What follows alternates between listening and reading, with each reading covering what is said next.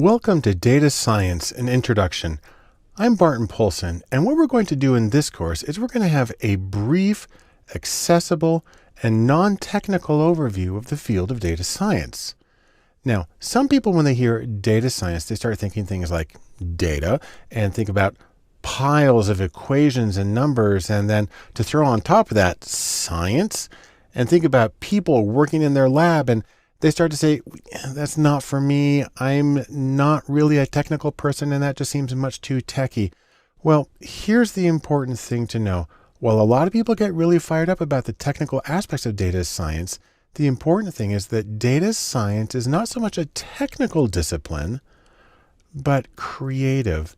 And really, that's true. The reason I say that is because in data science, you use tools that come from coding and statistics and from math, but you use those to work creatively with data.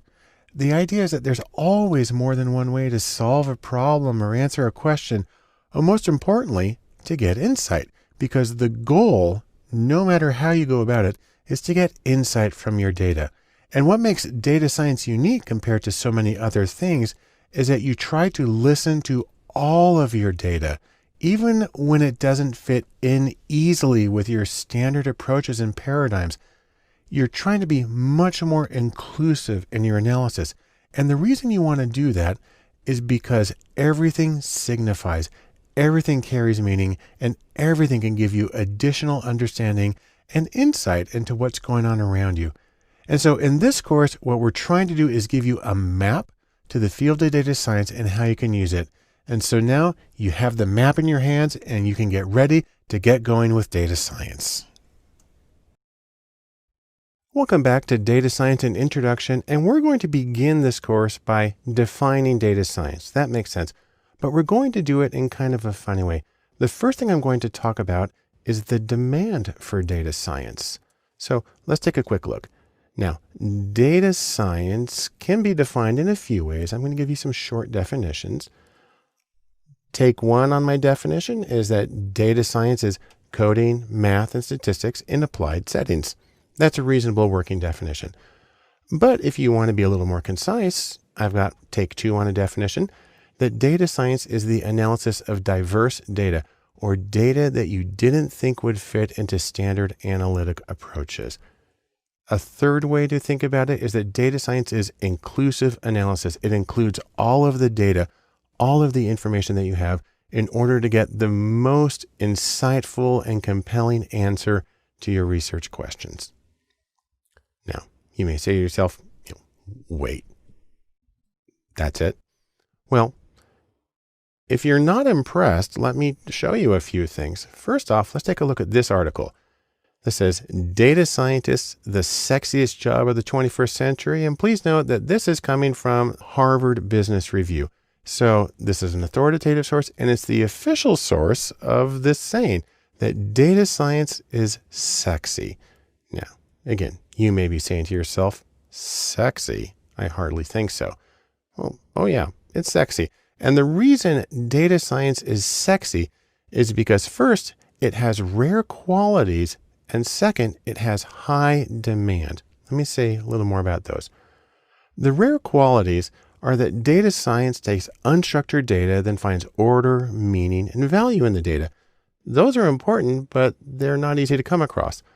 Second, high demand. Well, the reason it's in high demand is because data science provides insight into what's going on around you, and critically, it provides competitive advantage, which is a huge thing in business settings. Now, let me go back and say a little more about demand. Let's take a look at a few other sources. So for instance, the McKinsey Global Institute published a very well-known paper, and you can get at it with this URL. And if you go to that webpage, this is what's going to come up. And we're going to take a quick look at this one, the executive summary. It's a PDF that you can download. And if you open that up, you'll find this page. And let's take a look at the bottom right corner. Two numbers here. I'm going to zoom in on those. The first one is they are projecting a need in the next few years for somewhere between 140 and 190,000 deep analytical talent positions. So this means actual practicing data scientists. That's a huge number.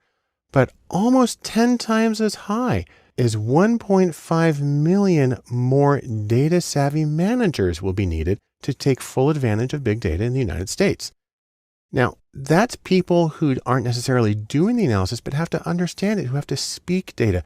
And that's one of the main purposes of this particular course, is to help people who may or may not be the practicing data scientists learn to understand what they can get out of data and some of the methods used to get there. Let's take a look at another article from LinkedIn. Here's a shortcut URL for it. And that'll bring you to this webpage, the 25 hottest job skills that got people hired in 2014. And take a look at number 1 here, statistical analysis and data mining, very closely related to data science. And just to be clear, this was number 1 in Australia, in Brazil, in Canada, in France, in India, in the Netherlands, in South Africa, in the United Arab Emirates, in the United Kingdom, everywhere. And if you need a little more, let's take a look at Glassdoor, which published an article this year, 2016, and it's about the 25 best jobs in America. And look at number 1 right here. It's data scientist. And we can zoom in on this information. It says there's going to be 1,700 job openings with a median base salary of over $116,000 and fabulous career opportunities and job scores. So if you want to take all of this together, the conclusion you can reach is that data science pays. And I can show you a little more about that. So for instance, here's a list of the top 10 highest paying salaries that I got from US News. We have physicians or doctors, dentists, and lawyers, and so on. Now, if we add data scientists to this list using data from O'Reilly.com, we have to push things around the side, and it goes in third with an average total salary, not the base that we had in the other one, but the total compensation of about $144,000 a year. That's extraordinary. So, in sum, what do we get from all of this? First off, we learn that there is a very high demand for data science.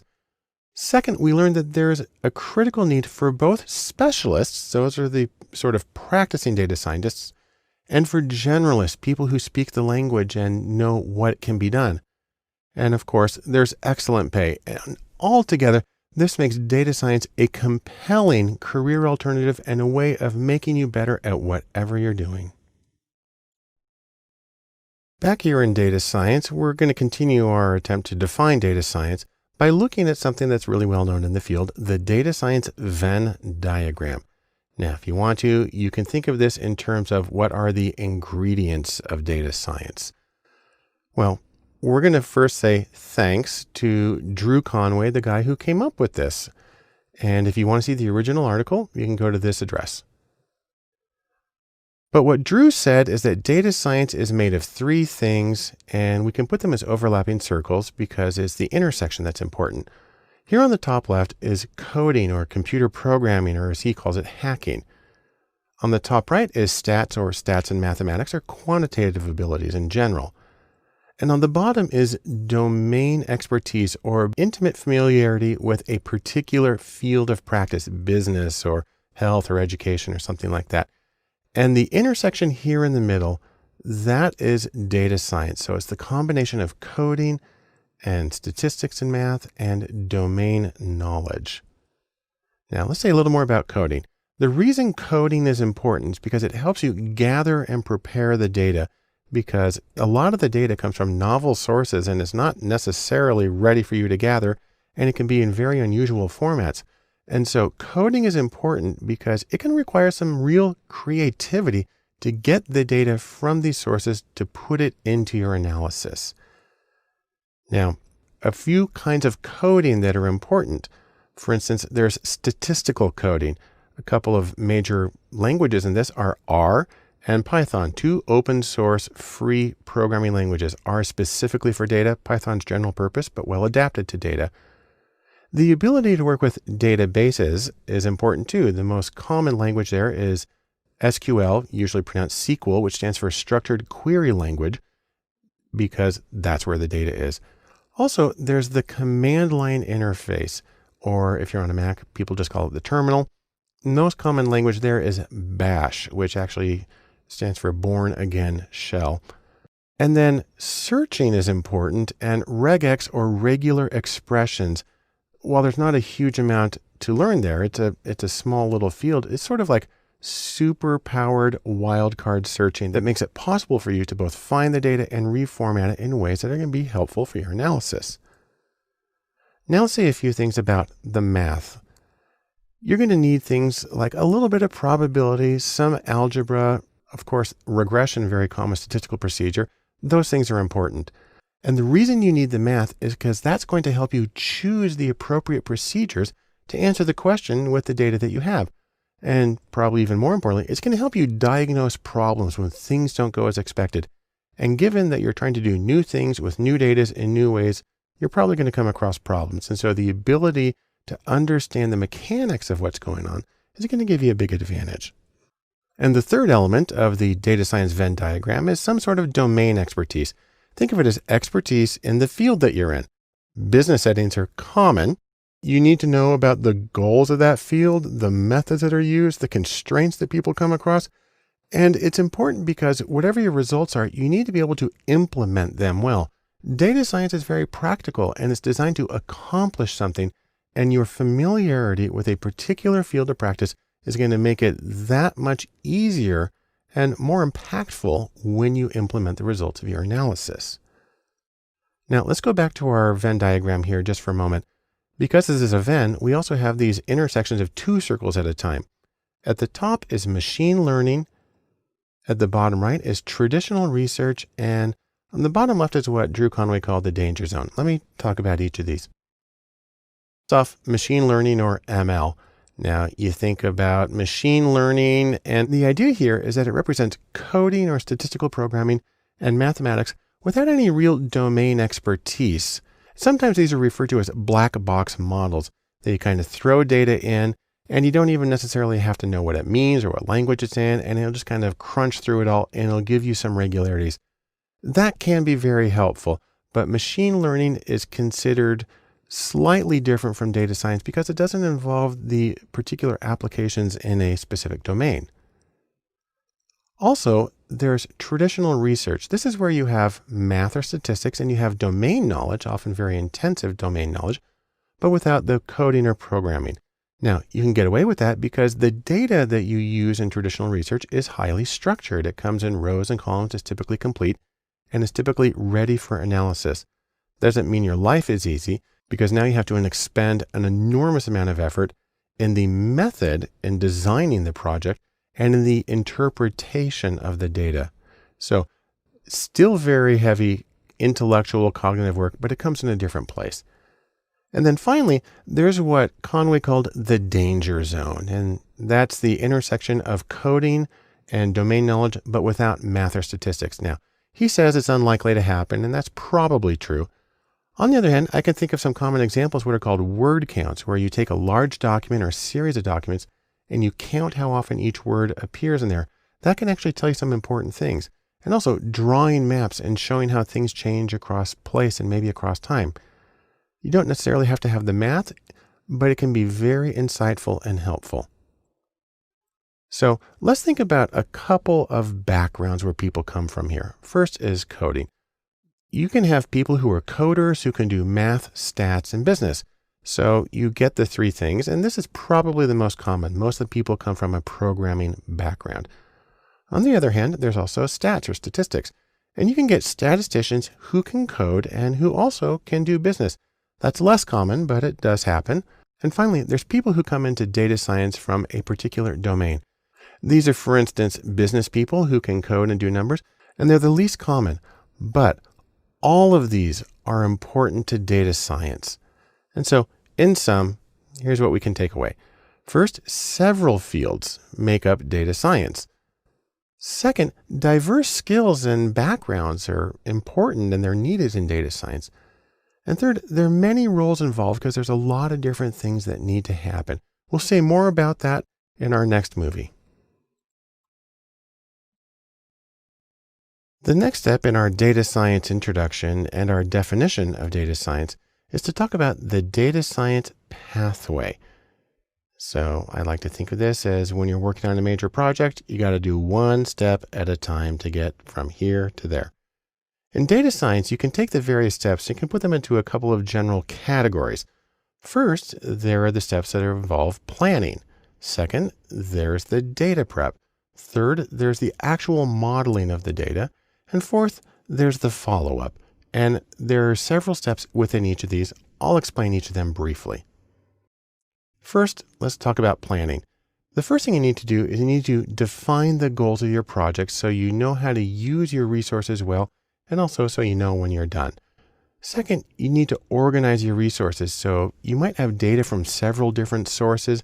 You might have different software packages. You might have different people, which gets us to the third one. You need to coordinate the people so they can work together productively. If you're doing a handoff, it needs to be clear who's going to do what and how their work is going to go together. And then, really to state the obvious, you need to schedule the project so things can move along smoothly and you can finish in a reasonable amount of time. Next is the data prep, where you're taking like food prep and getting the raw ingredients ready. First, of course, is you need to get the data, and it can come from many different sources and be in many different formats. You need to clean the data, and the sad thing is this tends to be a very large part of any data science project, and that's because you're bringing in unusual data from a lot of different places. You also want to explore the data. That is, really see what it looks like, how many people are in each group, what the shape of the distributions are like, what's associated with what. And you may need to refine the data, and that means choosing variables to include, choosing cases to include or exclude, making any transformations to the data you need to do. And of course, these steps kind of can bounce back and forth from one to the other. The third group is modeling or statistical modeling. This is where you actually want to create the statistical model. So for instance, you might do a regression analysis or you might do a neural network. But whatever you do, once you create your model, you have to validate the model. You might do that with holdout validation. You might do it really with a very small replication if you can.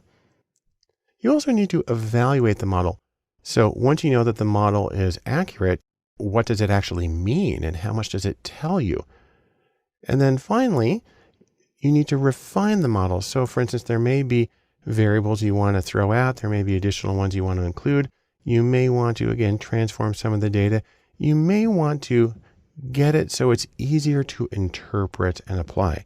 And that gets us to the last part of the data science pathway, and that's follow-up. And once you've created your model, you need to present the model, because it's usually work that's being done for a client. Could be in-house, could be a third party, but you need to take the insights that you got and share them in a meaningful way with other people. You also need to deploy the model. It's usually being done in order to accomplish something. So for instance, if you're working with an e-commerce site, you may be developing a recommendation engine that says people who bought this and this might buy this. You need to actually stick it on the website and see if it works the way you expected it to.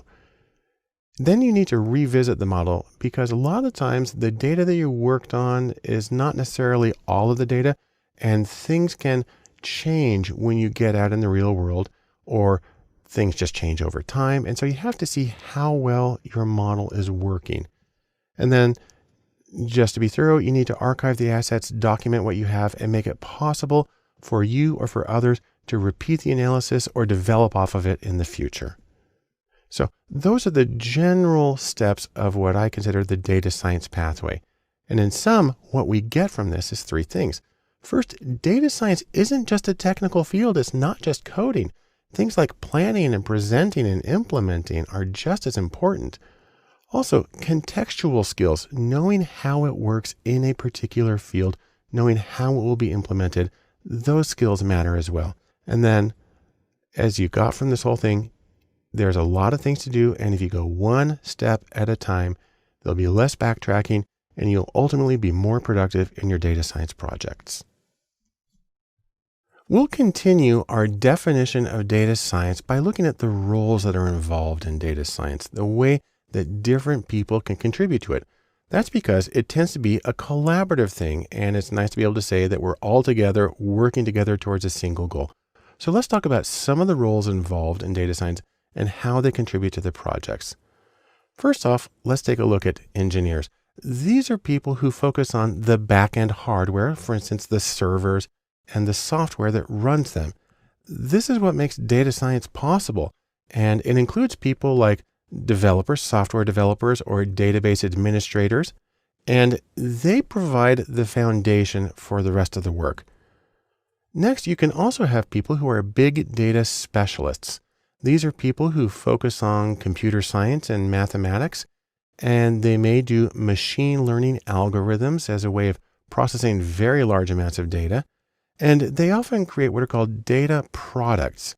So a thing that tells you what restaurant to go to, or that says you might know these friends, or provides ways of linking up photos. Those are data products, and those often involve a huge amount of very technical work behind them. There are also researchers. These are people who focus on domain-specific research. So for instance, physics or genetics or whatever. And these people tend to have very strong statistics, and they can use some of the procedures and some of the data that comes from the other people, like the big data researchers, but they focus on these specific questions. Also, in the data science realm, you'll find analysts. These are people who focus on the day-to-day tasks of running a business. So for instance, they might do web analytics like Google Analytics, or they might pull data from a SQL database.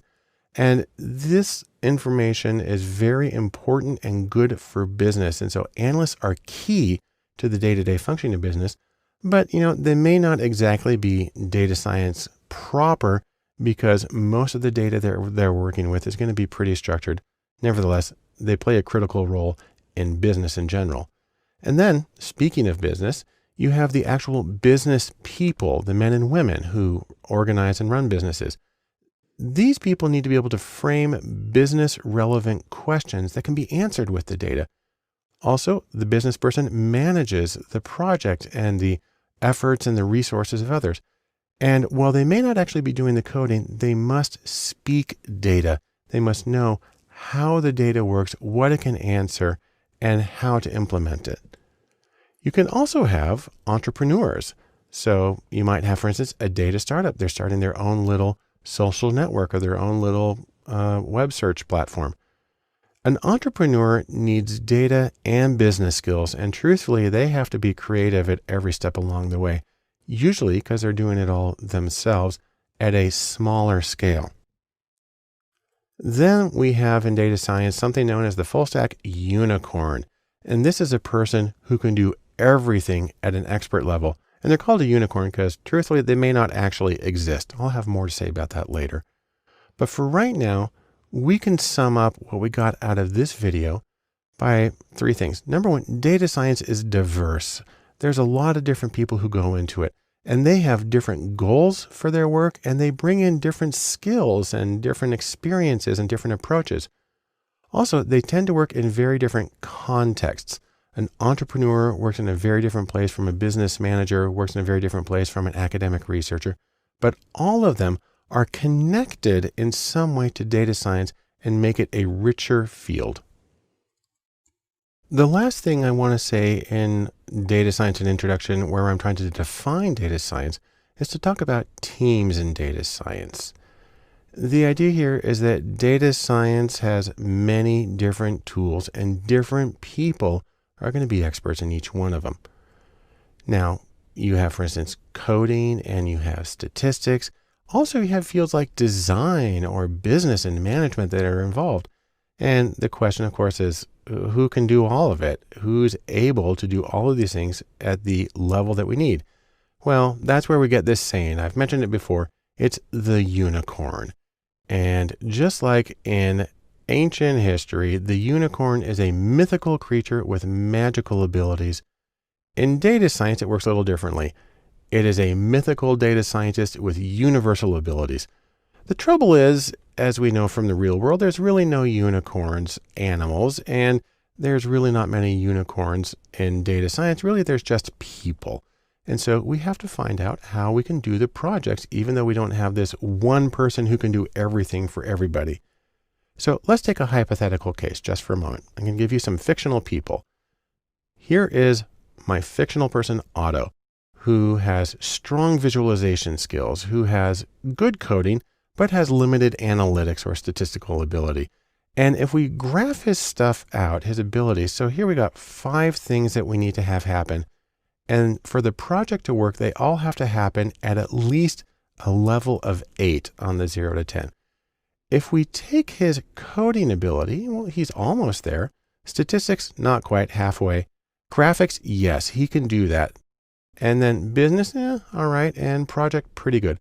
So what you can see here is in only one of these 5 areas is auto-sufficient on his own. On the other hand, let's pair him up with somebody else. Let's take a look at Lucy. And Lucy has strong business training, has good tech skills, but has limited graphics. And so if we get her profile on the same thing that we saw, there's coding, pretty good. Statistics, pretty good. Graphics, not so much. Business, good. And projects, okay. Now, the important thing here is that we can make a team. So let's take our 2 fictional people, Otto and Lucy, and we can put together their abilities. Now, I actually have to change the scale here a little bit to accommodate the both of them, but our criterion still is at 8. We need a level of 8 in order to do the project competently. And if we combine them, oh look, coding's now past 8. Statistics is past 8. Graphics is way past. Business, way past. And then the projects, there too. And so when we combine their skills, we are able to get the level that we need for everything. Or to put it another way, we have now created a unicorn by team. And that makes it possible to do the data science project. So in sum, you usually can't do data science on your own. That's a very rare individual. Or more specifically, people need people. And in data science, you have the opportunity to take several people and make collective unicorns so you can get the insight that you need in your project and you can get the things done that you want. In order to get a better understanding of data science, it can be helpful to look at contrasts between data science and other fields. Probably the most informative is with big data, because these 2 terms are actually often confused. It makes me think of situations where you have 2 things that are very similar, but not the same, like we have here in the Piazza San Carlo in Turin, Italy. Part of the problem stems from the fact that data science and big data both have Venn diagrams associated with them. So for instance, Venn number 1 for data science is something we've seen already. We have 3 circles. And we have coding, and we have math, and we have some domain expertise that put together get data science. On the other hand, Venn diagram number 2 is for big data. It also has 3 circles, and we have the high volume of data, the rapid velocity of data, and the extreme variety of data. Take those 3 V's together, you get big data. Now, we can also combine these 2 if we want in a third Venn diagram we call big data and data science. This time it's just 2 circles with big data on the left and data science on the right. And the intersection there in the middle is big data science, which actually is a real term. But if you want to do a compare and contrast, it kind of helps to look at how you can have one without the other. So let's start by looking at big data without data science. So these are situations where you may have the volume or velocity variety data, but don't need all the tools of data science. So we're just looking at the left side of the equation right now. Now, truthfully, this only works if you have big data without all 3 V's. Some say you have to have the volume, velocity, and variety for it to count as big data. I basically say anything that doesn't fit into a standard machine is probably big data. I can think of a couple of examples here of things that might count as big data, but maybe don't count as data science. Machine learning, where you can have very large data sets and probably very complex, doesn't require much domain expertise, so that may not be data science. Word counts, where you have an enormous amount of data, and it's actually a pretty simple analysis. Again, doesn't require much sophistication in terms of quantitative skills or even domain expertise. So maybe not data science. On the other hand, to do any of these, you're going to need to have at least 2 skills. You're going to need to have the coding, and you will probably have to have some sort of quantitative skills as well. So how about data science without big data? That's the right side of this diagram. Well, to make that happen, you're probably talking about data with just one of the three V's from big data. So either volume or velocity or variety, but singly. So for instance, genetics data, you have a huge amount of data and it comes in a very set structure and it tends to come in at once. So you got a lot of volume and it's a very challenging thing to work with. You have to use data science, but it may or may not count as big data. Similarly, streaming sensor data, where you have data coming in very quickly, but you're not necessarily saving it. You're just looking at these windows in it. That's a lot of velocity and it's difficult to deal with. It takes data science, the full skill set, but it may not require big data per se. Or facial recognition, where you have enormous variety in the data because you're getting photos or videos that are coming in. Again, very difficult to deal with, requires a lot of ingenuity and creativity, may or may not count as big data depending on how much of a stickler you are about definitions. Now, if you want to combine the two, we can talk about big data science. And in that case, we're looking right here at the middle. This is a situation where you have volume and velocity and variety in your data. And truthfully, if you have the three of those, you are going to need the full data science skill set. You're going to need coding and statistics and math, and you're going to have domain expertise, primarily because of the variety you're dealing with. But taken all together, you do have to have all of it. So in sum, here's what we get. Big data is not identical to data science. Now there's common ground. And a lot of people who are good at big data are good at data science and vice versa, but they are conceptually distinct. On the other hand, there is the shared middle ground of big data science that unifies the two separate fields. Another important contrast you can make in trying to understand data science is to compare it with coding or computer programming. Now, this is where you're trying to work with a machine and you're trying to talk to that machine to get it to do things. In one sense, you can think of coding as just giving task instructions, how to do something, and it's a lot like a recipe when you're cooking. You get some sort of user input or other input, and then maybe you have if-then logic and you get output from it. To take an extremely simple example, if you're programming in Python version 2, you write print and then in quotes, hello world, and that will put the words hello world on the screen. So you gave it some instructions and it gave you some output. Very simple programming. Now, coding and data gets a little more complicated. So for instance, there's word counts where you take a book or a whole collection of books, you take the words and you count how many there are in there. Now, this is a conceptually simple task, and domain expertise and really math and statistics are not vital, but to make valid inferences and generalizations in the face of variability and uncertainty in the data, you need statistics. And by extension, you need data science. It might help to compare the two by looking at the tools of the respective trades. So for instance, there are tools for coding or generic computer programming, and there are tools that are specific to data science. So what I have right here is a list from the IEEE of the top 10 programming languages in 2015. And it starts at Java and C and goes down to Shell. And some of these are also used for data science. So for instance, Python and R and SQL are used for data science. But the other ones aren't major ones in data science. So let's in fact take a look at a different list of most popular tools for data science.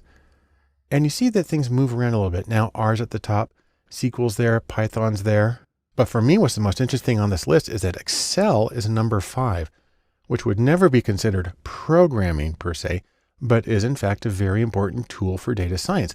And that's one of the ways that we can compare and contrast computer programming with data science. In sum, we can say this: data science is not equal to coding. They're different things. On the other hand, they share some of the tools and they share some practices, specifically when coding for data. On the other hand, there is one very big difference, and that's statistics. Statistical ability is one of the major separators between general purpose programming and data science programming. When we talk about data science and we're contrasting it with some fields, another field that a lot of people get confused and think they're the same thing is data science and statistics. Now, I'll tell you, there's a lot in common, but we can talk a little bit about the different focuses of each. And we also get into the issue of sort of definitionalism, that data science is different because we define it differently, even when there's an awful lot in common between the two. It helps to take a look at some of the things that go on in each field. So let's start here about statistics. Put a little circle here and we'll put data science. And to borrow a term from Stephen Jay Gould, we can call these non-overlapping magisteria or noma. So you think of them as separate fields that are sovereign unto themselves with nothing to do with each other. But that doesn't seem right. And part of that is if we go back to the data science Venn diagram, statistics is one part of it. There it is in the top corner. So now what do we do? What's the relationship? So it doesn't make sense to say these are totally separate areas. Maybe data science and statistics, because they share procedures, maybe data science is a subset or a specialty of statistics, more like this. But if data science were just a subset or specialty within statistics, then it would follow that all data scientists would first be statisticians. And interestingly, that's just not so. Say, for instance, we take a look at the data science stars, the superstars in the field. We go to a rather intimidating article. It's called The World's 7 Most Powerful Data Scientists from Forbes.com. And you can see the article if you go to this URL. There's actually more than 7 people on the list because sometimes he brings them up in pairs, but let's check their degrees, see what their academic training is in. If we take all the people on this list, we have 5 degrees in computer science, 3 in math, 2 in engineering, and 1 each in biology, economics, law, speech pathology, and 1 in statistics. And so that tells us, of course, that these major people in data science are not trained as statisticians. Only one of them has formal training in that. So that gets us to the next question. Where do these two fields, statistics and data science, diverge? Because they seem like they should have a lot in common, but they don't have a lot in training. And specifically, we can look at the training. Most data scientists are not trained formally as statisticians. Also, in practice, things like machine learning and big data, which are central to data science, are not shared generally with most of statistics. And so they have separate domains there. And then there's the really important issue of context. Data scientists tend to work in different settings than statisticians. Specifically, data scientists very often work in commercial settings where they're trying to get recommendation engines or ways of developing a product that will make them money. So maybe instead of having data science as a subset of statistics, we can think of it more as these two fields have different niches.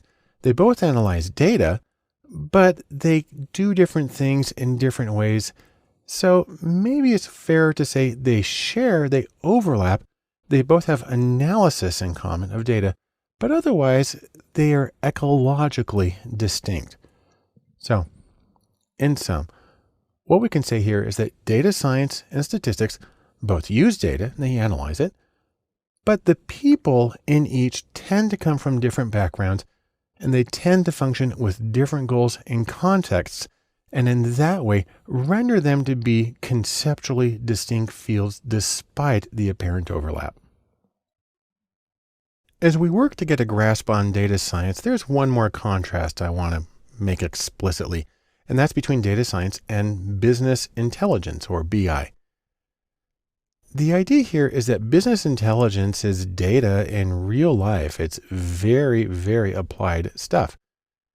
The purpose of BI is to get data on internal operations, on market competitors, and so on, and make justifiable decisions as opposed to just sitting in the bar and doing whatever comes to your mind.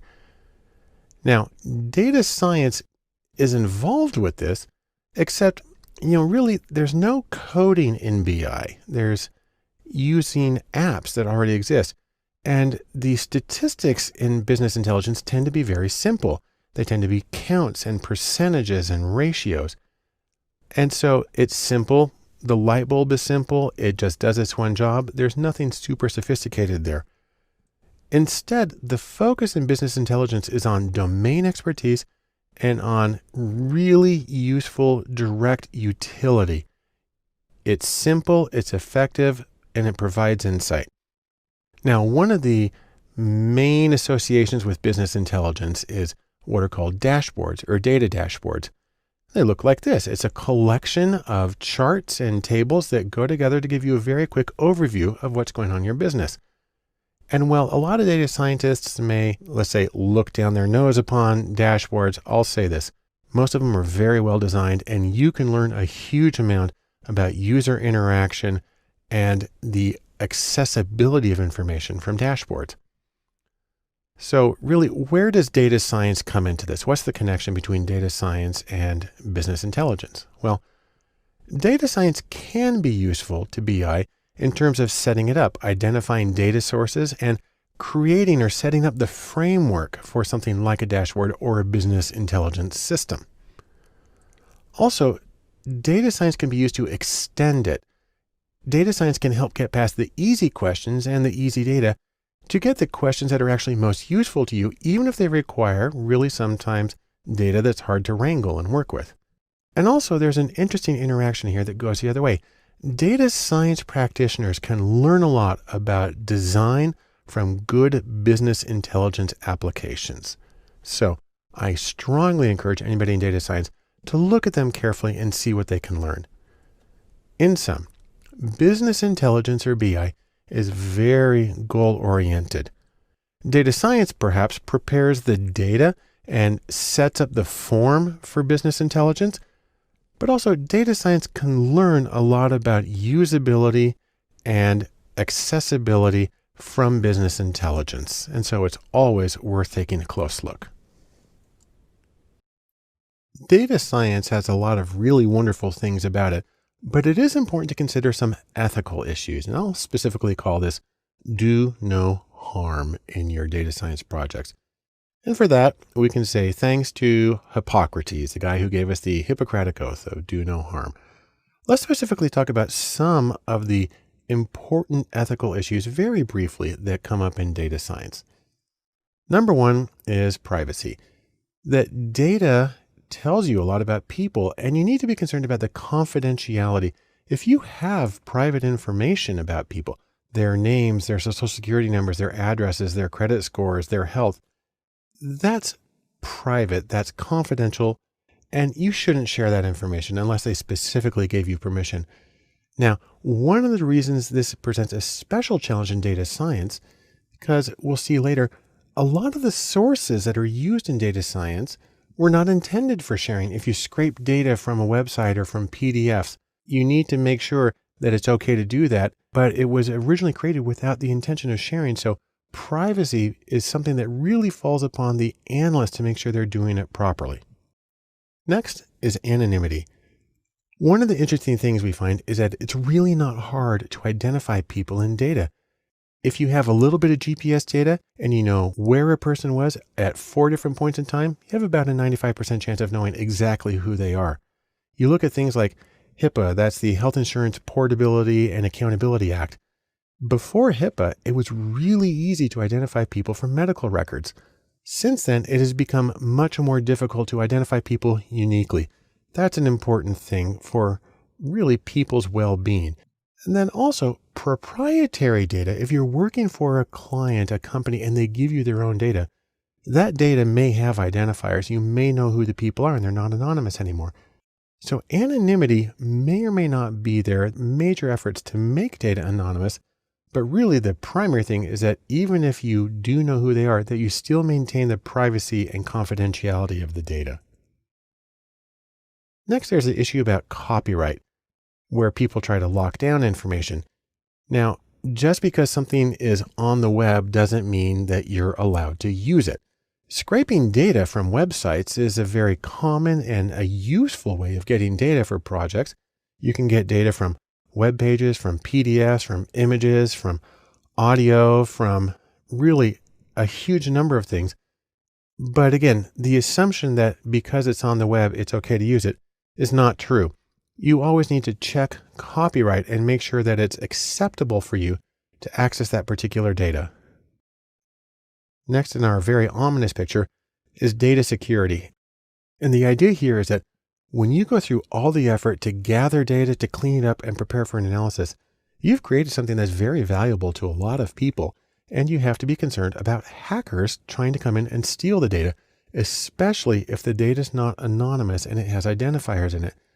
And so there is an additional burden placed on the analyst to ensure to the best of their ability that the data is safe and cannot be broken into and stolen. And that can include very simple things like a person who was on the project but is no longer, but took the data on a flash drive. You have to find ways to make sure that that can't happen as well. There's a lot of possibilities. It's tricky, but it's something that you have to consider thoroughly. Now, two other things that come up in terms of ethics, but don't usually get addressed in these conversations. Number one is potential bias. The idea here is that the algorithms or the formulas that are used in data science are only as neutral and bias-free as the rules and the data that they get. And so the idea here is that if you have rules that address something that is associated with, for instance, gender or age or race or economic standing, you might unintentionally be building in those factors, which, say, for instance, for Title IX, you're not supposed to. You might be building those into the system without being aware of it. And an algorithm has this sheen of objectivity, and people can say they can place confidence in it without realizing that it's replicating some of the prejudices that may happen in real life. Another issue is overconfidence. And the idea here is that analyses are limited simplifications. They have to be. That's just what they are. And because of this, you still need humans in the loop to help interpret and apply this. The problem is when people run an algorithm, they get out a number, say to 10 decimal places, and they say, this must be true, and treat it as written in stone, absolutely unshakable truth. When in fact, if the data were biased going in, if the algorithms were incomplete, if the sampling was not representative, you can have enormous problems and go down the wrong path with too much confidence in your own analyses. So once again, humility is in order when doing data science work. In sum, data science has enormous potential, but it also has significant risks involved in the projects. Part of the problem is that analyses can't be neutral, that you have to look at how the algorithms are associated with the preferences, prejudices, and biases of the people who made them. And what that means is that no matter what, good judgment is always vital to the quality and success of a data science project. Data science is a field that is strongly associated with its methods or procedures. In this section of videos, we're going to provide a brief overview of the methods that are used in data science. Now, just as a quick warning, in this section, things can get kind of technical, and that can cause some people to sort of freak out. But this course is a non-technical overview. The technical hands-on stuff is in the other courses. And it's really important to remember that tech is simply the means to doing data science. Insight, or the ability to find meaning in your data, that's the goal. Tech only helps you get there. And so we want to focus primarily on insight and the tools and the tech as they serve to further that goal. Now, there's a few general categories we're going to talk about, again, with an overview for each of these. The first one is sourcing or data sourcing, and that is how to get the data that goes into data science, the raw materials that you need. The second is coding. That again is computer programming that can be used to obtain and manipulate and analyze the data. After that, a tiny bit of math, and that is the mathematics behind data science methods that really form the foundations of the procedures. And then stats, the statistical methods that are frequently used to summarize and analyze data, especially as applied to data science. And then there's machine learning, ML. This is a collection of methods for finding clusters in the data, for predicting categories or scores on interesting outcomes. And even across these 5 things, even then, the presentations aren't too techie crunchy. They're basically still friendly. And really, that's the way it is. And so that is the overview of the overviews. In sum, we need to remember that data science includes tech, but data science is greater than tech. It's more than those procedures. And above all, that tech, while important to data science, is still simply a means to insight in data. The first step in discussing data science methods is to look at the methods of sourcing or getting data that's used in data science. You can think of this as getting the raw materials that go into your analyses. Now, you've got a few different choices when it comes to this in data science. You can use existing data. You can use something called data APIs. You can scrape web data, or you can make data. We'll talk about each of those very briefly in a non-technical manner. But right now, let me say something about existing data. This is data that already is at hand, and it might be in-house data. So if you work for a company, it might be your company records. Or you might have open data. For instance, many governments, many scientific organizations make their data available to the public. And then there's also third-party data. This is usually data that you buy from a vendor, but it exists and it's very easy to plug it in and go. You can also use APIs. Now that stands for Application Programming Interface. And this is something that allows various computer applications to communicate directly with each other. It's like phones for your computer programs. It's the most common way of getting web data, and the beautiful thing about it is it allows you to import that data directly into whatever program or application you're using to analyze the data. Next is scraping data, and this is where you want to use data that's on the web, but they don't have an existing API. And what that means is usually data that's in HTML, web tables and pages, maybe PDFs, and you can do this either with using specialized applications for scraping data, or you can do it in a programming language like R or Python and write the code to do the data scraping. Or another option is to make data, and this lets you get exactly what you need. You can be very specific and you can get what you need. You can do something like interviews, or you can do surveys, or you could do experiments. There's a lot of approaches. Most of them require some specialized training in terms of how to gather quality data. And that's actually important to remember, because no matter what method you use for getting or making new data, you need to remember this one little aphorism you may have heard from computer science. It goes by the name of GIGO. That actually stands for garbage in, garbage out.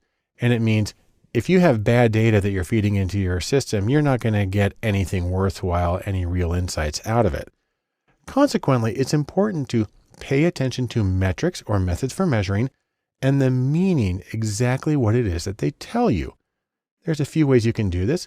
For instance, you can talk about business metrics. You can talk about KPIs, which means key performance indicators, also used in business settings, or SMART goals, which is a way of describing the goals that are actionable and timely and so on. You can also talk about, in a measurement sense, classification accuracy. And I'll discuss each of those in a little more detail in a later movie. But for right now, in sum, we can say this. Data sourcing is important because you need to get the raw materials for your analysis. The nice thing is there's many possible methods, many ways that you can use to get the data for data science. But no matter what you do, it's important to check the quality and the meaning of the data so you can get the most insight possible out of your project. The next step we need to talk about in data science methods is coding, and I'm going to give you a very brief non-technical overview of coding in data science. The idea here is that you're going to get in there and you are going to be king of the jungle, master of your domain, and make the data jump when you need it to jump. Now, if you remember when we talked about the data science Venn diagram at the beginning, coding's up here on the top left. And while we often think about sort of people typing lines of code, which is very frequent, it's more important to remember when we talk about coding or just computers in general, what we're really talking about here is any technology that lets you manipulate the data in the ways you need to perform the procedures you need to get the insight that you want out of your data. Now, there are three very general categories that we'll be discussing here on Data Lab. The first is apps. These are specialized applications or programs for working with data. The second is data, or specifically data formats. There are special formats for web data. I'll mention those in a moment. And then code. There are programming languages that give you full control over what the computer does and how you interact with the data. Let's take a look at each one very briefly. In terms of apps, there are spreadsheets like Excel or Google Sheets. These are the fundamental data tools of probably the majority of the world. There are specialized applications like Tableau for data visualization, or SPSS, a very common statistical package in the social sciences and in business. And one of my favorite, JASP, which is a free open source analog of SPSS, which actually I think is a lot easier to use and replicate research with. And there are tons of other choices. Now, in terms of web data, it's helpful to be familiar with things like HTML and XML and JSON and other formats that are used to encapsulate data on the web, because those are the things that you're going to have to be programming about to interact with when you get your data. And then there are actual coding languages. R is probably the most common, along with Python, a general purpose language, but it's been well adapted for data use. There's SQL, the structured query language for databases, and very basic languages like C and C++ and Java, which are used more in the back end of data science. And then there's Bash, the most common command line interface, and regular expressions. And we'll talk about all of these in other courses here at Data Lab. But remember this, tools are just tools. They're only one part of the entire data science process. They're a means to the end. And the end, the goal, is insight. You need to know where you're trying to go and then simply choose the tools that help you reach that particular goal. That's the most important thing. So, in sum, here's a few things. Number one, use your tools wisely. Remember, your questions need to drive the process, not the tools themselves.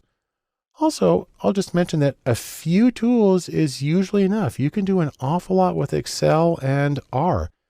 And then the most important thing is focus on your goal and choose your tools and even your data to match the goal so you can get the most useful insights from your data. The next step in our discussion of data science methods is mathematics, and I'm going to give a very brief overview of the math involved in data science. Now, the important thing to remember is that math really forms the foundation of what we're going to do. If you go back to the data science Venn diagram, we've got stats up here in the right corner, but really it's math and stats, or quantitative ability in general. But we'll focus on the math part right here. And probably the most important question is how much math is enough to do what you need to do? Or to put it another way, why do you need math at all? Because you've got a computer to do it. Well, I can think of 3 reasons you don't want to rely on just the computer, but it's helpful to have some sound mathematical understanding. Here they are. Number 1, you need to know which procedures to use and why. So you have your question, you have your data, you need to have enough of an understanding to make an informed choice. That's not terribly difficult. 2, you need to know what to do when things don't work right. Sometimes you get impossible results. I know in statistics you can get a negative adjusted R squared. That's not supposed to happen. And it's good to know the mathematics that go into calculating that so you can understand how something apparently impossible can work. Or you're trying to do a factor analysis or principal component, you get a rotation that won't converge. It helps to understand what it is about the algorithm that's happening and why that won't work in that situation. And number 3, interestingly, some procedures, some math is easier and quicker to do by hand than by firing up the computer. And I'll show you a couple of examples in later videos where that can be the case. Now, fundamentally, there's a nice sort of analogy here. Math is to data science, as for instance, chemistry is to cooking, kinesiology is to dancing, and grammar is to writing. The idea here is that you can be a wonderful cook without knowing any chemistry. But if you know some chemistry, it's going to help. You can be a wonderful dancer without knowing kinesiology, but it's going to help. And you can probably be a good writer without having an explicit knowledge of grammar, but it's going to make a big difference. The same thing is true of data science. You will do it better if you have some of the foundational information. So the next question is, what kinds of math do you need for data science? Well, there's a few answers to that. Number one is algebra. You need some elementary algebra. That's the basically simple stuff. You can have to do some linear or matrix algebra because that's the foundation of a lot of the calculations. And you can also have systems of linear equations where you're trying to solve several equations all at once. It's a tricky thing to do in theory, but this is one of the things that's actually easier to do by hand sometimes. Now, there's more math. You can get some calculus. You can get some big O, which has to do with the order of a function, which has to do with sort of how fast it works. Probability theory can be important. And then Bayes' theorem, which is a way of getting what's called a posterior probability, can also be a really helpful tool for answering some fundamental questions in data science. So in sum, a little bit of math can help you make informed choices when planning your analyses. Very significantly, it can help you find the problems and fix them when things aren't going right. It's the ability to look under the hood that makes a difference. And then, truthfully, some mathematical procedures, like systems of linear equations, that can even be done by hand, sometimes faster than you can do with a computer. So you can save yourself some time and some effort and move ahead more quickly towards your goal of insight.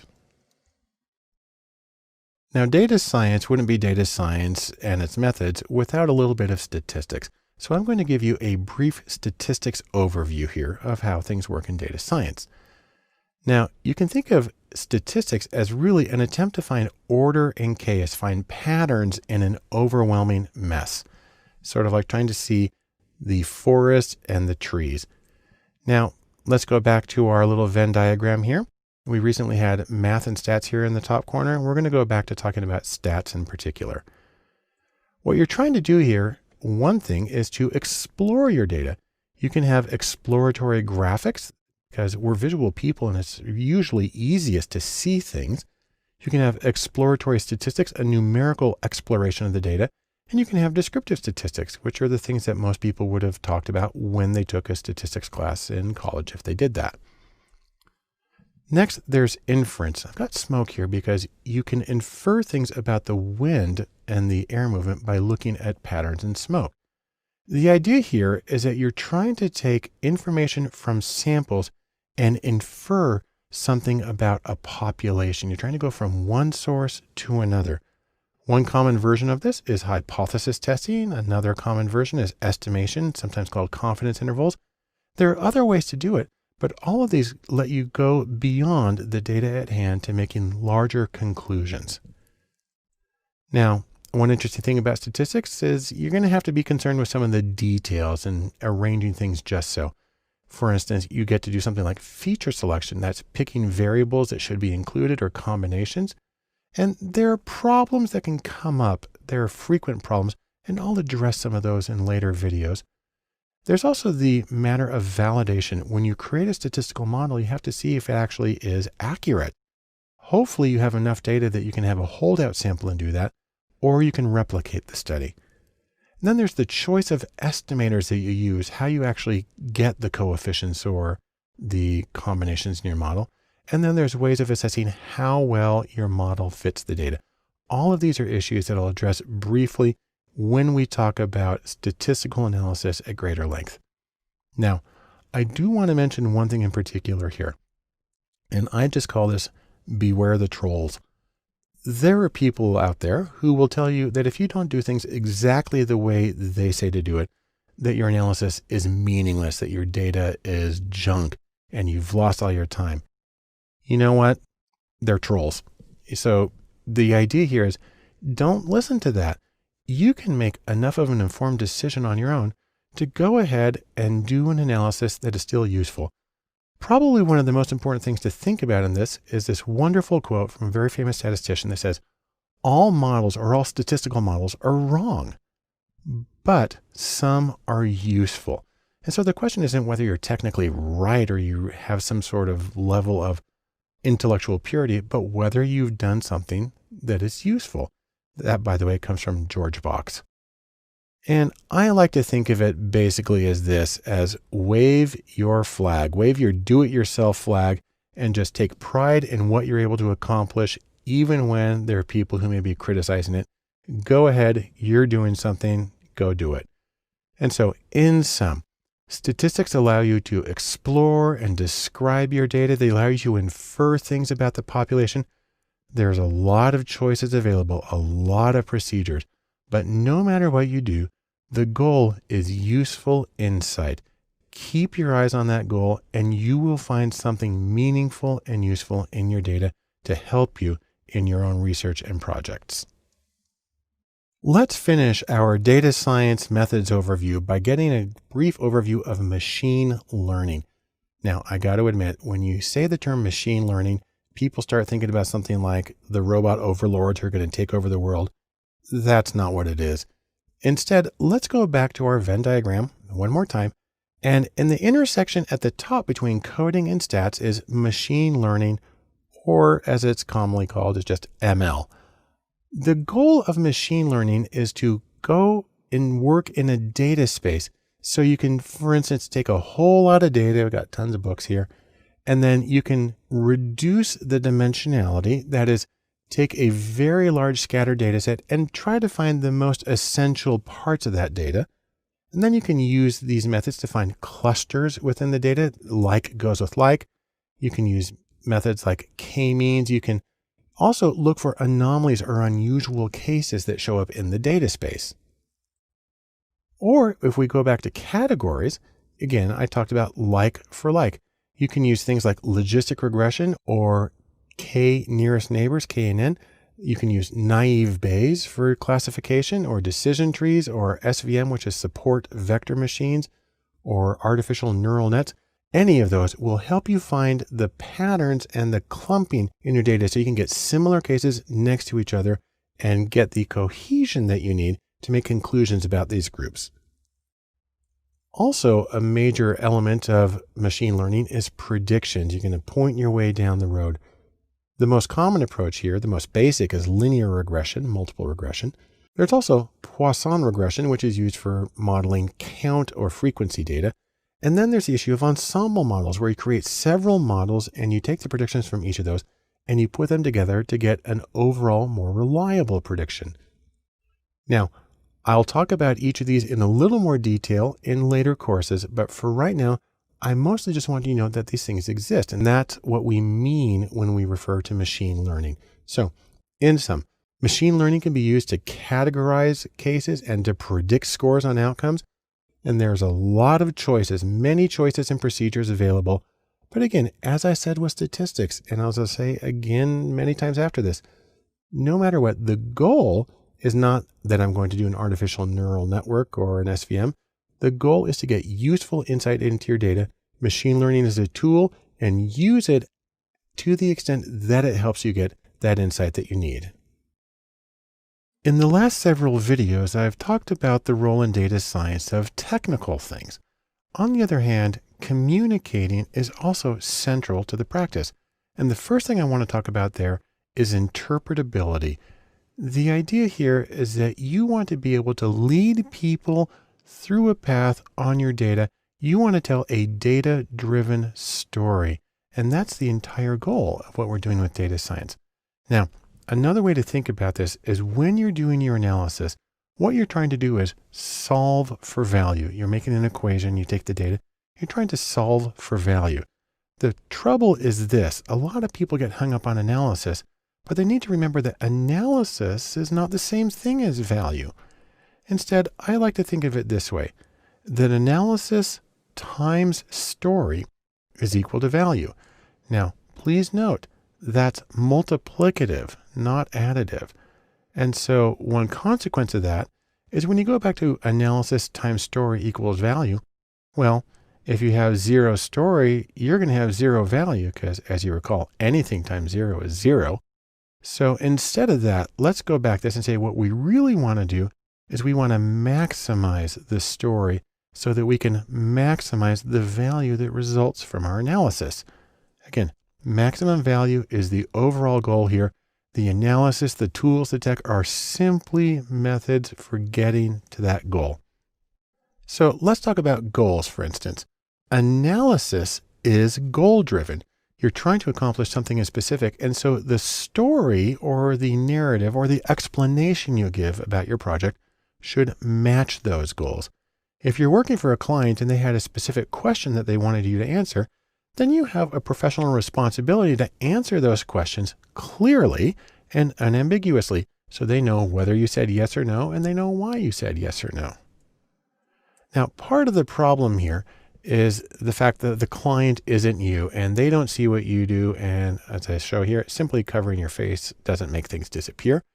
You have to worry about a few psychological abstractions. You have to worry about egocentrism.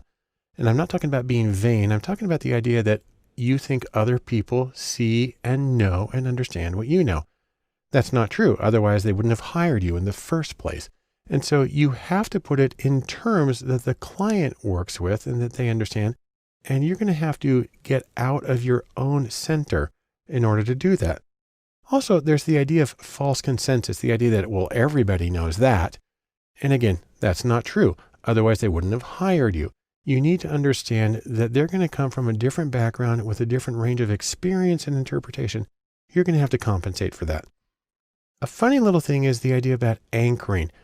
When you give somebody an initial impression, they use that as an anchor and then they adjust away from it. So if you're going to try to flip things over on their heads, watch out for giving a false impression at the beginning, unless you absolutely need to. But most importantly, in order to bridge the gap between the client and you need to have clarity and explain yourself at each step. You can also think about the answers. When you're explaining the project to the client, you might want to start in a very simple procedure. State the question that you're answering. Give your answer to that question. And if you need to, qualify as needed, and then go in order top to bottom. So you're trying to make it as clear as possible what you're saying, what the answer is, and make it really easy to follow. Now, in terms of discussing your process, how you did this all, most of the time, it's probably the case that they don't care. They just want to know what the answer is and that you used a good method to do that. So in terms of discussing process or the technical details, only when absolutely necessary. That's something to keep in mind. The process here is to remember that analysis, which means breaking something apart. This, by the way, is a mechanical typewriter broken into its individual components. Analysis means to take something apart. An analysis of data is an exercise in simplification.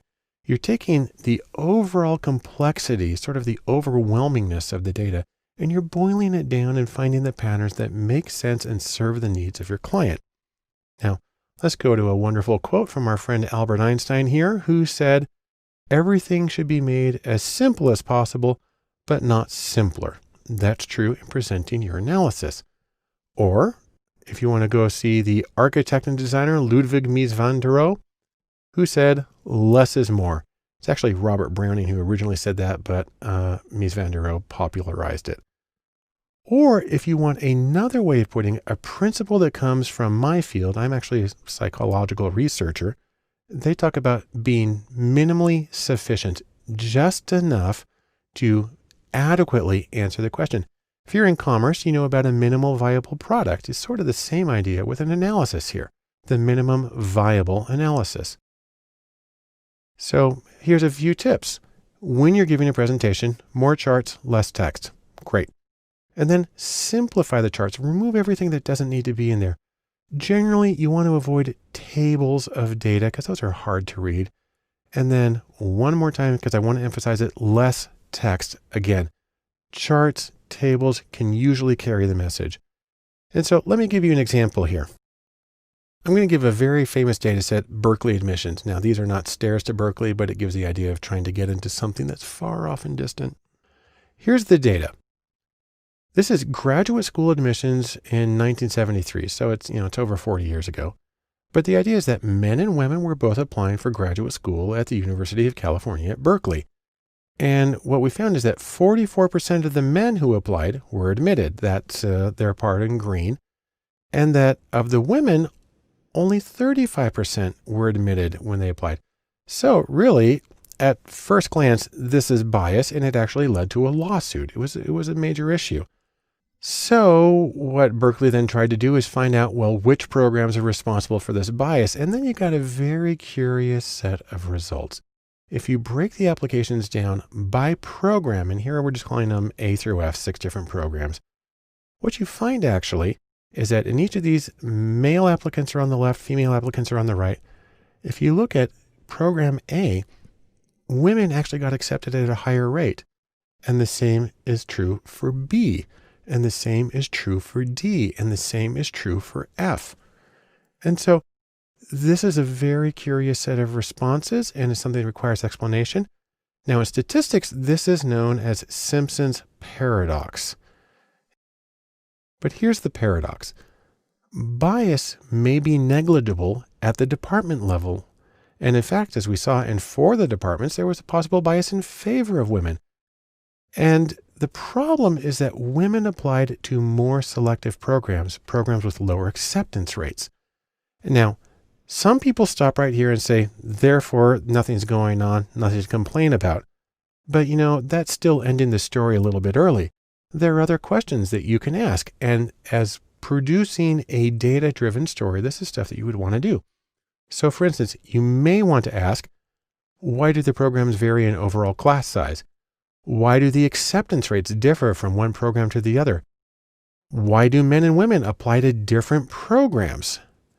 And you might want to look at things like the admissions criteria for each of the programs, the promotional strategies, how they advertise themselves to students. You might want to look at the kinds of prior education students have in each of the programs, and you really want to look at funding levels for each of the programs. And so really you get one answer. It leads to more questions, maybe some more answers and more questions. And you need to address enough of this to provide a comprehensive overview and solution to it for your client. In sum, let's say this: stories give value to data analyses. And when you tell the story, you need to make sure that you are addressing your client's goals in a clear, unambiguous way. And the overall principle here is be minimally sufficient. Get to the point, make it clear, say what you need to, but otherwise be concise and make your message clear. The next step in discussing data science and communicating is to talk about actionable insights, or information that can be used productively to accomplish something. Now, to give sort of a bizarre segue here, you look at a game controller. It may be a pretty thing, it may be a nice object, but remember, game controllers exist to do something. They exist to help you play the game and to do it as effectively as possible. They have a function, they have a purpose. Same way, data is for doing. Now that's a paraphrase from one of my favorite historical figures, and this is William James, the father of American psychology and pragmatism in philosophy. And he has this wonderful quote. He said, "My thinking is first and last and always for the sake of my doing." And the idea applies to analysis. Your analysis and your data is for the sake of your doing. And so you're trying to get some sort of specific insight in how you should proceed.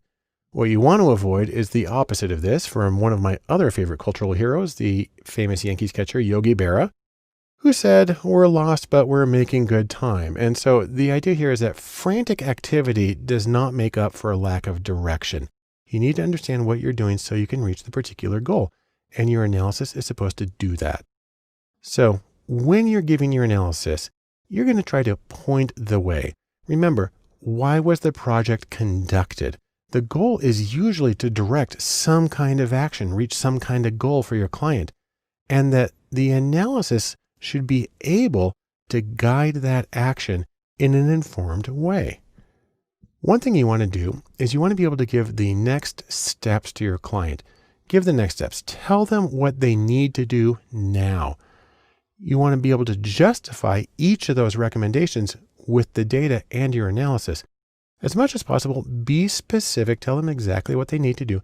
Make sure it's doable by the client, that it's within their range of capability, and that each step should build on the previous step. Now, that being said, there is one really fundamental sort of philosophical problem here, and that's the difference between correlation and causation. Basically, it goes this way.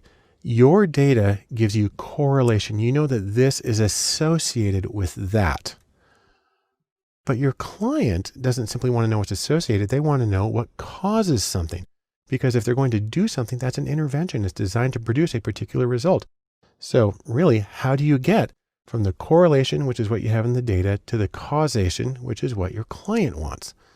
Well, there's a few ways to do that. One is experimental studies. These are randomized controlled trials. Now, that's theoretically the simplest path to causality, but it can be really tricky in the real world. There are quasi-experiments, and these are methods, a whole collection of methods, that use non-randomized data, usually observational data, adjusted in particular ways to get an estimate of causal inference. Or there's the theory and experience. And this is research-based theory and domain-specific experience. And this is where you actually get to rely on your client's information. They can help you interpret the information, especially if they have greater domain expertise than you do. Another thing to think about are the social factors that affect your data.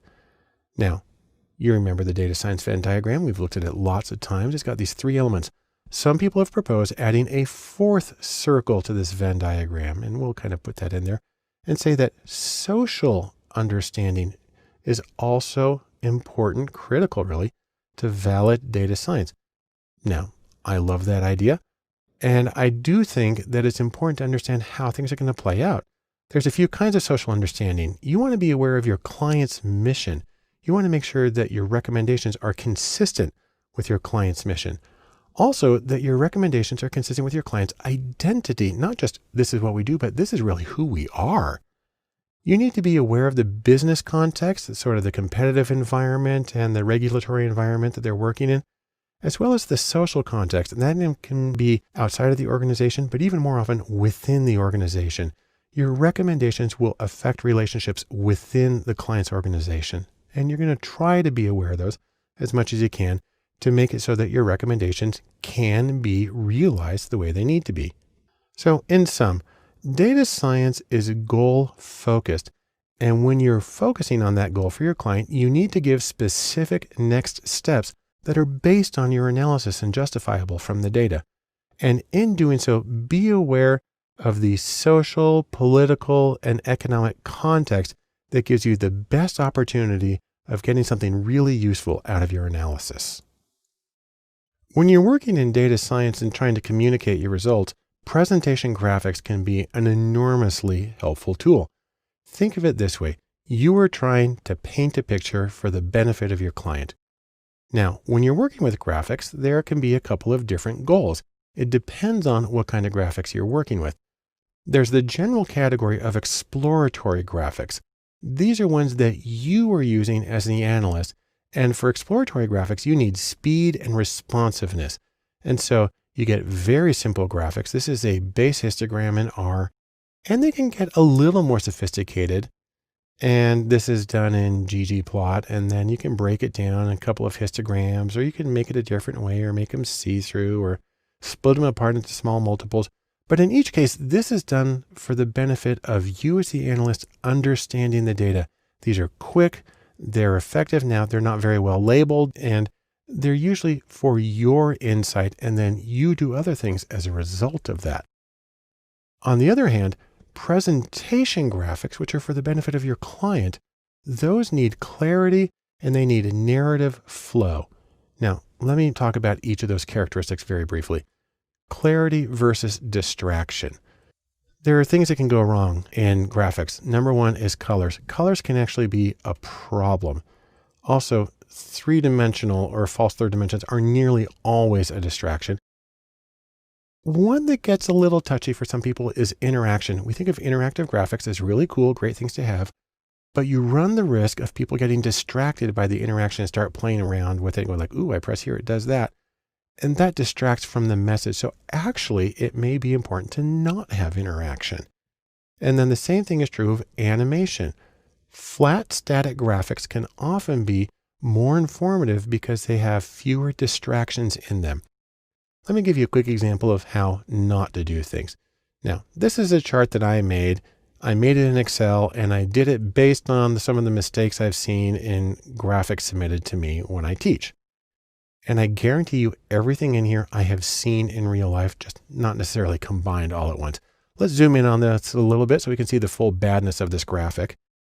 And let's see what's going on here. We've got a scale here that starts at 8, goes to 28%, and it's tiny, doesn't even cover the range of the data. We've got this bizarre picture on the wall. We have no axis lines on the walls. We come down here, the labels for educational levels are in alphabetical order instead of the more logical higher levels of education. Then we've got the data represented as cones, which are difficult to read and compare, and it's only made worse by the colors and the textures. You know, if you want to take an extreme, this one for grad degrees doesn't even make it to the floor value of 8%. And this one for high school grad is cut off at the top at 28%. And this, by the way, is a picture of a sheep, and people do this kind of stuff and it drives me crazy. If you want to see a better chart with the exact same data, this is it right here. It's a straight bar chart. It's flat. It's as simple. It's as clean as possible. And this is better in many ways. Most effective here is that it communicates clearly. There's no distractions. It's a logical flow. This is going to get the point across so much faster.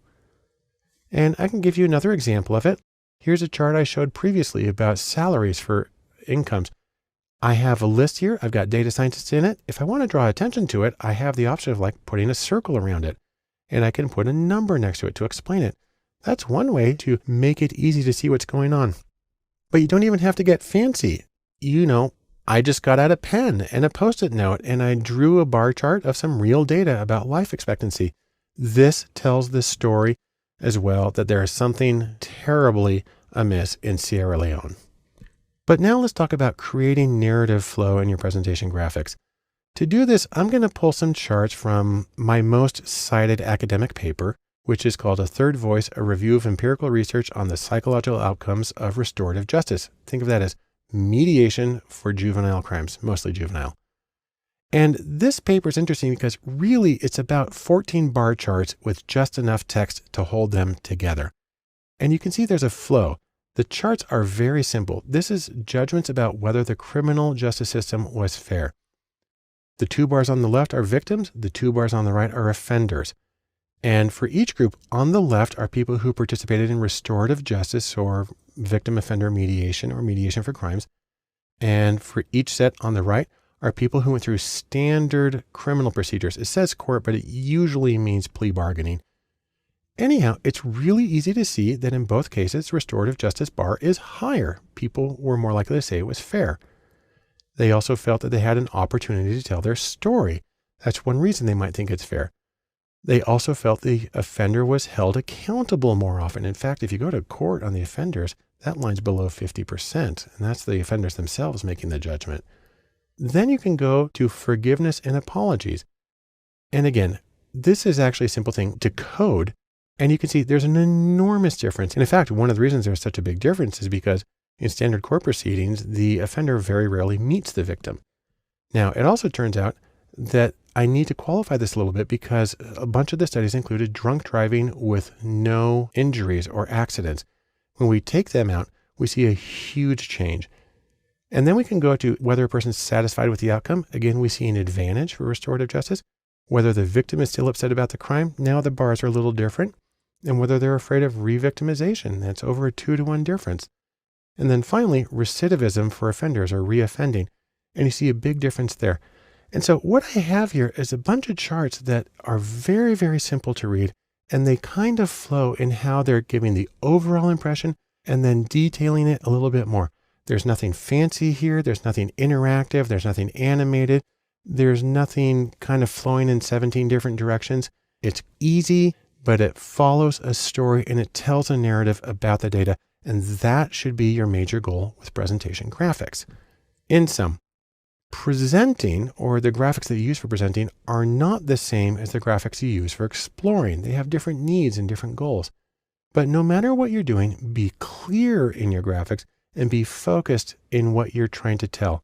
And above all, create a strong narrative that gives a different level of perspective and answers questions as you go to anticipate a client's question and to give them the most reliable, solid information and the greatest confidence in your analysis. The final element of data science and communicating that I wanted to talk about is reproducible research. And you can think of it as this idea. You want to be able to play that song again. And the reason for that is data science projects are rarely one and done.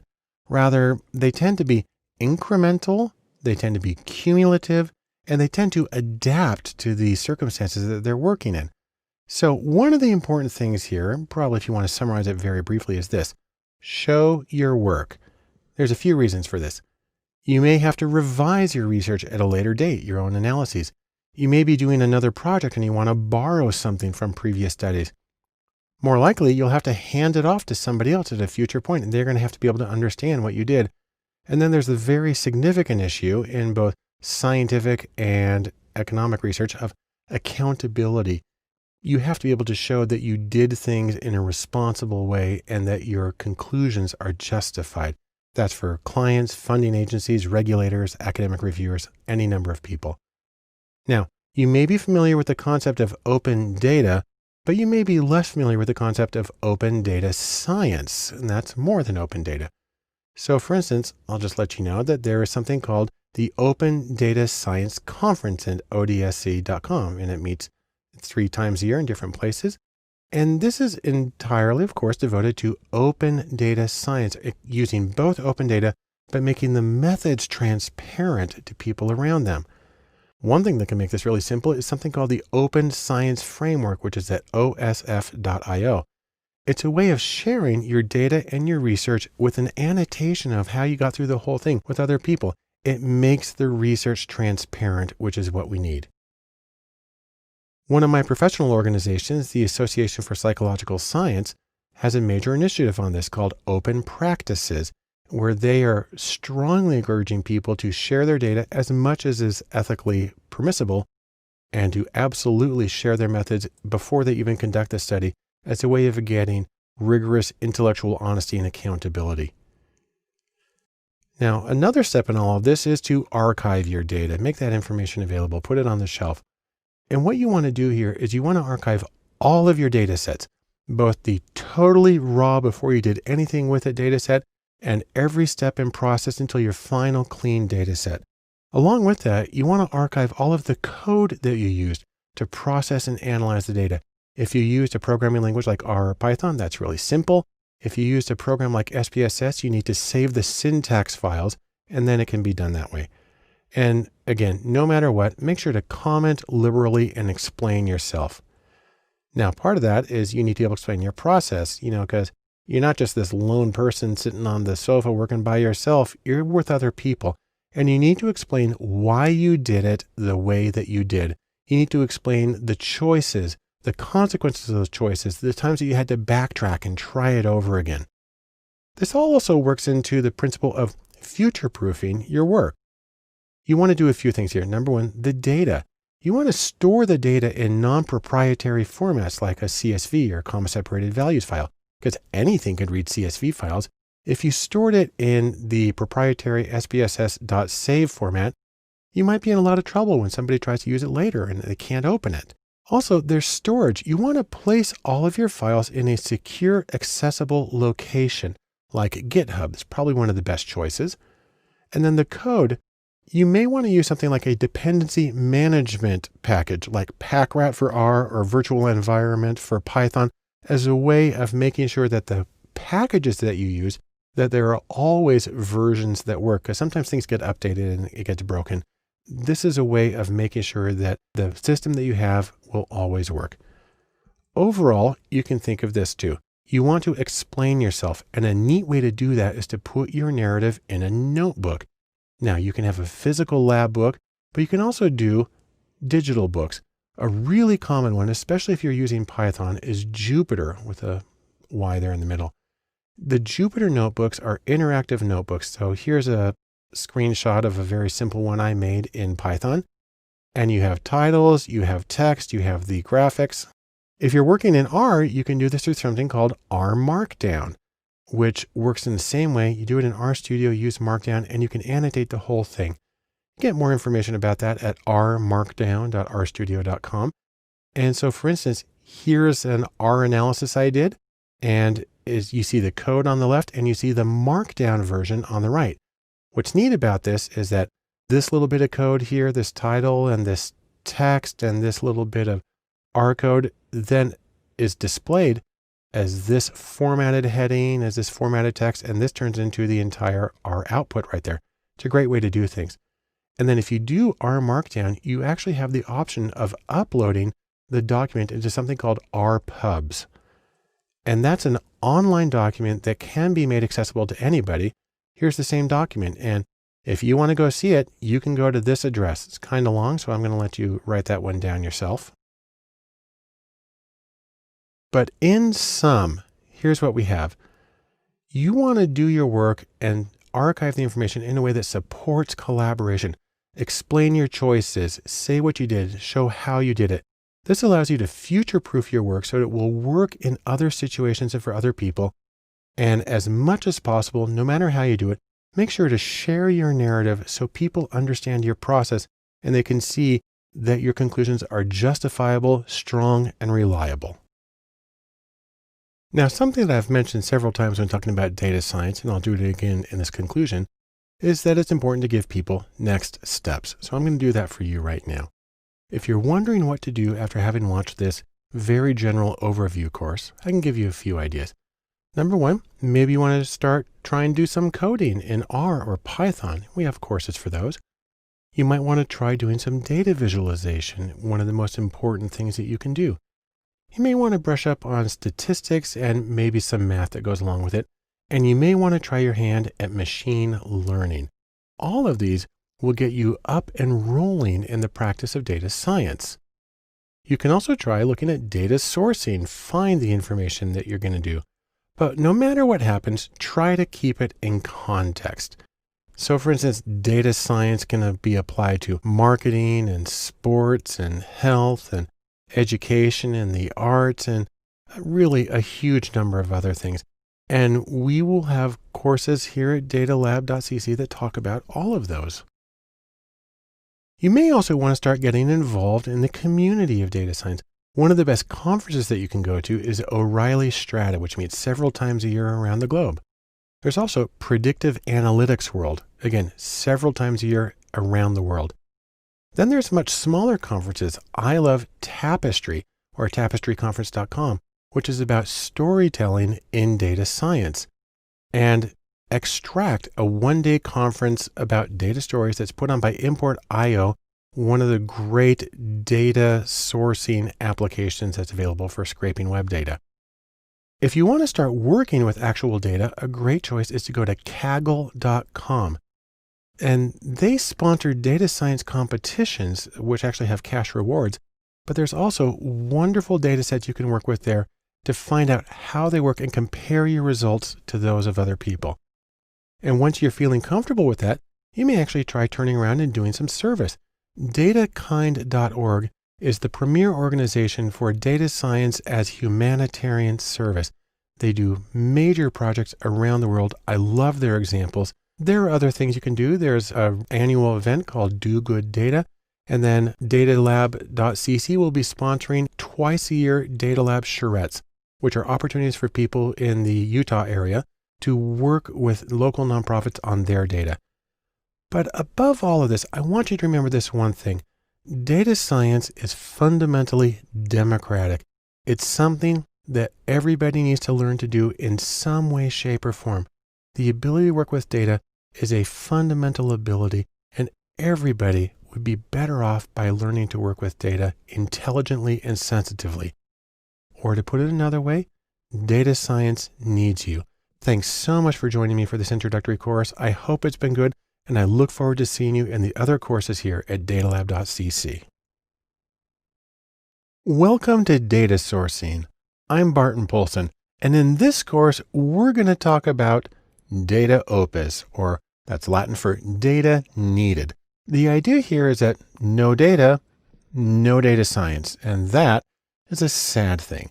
So instead of leaving it that, we're going to use this course to talk about methods for measuring and evaluating data, and methods for accessing existing data, and even methods for creating new custom data. Take those together, and it's a happy situation. At the same time, we'll do all of this still at an accessible, conceptual, and non-technical level, because the technical hands-on stuff will happen in later other courses. But for now, let's talk data. For data sourcing, the first thing we want to talk about is measurement. And within that category, we're going to talk about metrics.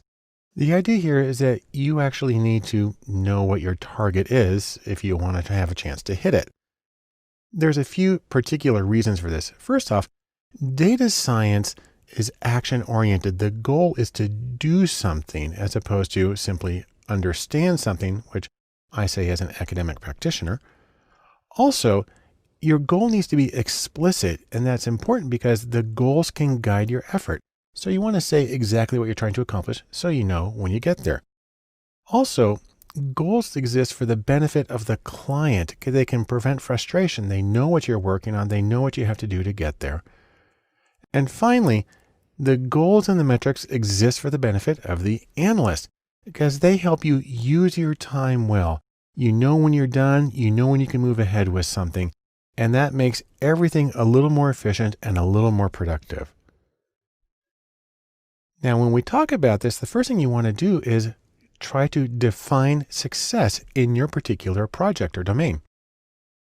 Depending on where you are in commerce, that can include things like sales or click-through rates or new customers. In education, it can include scores on tests. It can include graduation rates or retention. In government, it can include things like housing and jobs. In research, it can include the ability to serve the people that you're trying to better understand. So whatever domain you're in, there will be different standards for success, and you're going to need to know what applies in your domain. Next are specific metrics or ways of measuring.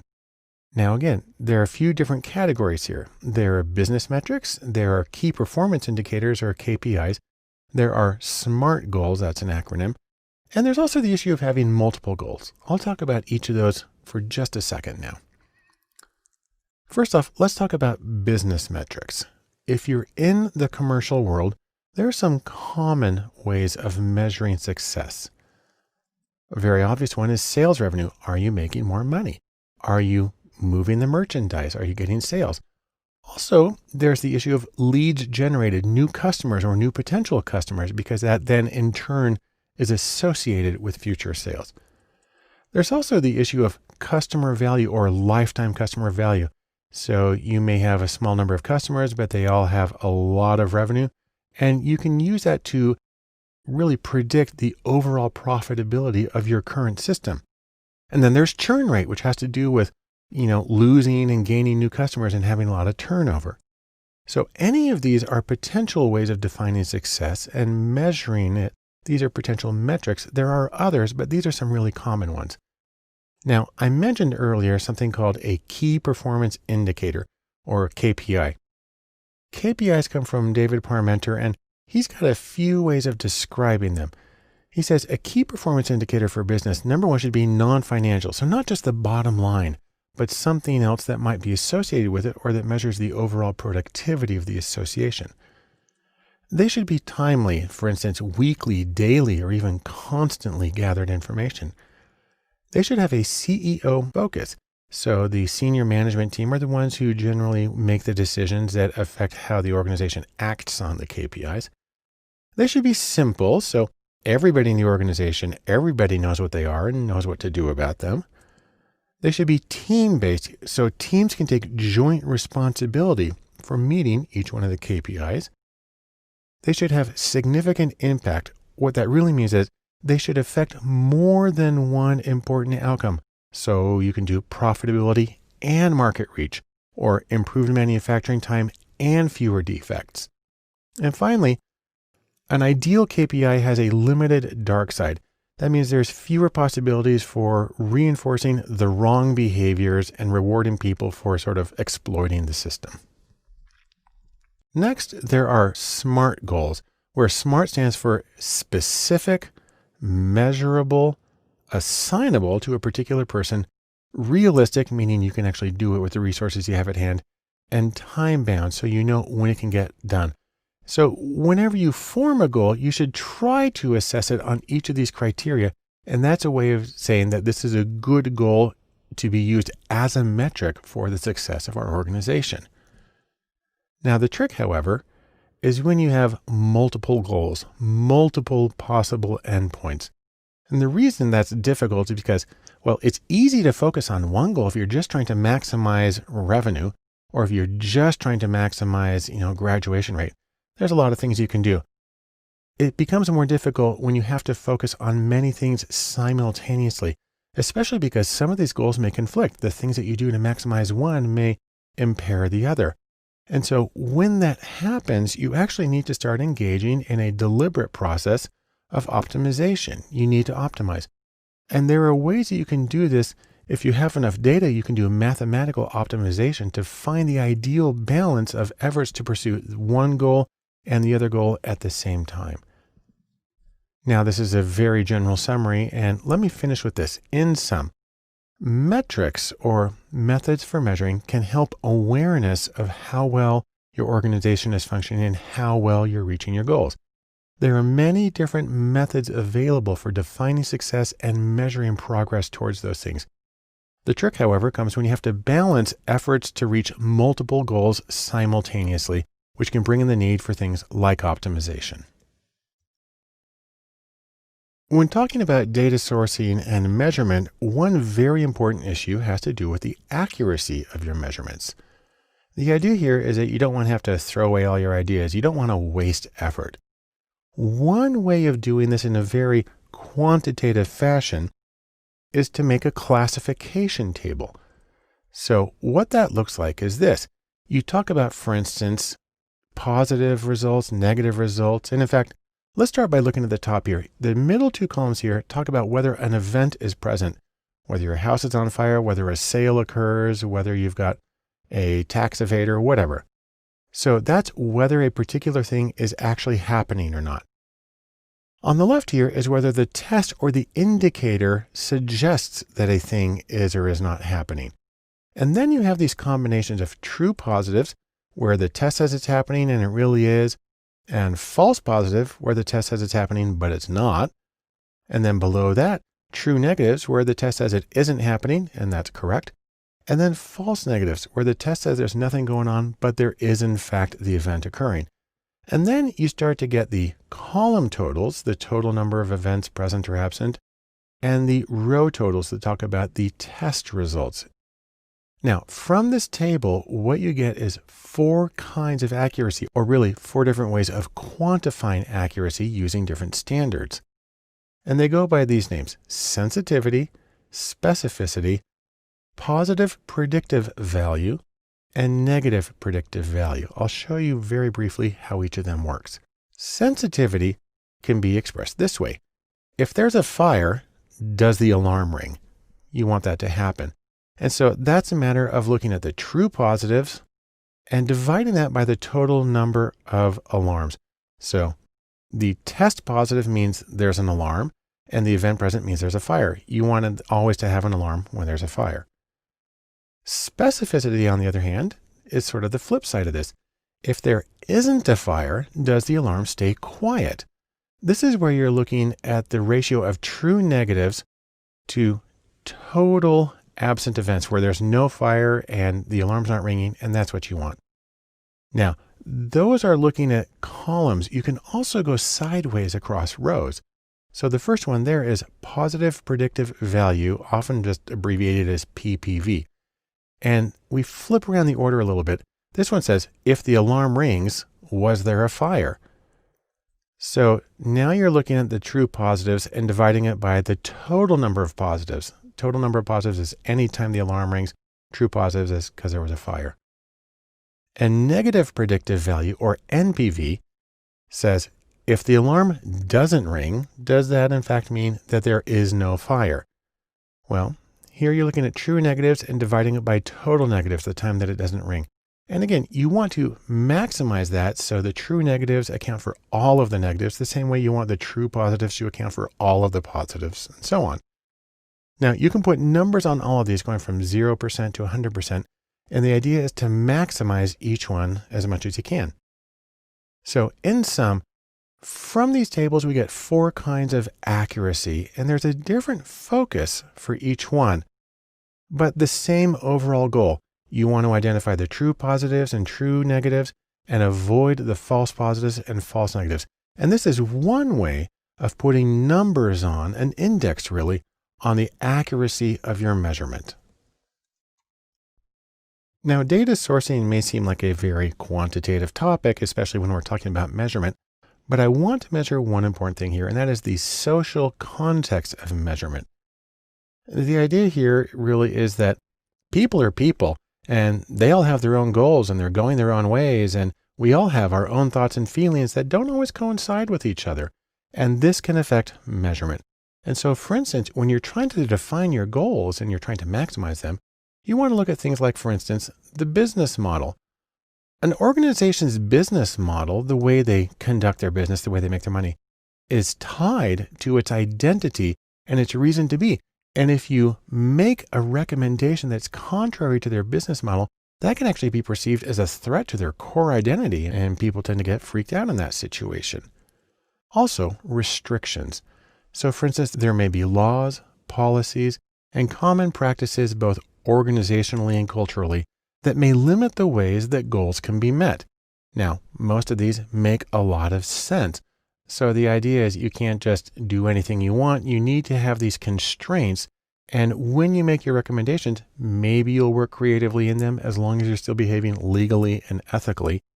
But you do need to be aware of these constraints. Next is the environment. And the idea here is that competition occurs both between organizations. That company here is trying to reach a goal, but they're competing with company B over there. But probably even more significantly, there is competition within the organization. This is really a recognition of office politics, and that when you as a consultant make a recommendation based on your analysis, you need to understand you're kind of dropping a little football into the office, and things are going to further one person's career, maybe to the detriment of another. And in order for your recommendations to have the maximum effectiveness, they need to play out well in the office. That's something that you need to be aware of as you're making your recommendations. Finally, there's the issue of manipulation. And a sad truism about people is that any reward system at all, will be exploited, and people will generally game the system. This happens especially when you have a strong cutoff. You need to get at least 80% or you get fired. And people will do anything to make their numbers appear to be 80%. This happens an awful lot when you look at executive compensation systems. It looks a lot when you have very high stakes school testing. It happens in an enormous number of situations. And so you need to be aware of the risk of exploitation and gaming. Now, don't think then that all is lost. Don't give up. You can still do really wonderful assessment. You can get good metrics. Just be aware of these particular issues and be sensitive to them as you both conduct your research and as you make your recommendations. So, in sum, social factors affect goals, and they affect the way that you meet those goals. There are limits and consequences both on how you reach the goals and how really what the goals should be. And that when you're making advice on how to reach those goals, please be sensitive to how things play out with metrics and how people will adapt their behavior to meet the goals. That way, you can make something that's more likely to be implemented the way you meant and more likely to predict accurately what can happen with your goals. When it comes to data sourcing, obviously the most important thing is to get data, but the easiest way to do that, at least in theory, is to use existing data. Think of it as going to the bookshelf and getting the data that you have right there at hand. Now, there's a few different ways to do this. You can get in-house data, you can get open data, and you can get third-party data. Another nice way to think of that is proprietary, public, and purchased data, the 3 Ps I've heard it called. Let's talk about each of these a little bit more. So in-house data, that's stuff that's already in your organization. What's nice about that is it can be really fast and easy. It's right there. And the format may be appropriate for the kind of software and the computer that you're using. If you're fortunate, there's good documentation, although sometimes when it's in-house, people just kind of throw it together. So you have to watch out for that. And there's the issue of quality control. Now, this is true with any kind of data, but you need to pay attention with in-house because you don't know the circumstances necessarily under which people gathered the data and how much attention they were paying to something. There's also an issue of restrictions. There may be some data that while it's in-house, you may not be allowed to use, or you may not be able to publish the results or share the results with other people. So these are things that you need to think about when you're going to use in-house data in terms of how can you use it to facilitate your data science projects. Specifically, there are a few pros and cons. In-house data, potentially quick, easy, free. Hopefully it's standardized. Maybe even the original team that conducted this study is still there. And you might have identifiers in the data which make it easier for you to do an individual level analysis. On the con side, however, the in-house data simply may not exist. Maybe it's just not there. Or the documentation may be inadequate. And of course, the quality may be uncertain. It's always true, but maybe something you have to pay more attention to when you're using in-house data. Now, another choice is open data, like going to the library and getting something. This is prepared data that's freely available. It consists of things like government data and corporate data and scientific data from a number of sources. Let me show you some of my favorite open data sources, just so you know where they are and that they exist. Probably the best one is data.gov here in the US. That is it says right here, the home of the US government's open data. Or you may have a state level one. For instance, I'm in Utah and we have data.utah.gov, also a great source of more regional information. If you're in Europe, you have open-data.europa.eu, the European Union Open Data Portal.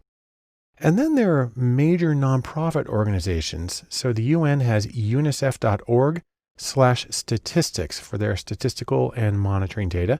The World Health Organization has the Global Health Observatory at who.int/GHO. And then there are private organizations that work in the public interest, such as the Pew Research Center, which shares a lot of its data sets, and the New York Times, which makes it possible to use APIs to access a huge amount of the data of things they've published over a huge time span. And then two of the mother loads, there's Google, which at google.com has public data, which is a wonderful thing.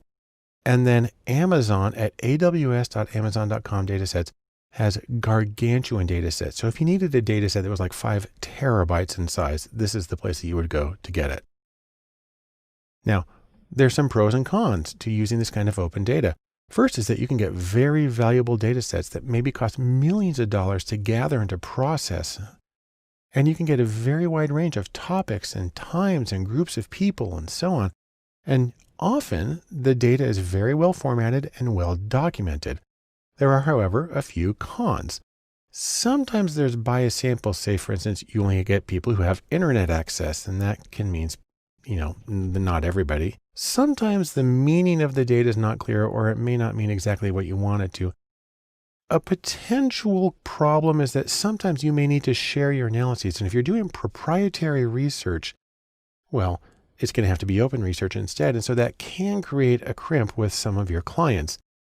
And then finally, there are issues with privacy and confidentiality.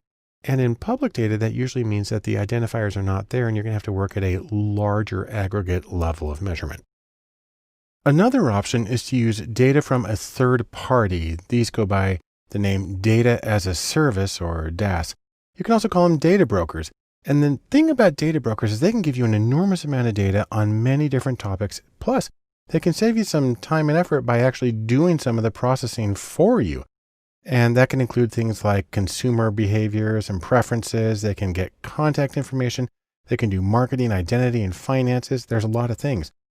There's a number of data brokers around. Here's a few of them. Axiom is probably the biggest one in terms of marketing data. There's also Nielsen, which provides data primarily for media consumption.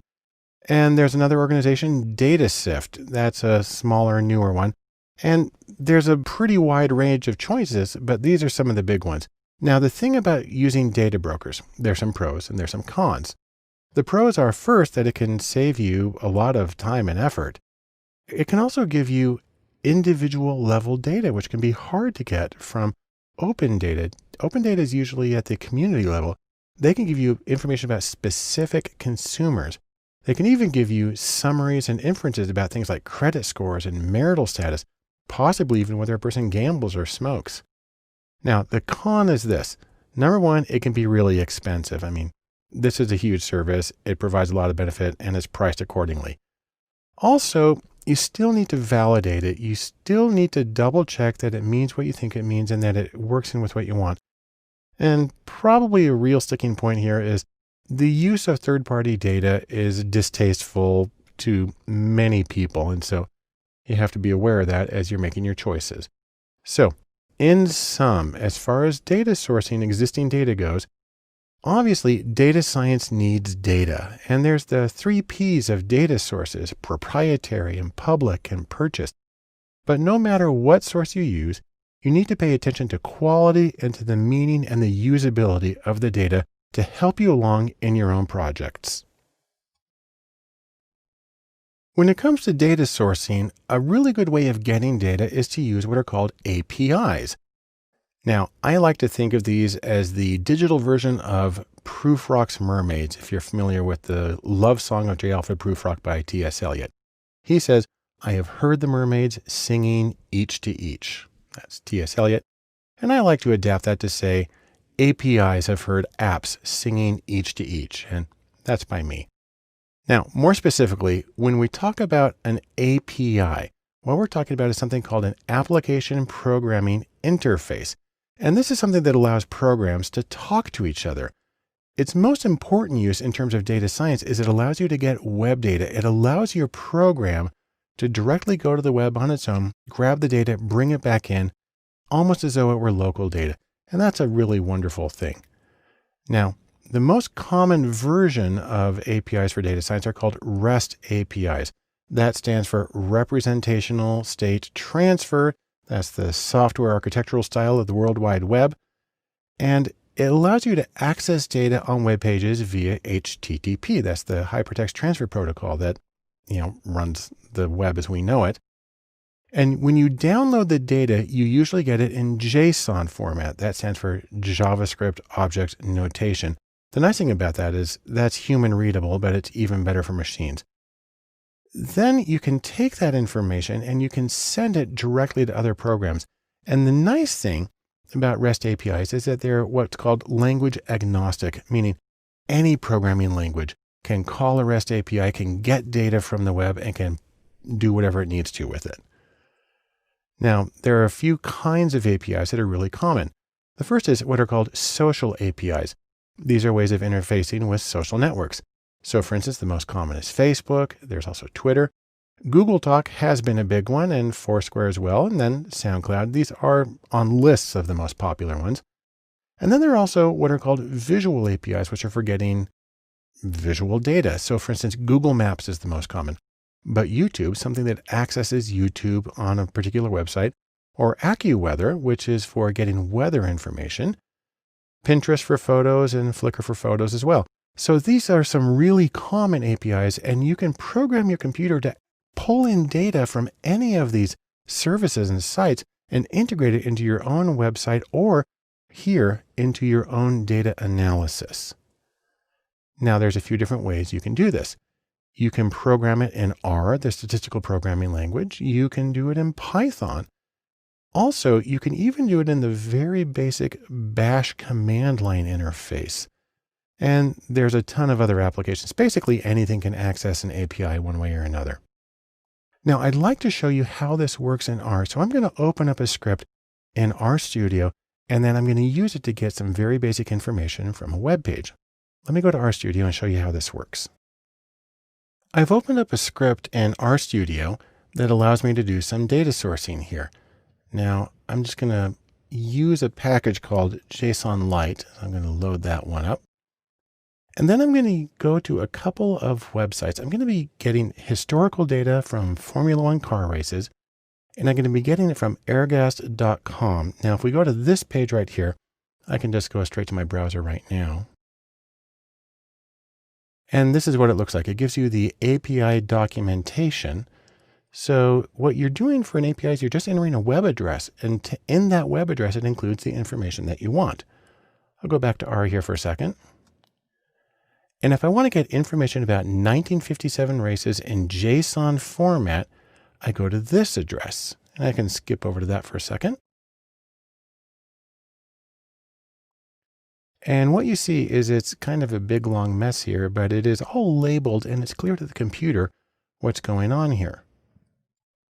I'll go back to R. And so what I'm going to do is I'm going to save that URL into an object here in R. And then I'm going to use the command from JSON to read that URL and save it into R, and which it is now done. And I'm going to zoom in on that so you can see what's happened. I've got this sort of mess of text. This is actually a list object in R. And then I'm going to get just the structure of that object. So I'm going to do this one right here. And you can see that it's a list, and it gives you the names of all the variables within each one of the lists. And what I'm going to do is I'm going to convert that list to a data frame I went through the list and found exactly where the information I wanted was located. You have to use this big, long statement here. That'll give me the names of the drivers. Let me zoom in on that again. There they are. And then I'm going to get just the column names for that bit of the data frame. And so what I have here is 6 different variables. And then what I'm going to do is I'm going to pick just the first 5 cases, and I'm going to select some variables and put them in a different order. And when I do that, this is what I get. I'll zoom in on that again. And the first 5 people listed in this data set that I pulled in from 1957 are Juan Fangio, makes sense, one of the greatest drivers ever, and other people who competed in that year. And so what I've done is by using this API call in R, it's a very simple thing to do, I was able to pull data off that web page in a structured format and do a very simple analysis with it. And let's sum up what we've learned from all of this. First off, APIs make it really easy to work with web data.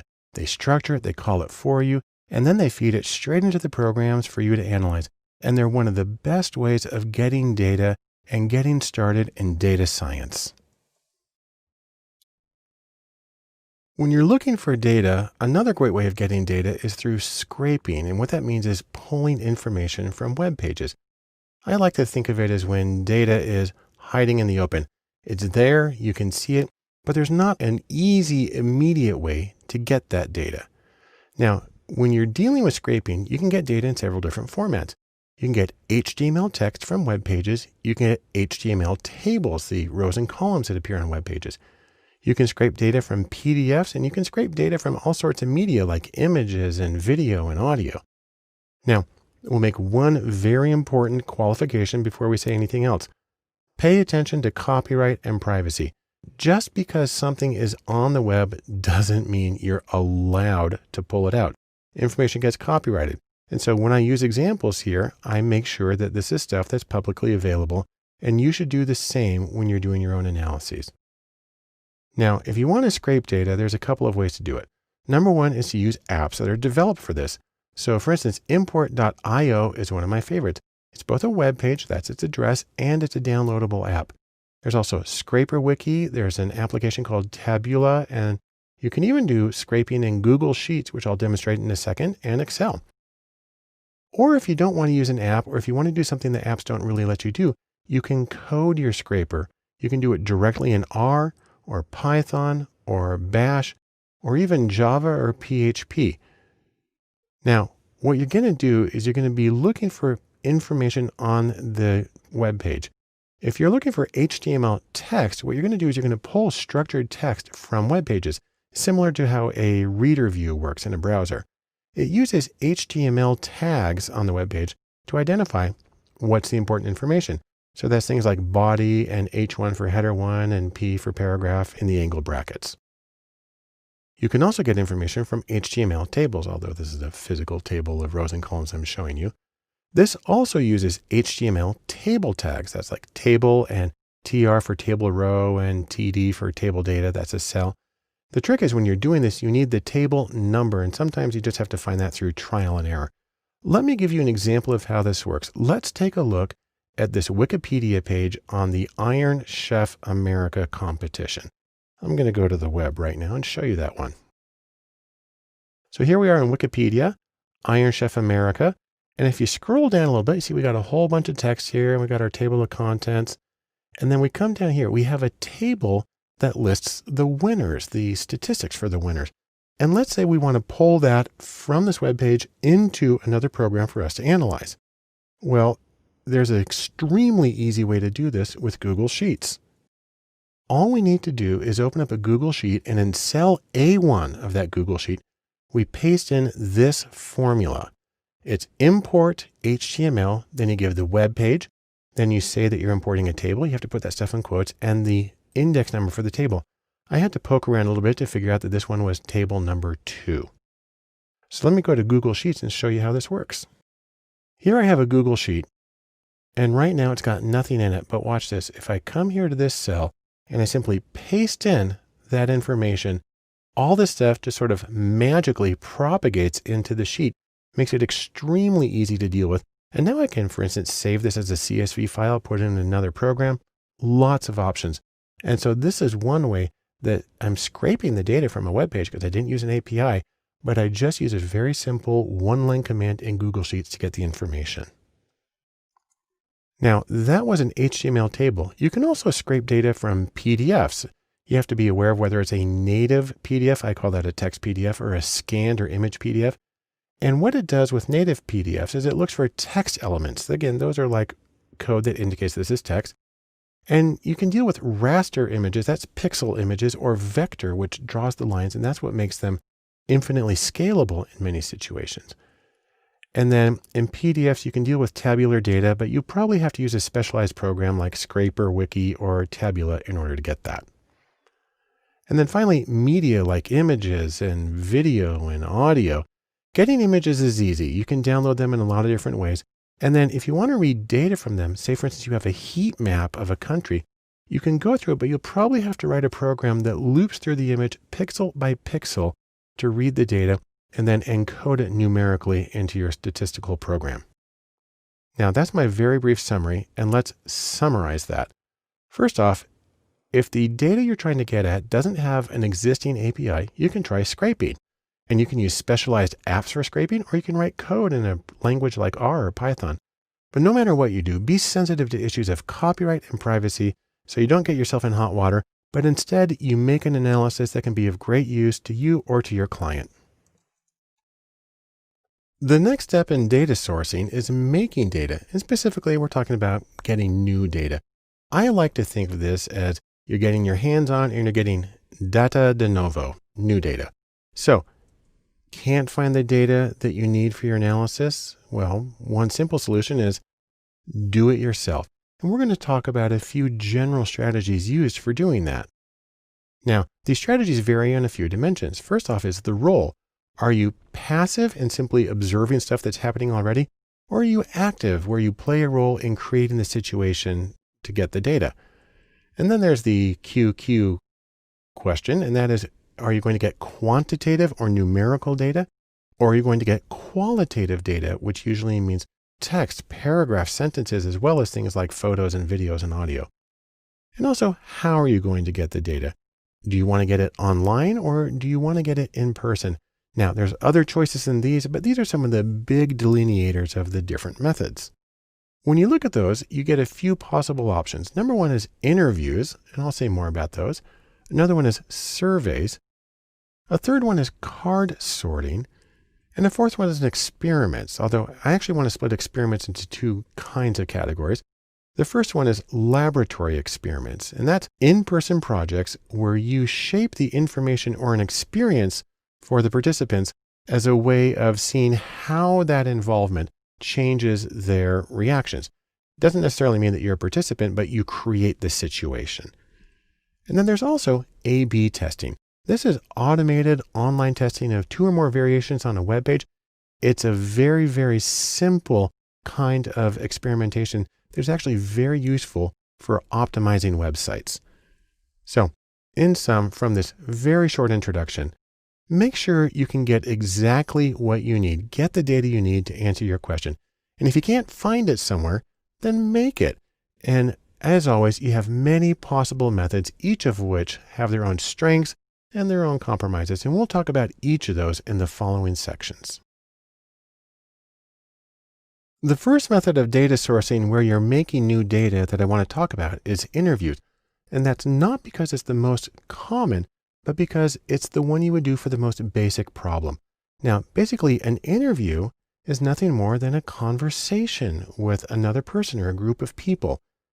And the fundamental question is, why do interviews as opposed to doing a survey or something else? Well, there's a few good reasons to do that. Number one, you're working with a new topic and you don't know what people's responses will be or how they'll react. And so you need something very open-ended.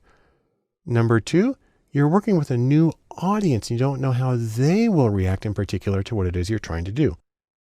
And number three, something's going on with the current situation. It's not working anymore, and you need to find what's going on and you need to find ways to improve.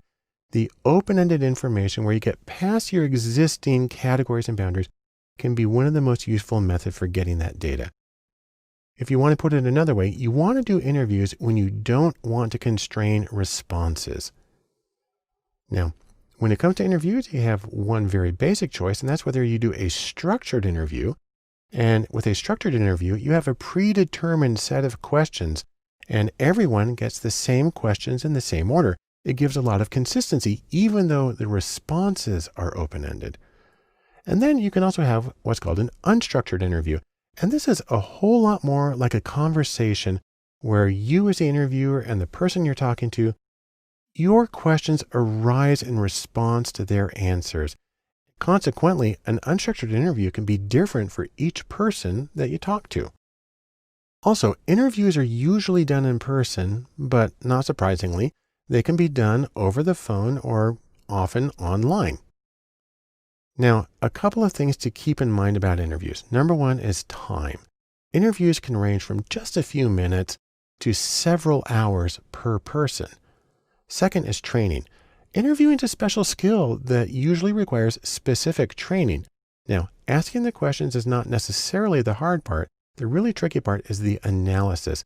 The hardest part of interviews by far is analyzing the answers for themes and way of extracting the new categories and the dimensions that you need for your further research. The beautiful thing about interviews is they allow you to learn things that you never expected. So, in sum, interviews are best for new situations or new audiences.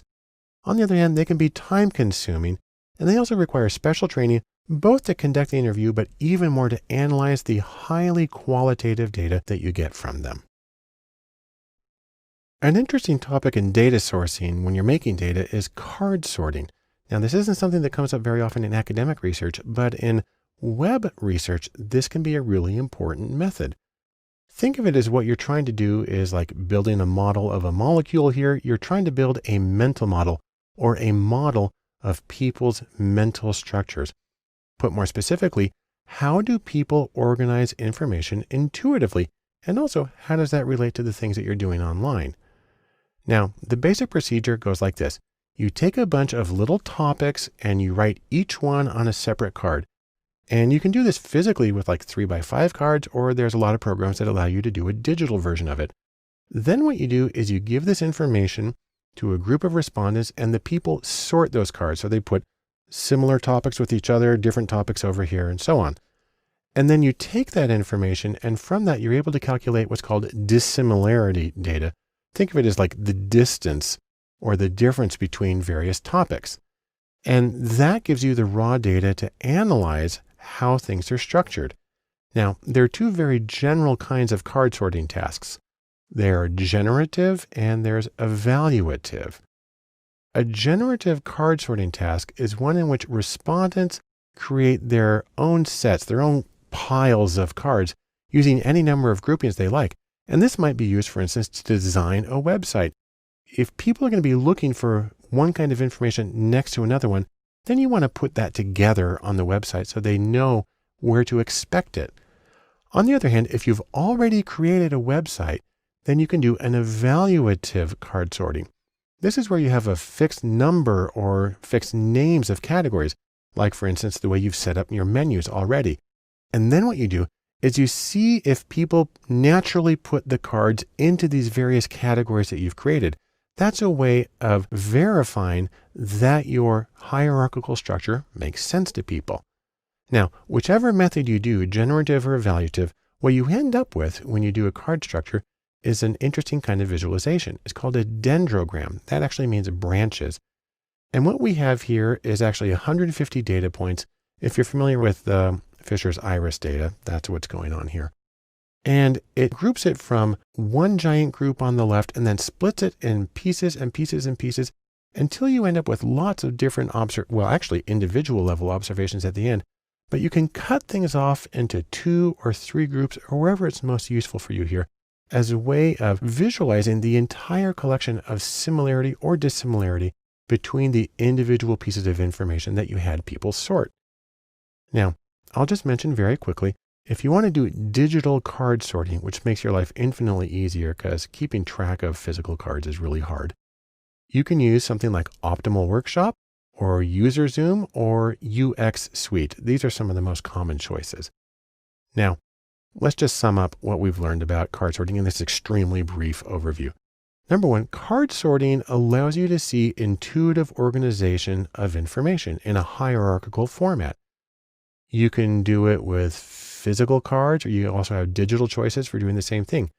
And when you're done, you actually get this hierarchical or branched visualization of how the information is structured and related to each other. When you're doing your data sourcing and you're making data, sometimes you can't get what you want through the easy ways, and you got to take the hard way. And you can do what I'm calling laboratory experiments. Now, of course, when I mention laboratory experiments, people start to think of stuff like, Dr. Frankenstein in his lab, but lab experiments are less like this. And in fact, they're a little more like this. Nearly every experiment I have done in my career has been a paper and pencil one with people in a well-lighted room, and it's not been the threatening kind. Now, the reason you do a lab experiment is because you want to determine cause and effect. And this is the single most theoretically viable way of getting that information. Now, what makes an experiment is the fact that researchers play active roles in experiments with manipulations. Now, people get a little freaked out when they hear manipulations, things that you're coercing people and messing with their mind. All that means is you are manipulating the situation. You're causing something to be different for one group of people or one situation than another. It's a benign thing, but it allows you to see how people react to those different variations. Now, you're going to want to do an experiment. You're going to want to have focused research. It's usually done to test one thing or one variation at a time. And it's usually hypothesis driven. Usually you don't do an experiment until you've done enough background research to say, I expect people to react this way to this situation and this way to the other. A key component of all of this is that experiments almost always have random assignments. So regardless of how you got your sample, when they're in your study, you randomly assign them to one condition or another. And what that does is it balances out the pre-existing differences between groups. And that's a great way of taking care of confounds and artifacts, the things that are unintentionally associated with differences between groups that provide alternate explanations for your data. If you've done good random assignment and you have a large enough people, then those confounds and artifacts are basically minimized. Now, some places where you're likely to see laboratory experiments in this version are, for instance, eye tracking and web design. That's where you have to bring people in front of a computer and you stick a thing there that sees where they're looking. That's how we know, for instance, that people don't really look at ads on the side of web pages. Another very commonplace is research in medicine and education, and in my field, psychology. And in all of these, what you find is that experimental research is considered the gold standard for reliable, valid information about cause and effect. On the other hand, while it's a wonderful thing to have, it does come at a cost. Here's how that works. Number one, experimentation requires extensive specialized training. It's not a simple thing to pick up. Two, experiments are often very time-consuming and labor-intensive. I've known some that take hours per person. And number three, experiments can be very expensive. So what that all means is you want to make sure that you've done enough background research, and you need to have a situation where it's sufficiently important to get really reliable cause and effect information to justify these costs for experimentation. In sum, laboratory experimentation is generally considered the best method for causality or assessing causality. That's because it allows you to control for confounds through randomization. On the other hand, it can be difficult to do, so be careful and thoughtful when considering whether you need to do an experiment and how to actually go about doing it. There's one final procedure I want to talk about in terms of data sourcing and making new data. It's a form of experimentation, and it's simply called A/B testing, and it's extremely common in the web world. So for instance, I just barely grabbed a screenshot of Amazon.com's homepage, and you've got these various elements on the homepage. And I just noticed, by the way, when I did this, that this woman is actually a animated GIF. So she moves around. That was kind of weird. Never seen that before. But the thing about this is this entire layout, how things are organized and how they're on there, will have been determined by variations on A/B testing by Amazon. Here's how it works. For your web page, you pick one element, like what's the headline, or what are the colors, or what's the organization, or how do you word something. And you create multiple versions, maybe just two, version A and version B, which is why you called A/B testing. And then when people visit your web page, you randomly assign those visitors to one version or another. You have software that does that for you automatically. And then you compare the response rates on some response. I'll show you those in a second. And then once you have enough data, you implement the best version. You sort of set that one solid, and then you go on to something else. Now, in terms of response rates, there's a lot of different outcomes you can look at. You can look at how long a person's on a page. You can actually do mouse tracking if you want to. You can look at click-throughs. You can also look at shopping cart value or abandonment. A lot of possible outcomes. All of these contribute through A/B testing to the general concept of website optimization, to make your website as effective as it can possibly be. Now, the idea also is that this is something you're going to do a lot. You can perform A/B tests continually. In fact, I've seen one person say that what A/B testing really stands for is always be testing. Kind of cute, but it does give you the idea that improvement is a constant process. Now, if you want some software to do A/B testing, two of the most common choices are Optimizely and VWO, which stands for Visual Web Optimizer. Now, many others are available, but these are especially common. And when you get the data, you're going to use statistical hypothesis testing to compare the differences, or really, the software does it for you automatically, but you may want to adjust the parameters because most software packages cut off testing a little too soon and the information is not quite as reliable as it should be. But in sum, here's what we can say about A/B testing. It's a version of website experimentation. It's done online, which makes it really easy to get a lot of data very quickly. It allows you to optimize the design of your website for whatever outcome is important to you. And it can be done as a series of continual assessments, testing, and development to make sure that you're accomplishing what you want to as effectively as possible for as many people as possible. The next logical step in data sourcing and making data is surveys. Now, think of this. If you want to know something, just ask. That's the easy way. And you want to do a survey under certain situations. The real question is, do you know your topic and your audience well enough to anticipate their answers, to know what the range of their answers and the dimensions and the categories that are going to be important? If you do, then a survey might be a good approach. Now, just as there were a few dimensions for interviews, there's a few dimensions for surveys. You can do what's called a closed-ended survey. That's also called a forced choice. It's where you give people just particular options like a multiple choice. You can have an open-ended survey where you have the same questions for everybody, but you allow them to write in a free-form response. You can do surveys in person, and you can also do them online or over the mail or phone or however. And now it's very common to use software when doing surveys. Some really common applications for online surveys are SurveyMonkey and Qualtrics, or at the very simple end, there's Google Forms, and at the simple and pretty end, there's Typeform. There's a lot more choices, but these are some of the major players in how you can get data from online participants in survey format. Now, the nice thing about surveys is, they're really easy to do. They're very easy to set up, and they're really easy to send out to large groups of people. You can get tons of data really fast. On the other hand, the same way that they're easy to do, they're also really easy to do badly.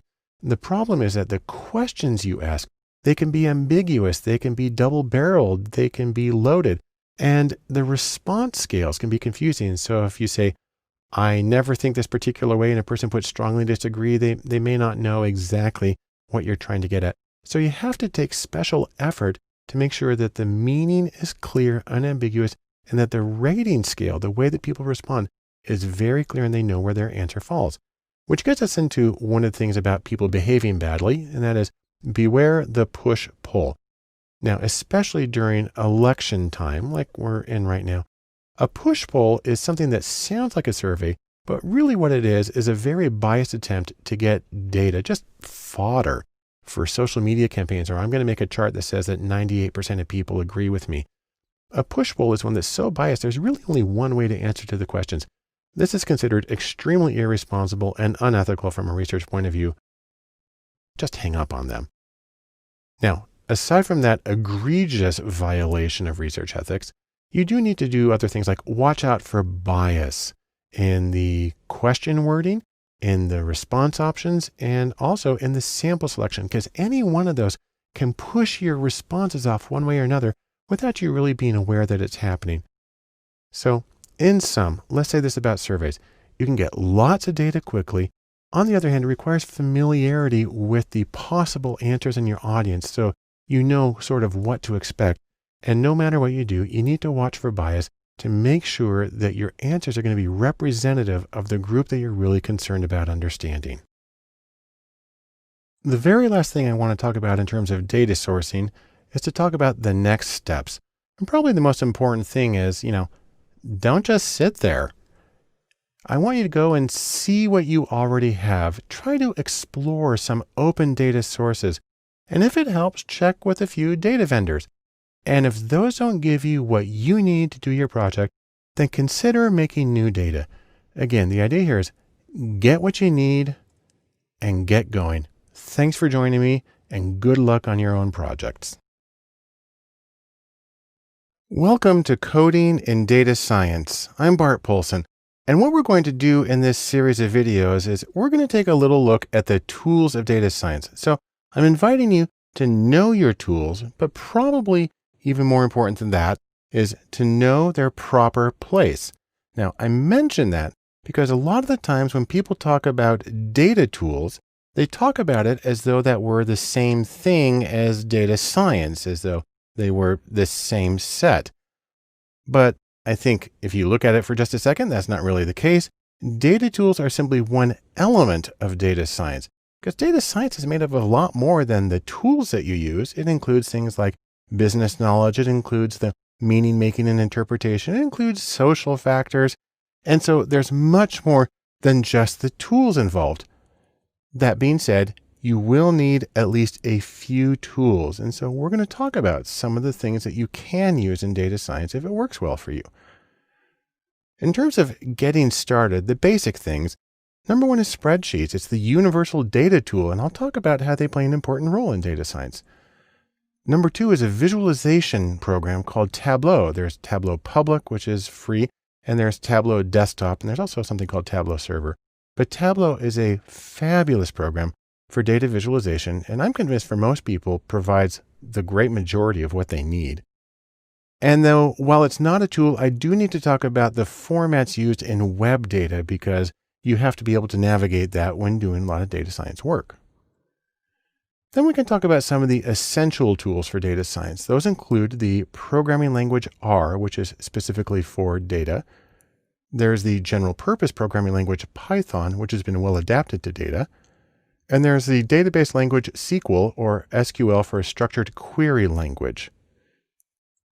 Then if you want to go beyond that, there are some other things that you can do.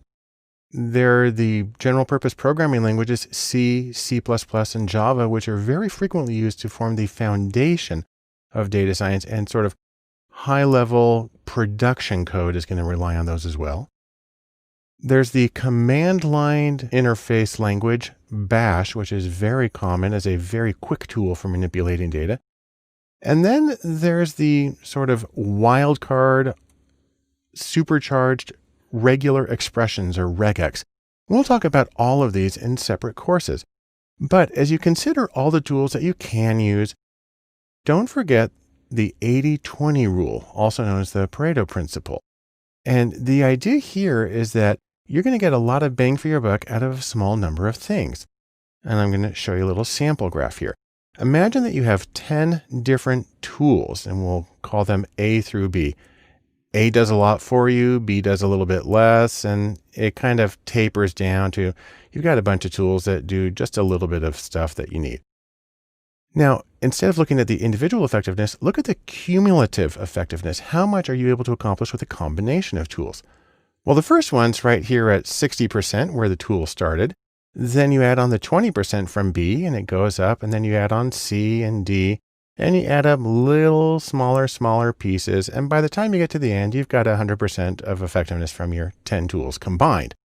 The important thing about this is you only have to go to the second tool. That's 2 out of 10. So that's B, that's 20% of your tools. And in this made up example, you've got 80% of your output. So 80% of the output from 20% of the tools. That's a fictional example of the Pareto principle, but I find in real life it tends to work something approximately like that. And so you don't necessarily have to learn everything, and you don't have to learn how to do everything in everything. Instead, you want to focus on the tools that will be most productive, and specifically most productive for you. So in sum, let's say these 3 things. Number 1, coding, or simply the ability to manipulate data with programs and computers. Coding is important, but data science is much greater than the collection of tools that's used in it. And then finally, as you're trying to decide what tools to use and what you need to learn and how to work, remember the 80-20 rule. You're going to get a lot of bang from a small set of tools. So focus on the things that are going to be most useful for you in conducting your own data science projects. As we begin our discussion of coding and data science, I actually want to begin with something that's not coding. I want to talk about applications, or programs that are already created that allow you to manipulate data. And we're going to begin with the most basic of these, spreadsheets. We're going to do the rows and columns and cells of Excel. And the reason for this is you need spreadsheets. Now, you may be saying to yourself, no, not me. Because you know what? I'm fancy. I'm working in my big set of servers. I got fancy things going on. But you know what? You too, fancy people, you need spreadsheets as well. And there's a few reasons for this. Most importantly, spreadsheets can be the right tool for data science in a lot of circumstances. There are a few reasons for that. Number 1, spreadsheets, they're everywhere. They're ubiquitous. They're installed on 1 billion machines around the world. And everybody uses them. They probably have more data sets in spreadsheets than anything else. And so it's a very common format. Importantly, it's probably your client's format. A lot of your clients are going to be using spreadsheets for their own data. I've worked with billion-dollar companies that keep all of their data in spreadsheets. And so when you're working with them, you need to know how to manipulate that and how to work with it. Also, regardless of what you're doing, spreadsheets, or specifically CSV, comma-separated value files, are sort of the lingua franca, or the universal interchange format for data transfer to allow you to take it from one program to another. And then, truthfully, in a lot of situations, they're really easy to use. And if you want a second opinion on this, let's take a look at this ranking. That is a survey of data mining experts. It's the KD Nuggets data mining poll. And these are the tools they most use in their own work. And look at this. Lowly Excel is 5th on the list. And in fact, what's interesting about it, it's above Hadoop and Spark, two of the major big data fancy tools. And so Excel really does have a place of pride in a toolkit for a data analyst. Now, since we're going to sort of the low-tech end of things, let's talk about some of the things that you can do with a spreadsheet. Number one, they're really good for data browsing. You actually get to see all of the data in front of you, which isn't true if you're doing something like R or Python. They're really good for sorting data. Sort by this column, then this column, then this column. They're really good for rearranging columns and cells and moving things around. They're good for finding and replacing and seeing what happened so you know that it worked right. Some more uses. They're really good for formatting, especially conditional formatting. They're good for transposing data, switching the rows and the columns. They make that really easy. They're good for tracking changes. Now, it's true if you're a big fancy data scientist, you're probably using GitHub. But for everybody else in the world, spreadsheets and the tracking changes is a wonderful way to do it. You can make pivot tables. That allows you to explore the data in a very hands-on way, in a very intuitive way. And they're also really good for arranging the output for consumption. Now, when you're working with spreadsheets, however, there's one thing you need to be aware of. They're really flexible, but that flexibility can be a problem, and that when you're working in data science, you specifically want to be concerned about something called tidy data. That's a term I borrowed from Hadley Wickham, very well-known developer in the R world. Tidy data is for transferring data and making it work well. There's a few rules here that undo some of the flexibility inherent in spreadsheets. Number one, what you want to do is have a column be equivalent to the same thing as a variable. Columns, variables, they are the same thing. And then rows are equal, exactly the same thing as cases. And then you have one sheet per file, and then you have one level of measurement, say individual, then organization, then state per file. Again, this is undoing some of the flexibility that's inherent in spreadsheets, but it makes it really easy to move the data from one program to another. Let me show you how all this works. You can try this in Excel. If you've downloaded the files for this course, we simply want to open up this spreadsheet. Let me go to Excel and show you how it works. So when you open up the spreadsheet, what you get is totally fictional data here that I made up, but it's showing sales over time of several products at 2 locations, like if you're selling stuff at a baseball field. And this is the way spreadsheets often appear. We got blank rows and columns. We got stuff arranged in a way that makes it easy for the person to process it. And we got totals here and with formulas, putting them all together. And that's fine. That works well for the person who made it. And then that's for 1 month. And then we have another month right here. And then we have another month right here. And then we combine them all for the first quarter of 2014. We've got some headers here, and we've got some conditional formatting and changes. And if we come to the bottom, we've got a very busy line graphic that eventually loads. It's not a good graphic, by the way, but similar to what you will often find. So this is the stuff that, while it may be useful for the client's own personal use, you can't feed this into R or Python. It'll just choke and it won't know what to do with it. And so you need to go through a process of tidying up the data. And what this involves is undoing some of this stuff. So for instance, here's data that is almost tidy. Here we have a single column for the date, a single column for the day, a column for the site. So we have 2 locations, A and B. And then we have 6 columns for the 6 different things that are sold and how many were sold on each day. Now, in certain situations, you would want the data laid out exactly like this. If you're doing, for instance, a time series, you'll do something vaguely similar to this. But for true tidy stuff, we're going to collapse it even further. Let me come here to the tidy data. And now what I've done is I've created a new column that says, what is the item being sold? And so, by the way, what this means is that we've got a really long data set now. It's got over 1,000 rows. Come back up to the top here. But what that shows you is that now it's in a format that's really easy to import from one program to another. That makes it tidy, and you can remanipulate it however you want once you get to each of those. So let's sum up our little presentation here in a few lines. Number one, no matter who you are, no matter what you're doing in data science, you need spreadsheets. And the reason for that is that spreadsheets are often the right tool for data science. Keep one thing in mind though, and that is as you're moving back and forth from one language to another, tidy data or well-formatted data is going to be important for exporting data into your analytical programmer language of choice. As we move through coding and data science and specifically the applications that can be used, there's one that stands out for me more than almost anything else, and that's Tableau and Tableau Public. Now, if you're not familiar with these are visualization programs. The idea here is that when you have data, the most important thing you can do is to first look and see what you have and work with it from there. And in fact, I'm convinced that for many organizations, Tableau might be all that they really need. It will give them the level of insight that they need to work constructively with data.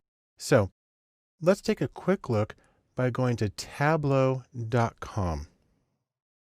Now there are a few different versions of Tableau.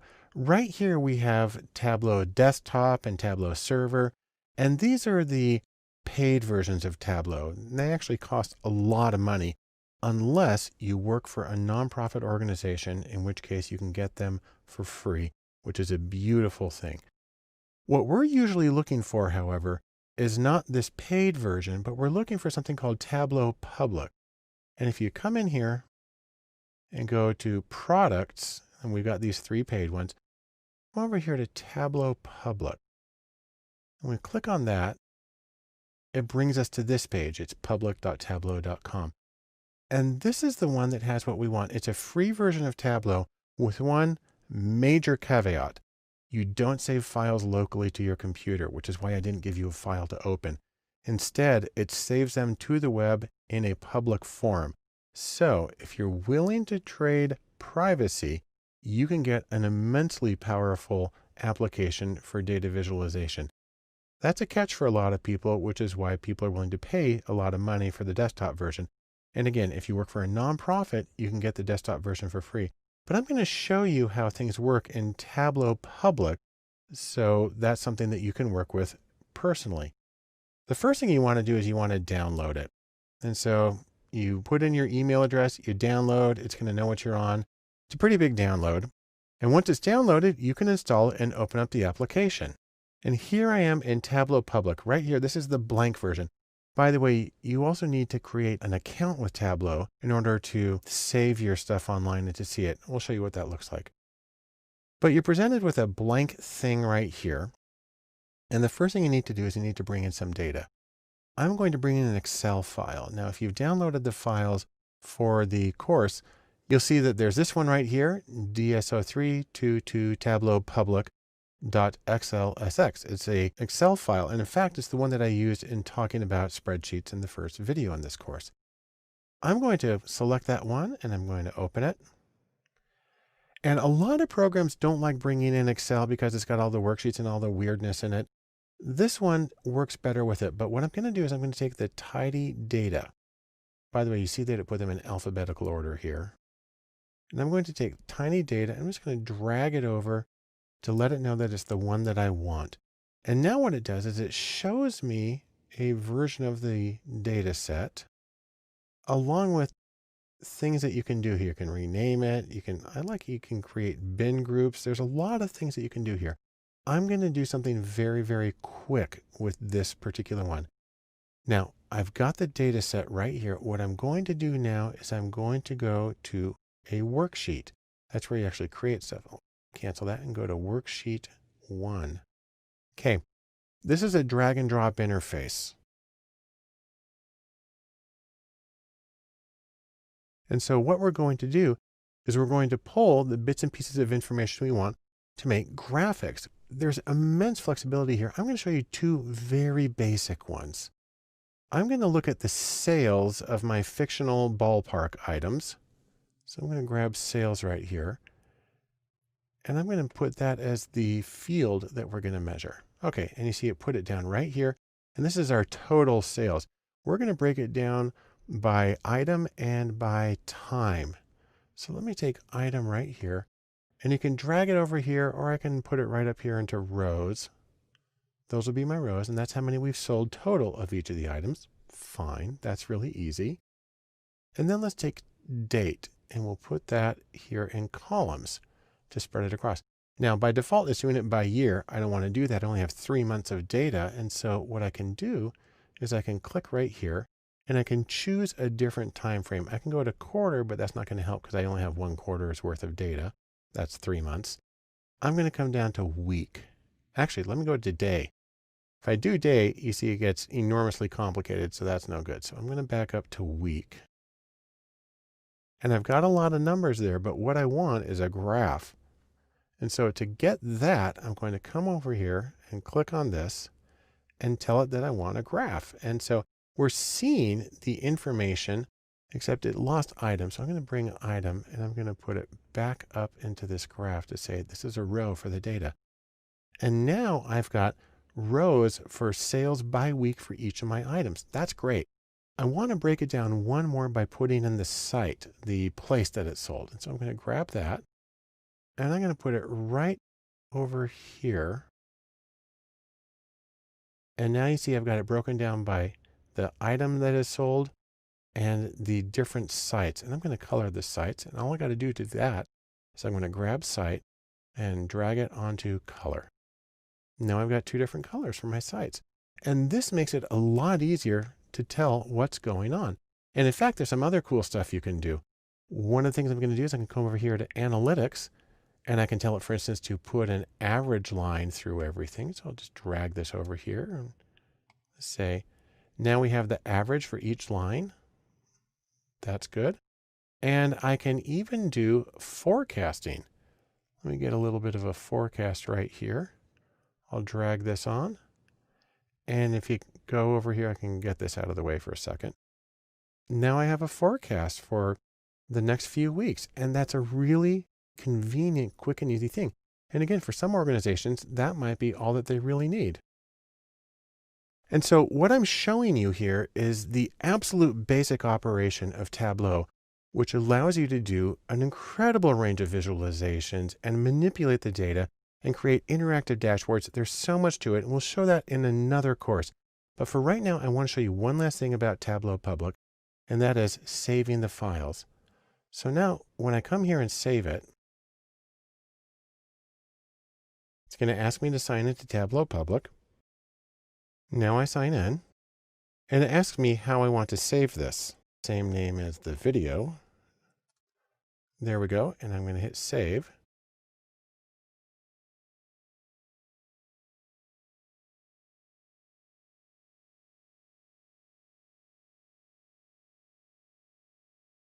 And then that opens up a web browser. And since I'm already logged into my account, see, here's my account, my profile. Here's the page that I created. And it's got everything I need there. I'm going to edit just a few details. I'm going to say, for instance, I'm going to leave its name like that. I could put more of a description in there if I wanted. I can allow people to download the workbook and its data. I'm going to leave that there so you can download it if you need to. If I had more than one tab, I would do this thing that says show the different sheets as tabs. Hit save.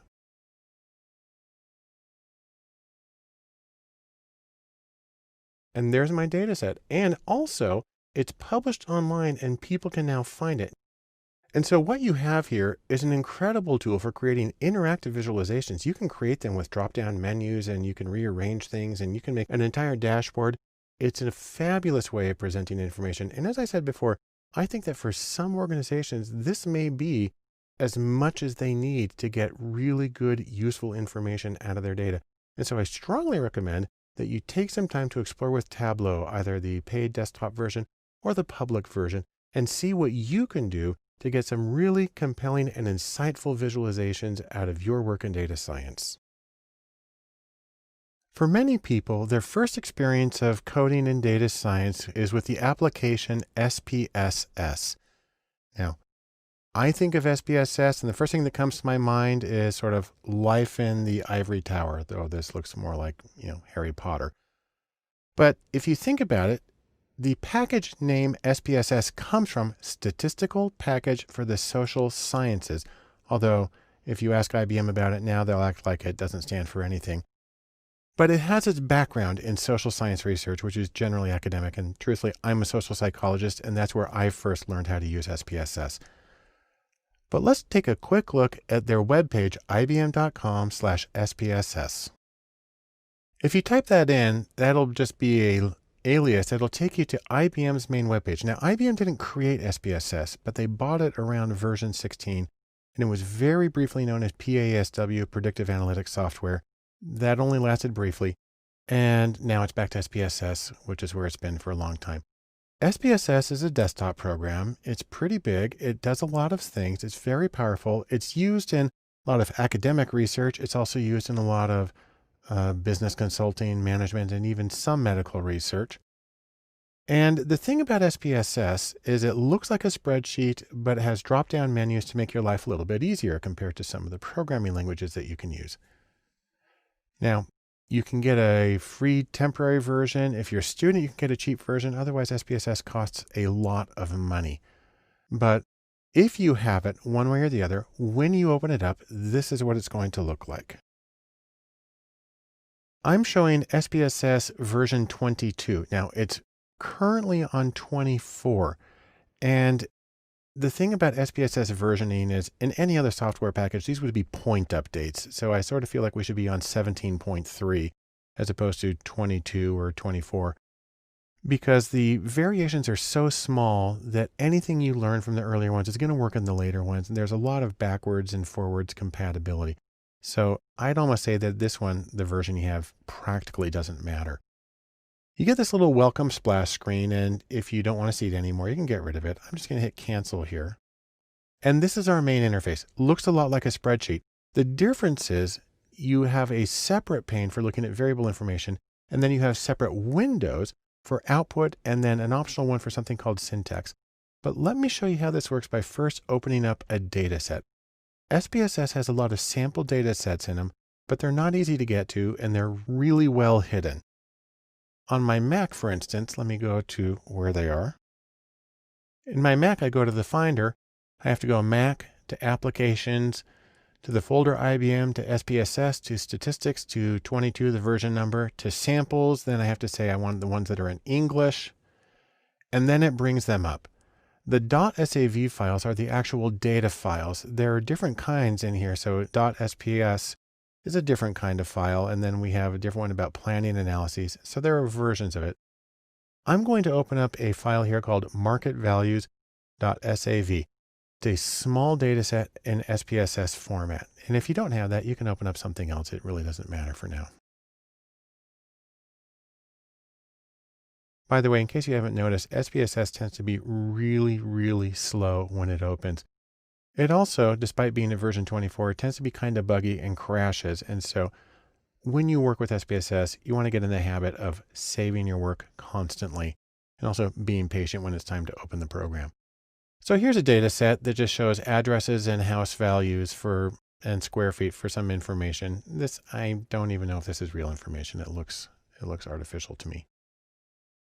But SPSS lets you do point and click analyses, which is unusual for a lot of things. So I'm going to come up here and I'm going to say, for instance, make a graph. I'm actually going to use what's called a legacy dialog to get a histogram of house prices. So I simply click values, put that right there, and I'll put a normal curve on top of it and hit OK. And then it's going to open up a new window, and it opened up a microscopic version of it here. So I'm going to make that bigger. This is the output window. And so this is a separate window, and it has a navigation pane here on the side. It tells me where the data came from, and it saves the command here. And then, there's my default histogram. And so we see most of the houses were right around $125,000, and then they went up to at least 400,000. I have a mean of 256,000, a standard deviation of about 80,000, and there's 94 houses in the data set. Fine, that's great. The other thing I can do is if I want to do some analyses, let me go back to the data just for a moment. For instance, I can come here to Analyze, and I can do descriptives. I'm actually going to do, I'm going to do one here called Explore. And I'll take the purchase price and I'll put it right here. And I'm going to get a whole bunch of stuff just by default. I'm going to hit OK. And it goes back to the output window. Once again, made it tiny. And so now you see beneath my chart, I now have a table and I've got a bunch of information, a stem and leaf plot, and I've got a box plot too. A great way of checking for outliers. And so this is a really convenient way to save things. You can export this information as images. You can export the entire file as an HTML. You can do it as a PDF or a PowerPoint. There's a lot of options here, and you can customize everything that's on here. Now, I just want to show you one more thing that makes your life so much easier in SPSS. You see right here that it's putting down these commands. It's actually saying graph and then histogram normal equals value. And then down here, we've got this little command right here. Most people don't know how to save their work in SPSS, and they kind of just have to do it over again every time. But there's a very simple way to do this. What I'm going to do is I'm going to open up something called a syntax file. I'm going to go to New, Syntax. And this is just a blank window that's a programming window. It's for saving code. And let me go back to my analysis I did a moment ago. I'll go back to Analyze. I can still get at it right here. And Descriptives and Explore. And my information is still there. And what happens here is even though I set it up with drop-down menus and point and click, if I do this thing paste, then what it does is it takes the code that creates that command and it saves it to this syntax window. And this is just a text file. It saves it as .sps, but it's a text file that can be opened in anything. And what's beautiful about this is it's really easy to copy and paste, and you can even take this into like Word and do find and replace on it. And it's really easy to replicate the analyses. And so for me, SPSS is a good program, but until you use syntax, you don't know the true power of it, and it makes your life so much easier as a way of operating it. Anyhow, this is my extremely brief introduction to SPSS. All I want to say is that it's a very common program, kind of looks like a spreadsheet, but it gives you a lot more power and options, and you can use both drop-down menus and text-based syntax commands as well to automate your work and make it easier to replicate it in the future. I want to take a look at one more application for coding and data science that's called JASP. This is a new application, not very familiar to a lot of people and still in beta, but with amazing promise. You can basically think of it as a free version of SPSS. And you know what? We love free. But JASP is not just free, it's also open source, and it's intuitive, and it makes analyses replicable, and it even includes Bayesian approaches. And so take that all together, we're pretty happy and we're jumping for joy. So before we move on, you just may be asking yourself, JASP, what is that? Well, the creators emphatically deny that it stands for just another statistics program, but be that as it may, we'll just go ahead and call it JASP and use it very happily. You can get to it by going to jasp-stats.org, and let's take a look at that right now. JASP is a new program. They say a low-fat alternative to SPSS, but it is a really wonderful, great way of doing statistics. You're going to want to download it, specifying your platform. It even comes in Linux format, which is beautiful. And again, it's beta, so stay posted. Things are updating regularly. And if you're on Mac, you're going to need to use Xquartz, but that's an easy thing to install. It makes a lot of things work better. And it's a wonderful way to do analyses. When you open up JASP, it's going to look like this. It's a pretty blank interface, but it's really easy to get going with it. So for instance, you can come over here to File, and you can even choose some example data sets. So for instance, here's one called Big Five. That's personality factors. And you've got data here that's really easy to work with. Let me scroll this over here for a moment. So there's our 5 variables. And let's do some quick analyses with these. Say, for instance, we want to get descriptives. We can pick a few variables. Now, if you're familiar with SPSS, the layout feels very much the same, and the output looks a lot the same. all I have to do is select what I want and it immediately pops up over here. And then I can choose additional statistics. I can get quartiles, I can get the median, and you can choose plots. Let's get some plots. All I do is click on it and they show up. And that's a really beautiful thing. And you can modify these things a little bit. So for instance, I can take the plots and let's see if I can drag that down. And if I make it small enough, I can see the 5 plots. Well, I went a little too far on that one.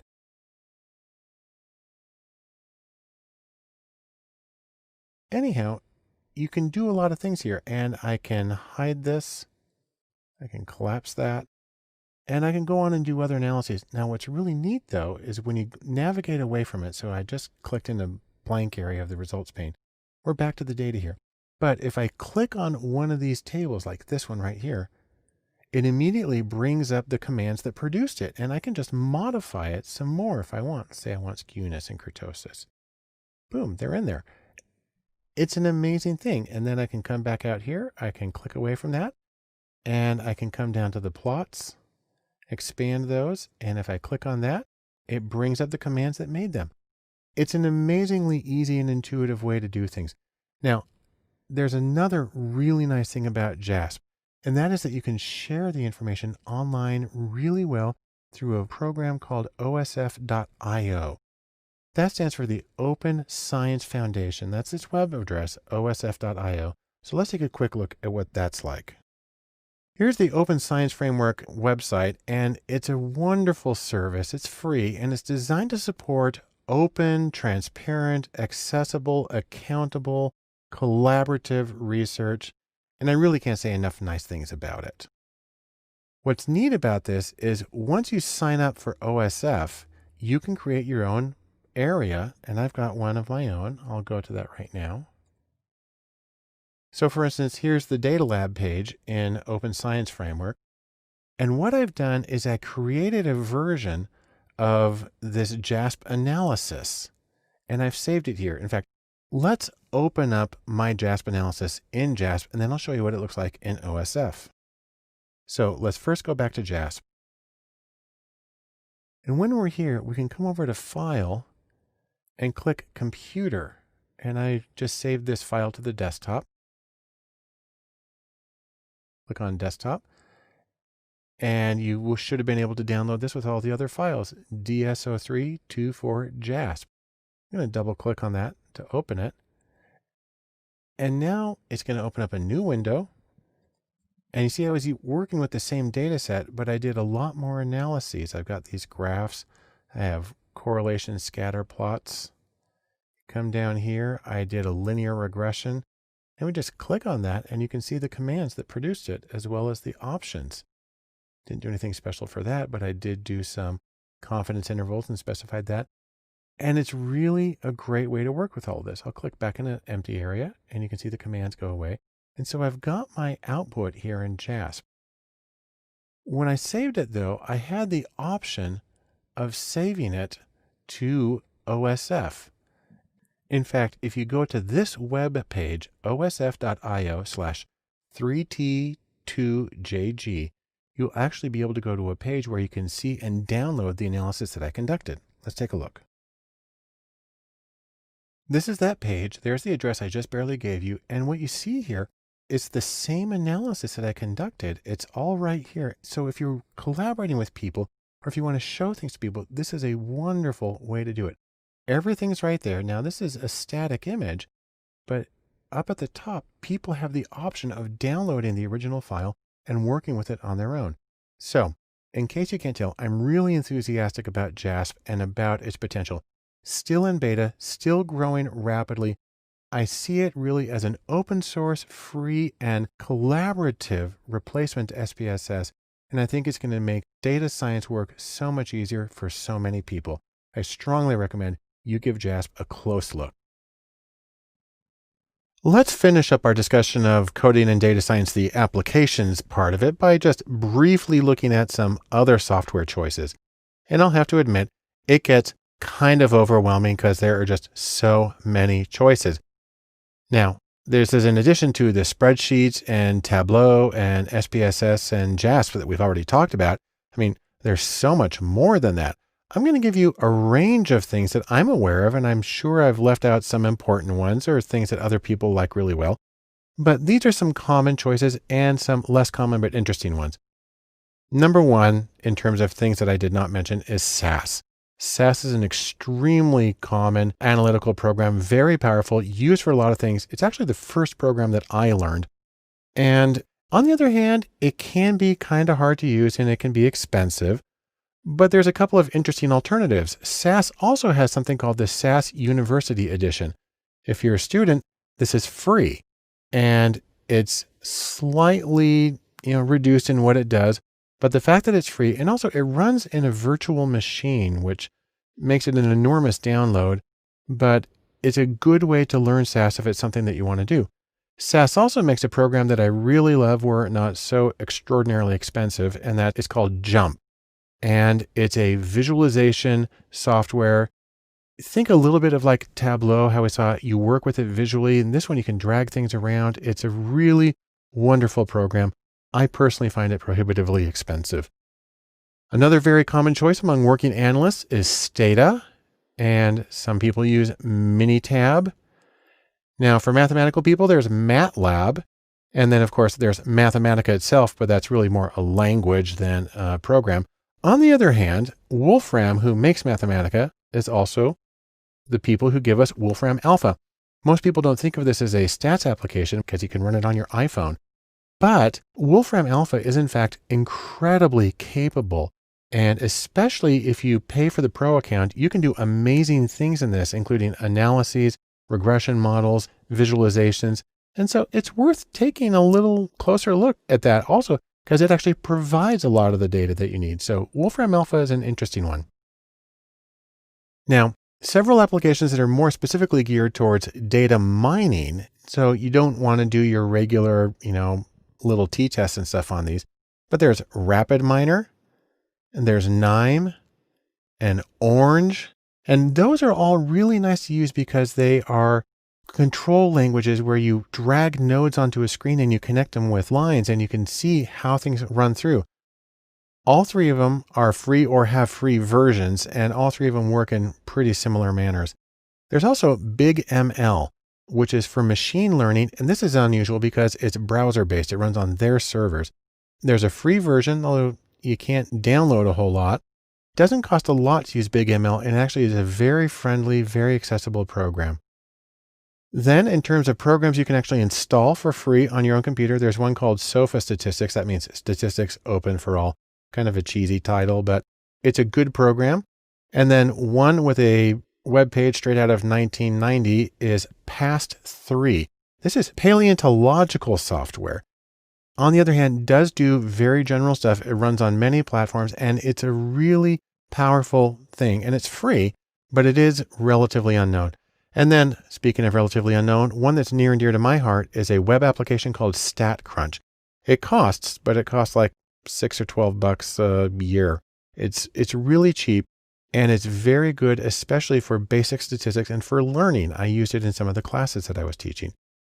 And then if you're deeply wedded to Excel and you just can't stand to leave that environment, you can purchase add-ins like Excel Stat, which give you a lot of statistical functions within the Excel environment itself. That's a lot of choices. And the most important thing here is don't get overwhelmed. There's a lot of choices, but you don't even have to try all of them. Really, the important question is what works best for you and the projects that you're working on. There's a few things you might want to consider in that regard. First off is functionality. Does it actually do what you want, or does it even run on your machine?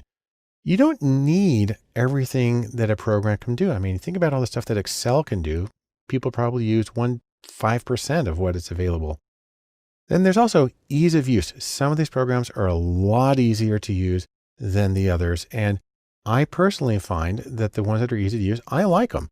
And so you might say, no, I need to program because I need to do custom stuff, but I'm willing to bet that 95% of what people do does not require anything custom.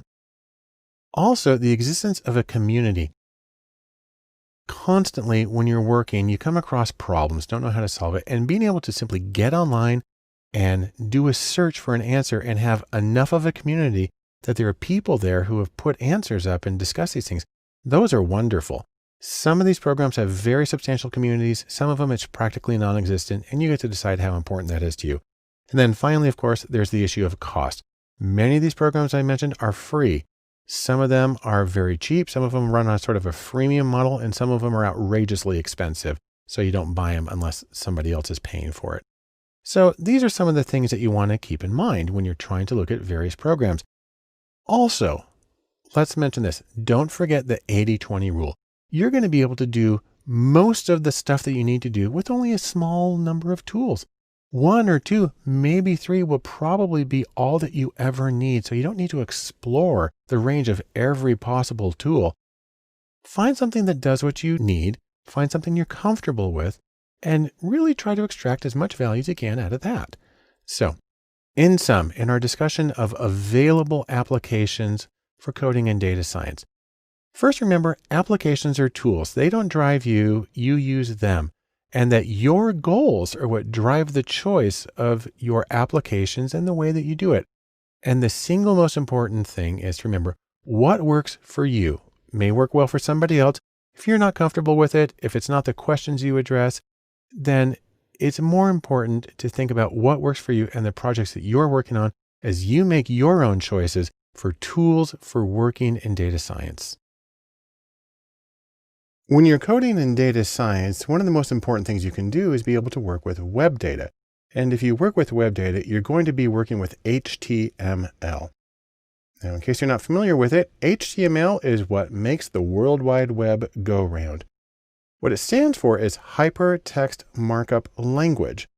And if you've never dealt with web pages before, here's a little secret. Web pages are just text. It's just a text document, but it uses tags to define the structure of the document, and a web browser knows what those tags are and it displays them in the right way. So for instance, some of the tags, they look like this. They're in angle brackets, and you have angle bracket and then a beginning tag, so body. Then you have the body, the main part of your text, and then you have in angle brackets and a backslash body to let the computer know that you're done with that part. You also have P and backslash P for paragraphs. H1 is for header 1, and you put it in between that text. TD is for table data, or the cell in a table, and you mark it off that way.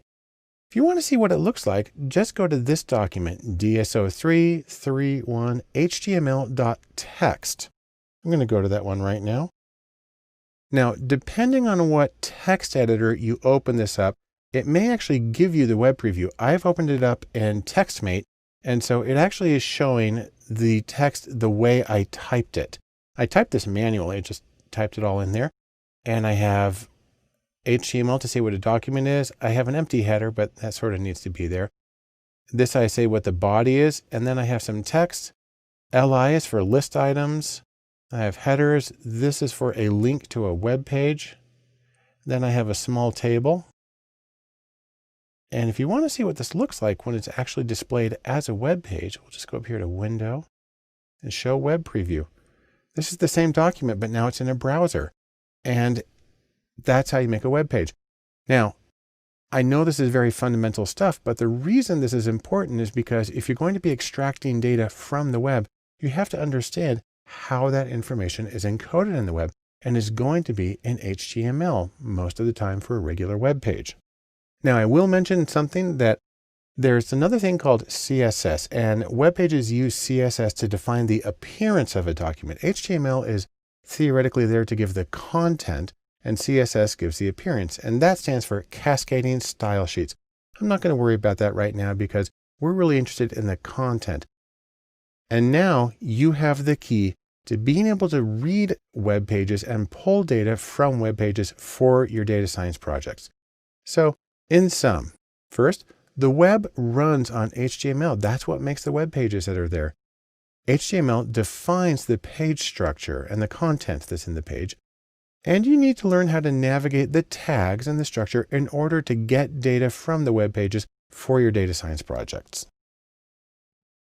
The next step in coding in data science when you're working with web data is to understand a little bit about XML. I like to think of this as the part of web data that follows the imperative Data define thyself. XML stands for Extensible Markup Language. And what it is, XML is semi-structured data. What that means is that tags define data so a computer knows what a particular piece of information is. But unlike HTML, the tags are free to be defined any way you want. And so you have this enormous flexibility in there, but you're still able to specify it so the computer can read it. Now, there's a couple of places where you're going to see XML files. Number one is in web data. HTML defines the structure of a web page, but if they're feeding data into it, then that will often come in the form of an XML file. Interestingly, Microsoft Office files, if you have docx or xlsx, X part at the end stands for a version of XML that's used to create these documents. If you use iTunes, the library information that has all of your artists and your genres and your ratings and stuff, that's all stored in an XML file. And then finally, data files that often go with particular programs can be saved as XML as a way of representing the structure of the data to the program. And for XML, tags use opening and closing angle brackets just like HTML did. Again, the major difference is that you're free to define the tags however you want. So for instance, thinking about iTunes, you can define a tag that's genre, and you have the angle brackets and genre to begin that information, and then you have the angle brackets with the backslash to let it know you're done with that piece of information. Or you can do it for composer, or you can do it for rating, or you can do it for comments. And you can create any tags you want, and you put the information in between those two things. Now, let's take an example of how this works. I'm going to show you a quick data set that comes from the web. It's at airgast.com and API. This is a website that stores information about automobile Formula One racing. Let's go to this webpage and take a quick look at what it's like. So here we are at airgast.com, and it's the API for Formula One. And what I'm bringing up is the results of the 1957 season in Formula One racing. And here you can see who the competitors were in each race and how they finished and so on. So this is a data set that's being displayed in a web page. If you want to see what it looks like in XML, all you have to do is type XML onto the end of this .xml. I've done that already, so I'm just going to go to that one. You see, it's only this little bit that I've added, .xml. Now, it looks exactly the same because the web page is structuring XML data by default. But if you want to see what it looks like in its raw format, just do an option click on the web page and go to View Page Source. At least that's how it works in Chrome. And this is the structured XML page. And you can see we've got tags here. It says race name, circuit name, location. And obviously these are not standard HTML tags. They're defined for the purposes of this particular data set. But we begin with one, we have circuit name right there, and then we close it using the backslash right there. And so this is structured data. The computer knows how to read it, which is exactly, this is how it displays it by default. And so it's a really good way of displaying data, and it's a good way to know how to pull data from the web. You can actually use what's called an API, an application programming interface, to access this XML data, and it pulls it in along with its structure, which makes working with it really easy. What's even more interesting is how easy it is to take XML data and convert it between different formats because it's structured and the computer knows what you're dealing with. So for example one, it's really easy to convert XML to CSV or comma separated value files. That's the spreadsheet format, because it knows exactly what the headings are and what piece of information goes in each column.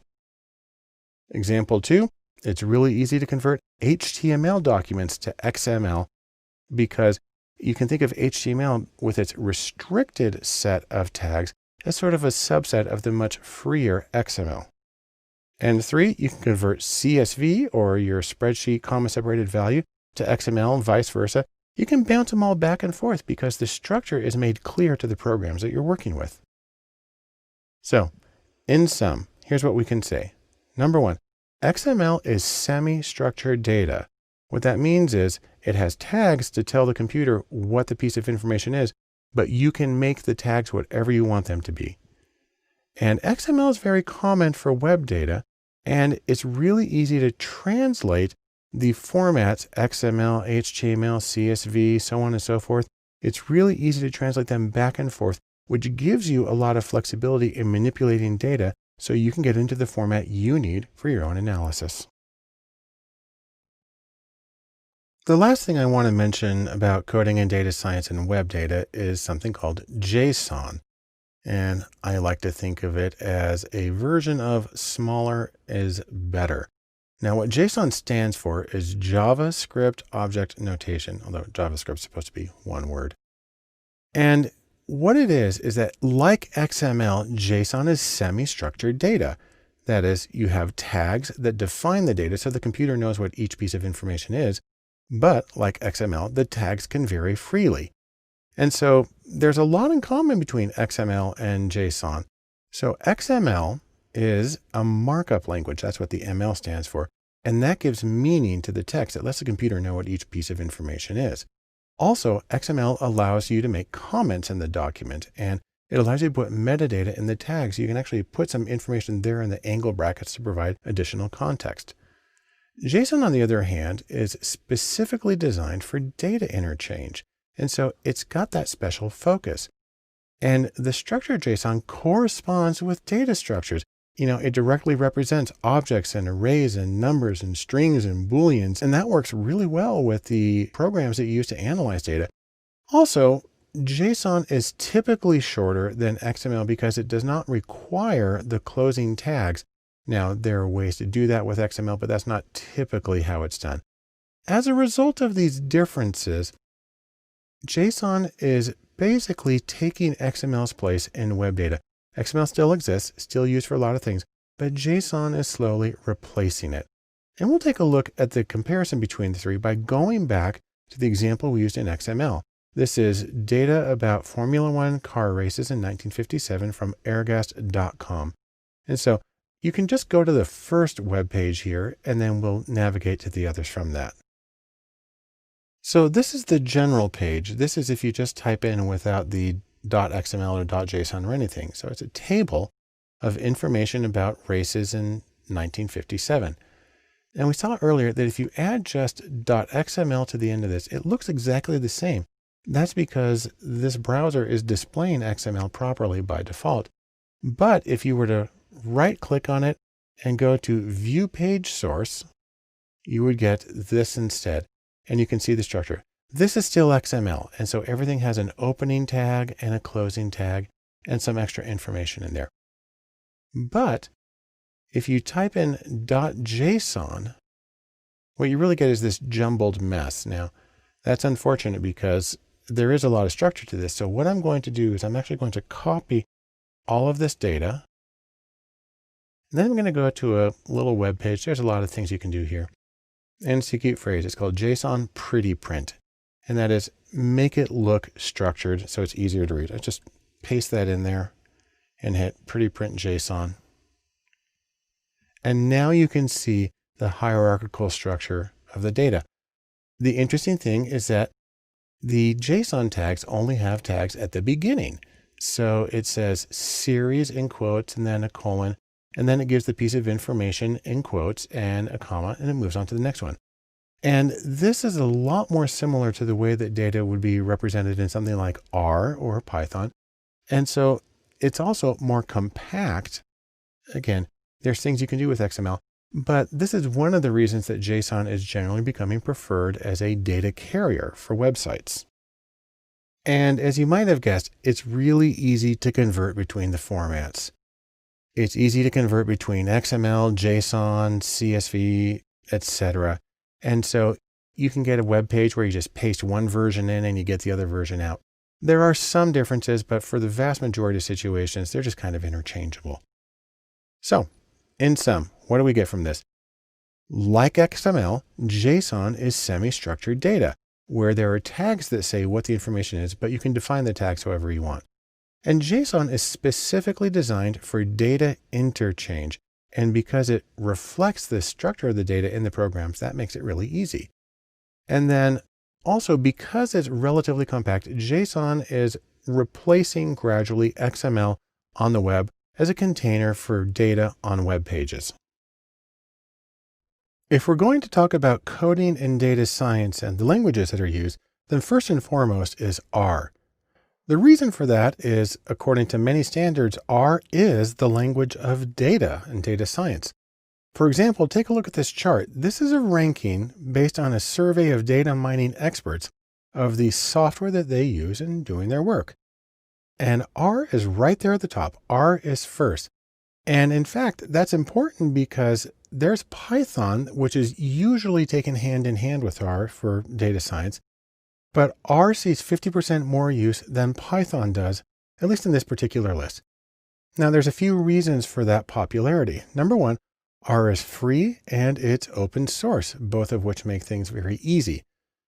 Second, R is specially developed for vector operations. That means it's able to go through an entire list of data without having to write for loops to go through it. If you've ever had to write for loops, then you know that that would be kind of disastrous having to do that with data analysis. Next, R has a fabulous community behind it. It's very easy to get help on things with R. You Google it, you're going to end up in a place where you're going to be able to find good examples of what you need. And probably most importantly, R is very capable on its own, but there are 7,000 packages, actually it's many more than that, 7,000 packages that add capabilities to R. Essentially, it can do anything. Now, when you're working with R, you actually have a choice of interfaces. That is, how do you actually do the coding and how do you get your results? R comes with its own IDE or interactive development environment. You can do that, or if you're on a Mac or Linux, you can actually do R through the terminal, through command line. If you've installed R, you just type R and it starts up. There's also a very popular development environment called RStudio, and that's actually the one that I use and I'll be using for all my examples. But another new competitor is Jupyter, which is very commonly used for Python. It's what I use for examples there. It works in a browser window, even though it's locally installed. And RStudio and Jupyter, there's pluses and minuses to each one of them. I'll mention them as we get to them. But no matter what interface you use, R's command line, you are typing lines of code in order to get the commands. Some people get really scared about that, but really there's some advantages to that in terms of the replicability and really the accessibility, the transparency of your commands. So for instance, here's a short example of some commands in R. You can enter them into what's called the console, and that's just like one line at a time. That's called an interactive way. Or you can save scripts and run bits and pieces of them selectively. That makes your life a lot easier. No matter how you do it, if you're familiar with programming in other languages, then you're going to find that R is a little weird. It has an idiosyncratic model. It makes sense once you get used to it, but it is a different approach. And so it does take some adaptation if you're accustomed to programming in other languages. Now, once you do your programming and get your output, what you're going to get is graphs in a separate window. You're going to get text and numbers, numerical output in the console.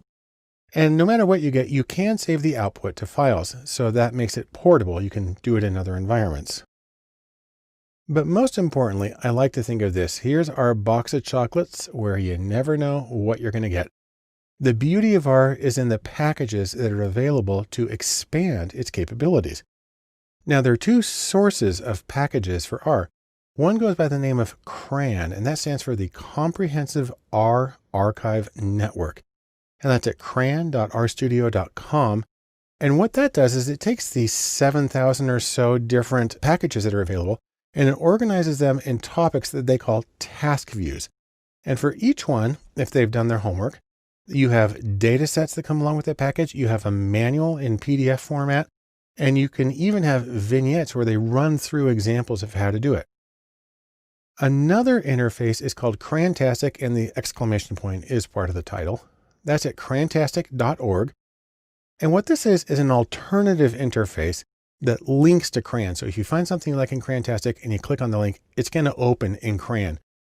But the nice thing about Crantastic is it shows the popularity of packages, and it also shows how recently they were updated. And that can be a nice way of knowing that you're getting sort of the latest and greatest. Now, from this very abstract presentation, we can say a few things about R. Number one, according to many, R is the language of data science. And it's a command line interface. You're typing lines of code. So that gives it both a strength and it's a challenge for some people.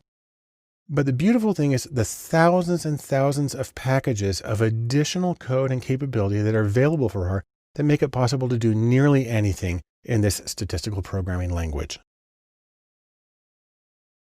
When talking about coding in data science in the languages, along with R, we need to talk about Python. Now, Python, the snakes, is a general purpose program that can do it all, and that's its beauty. If we go back to this survey of the software used by data mining experts, you see that Python's there. It's number 3 on the list. And what's significant about that is on this list, Python is the only general purpose programming language.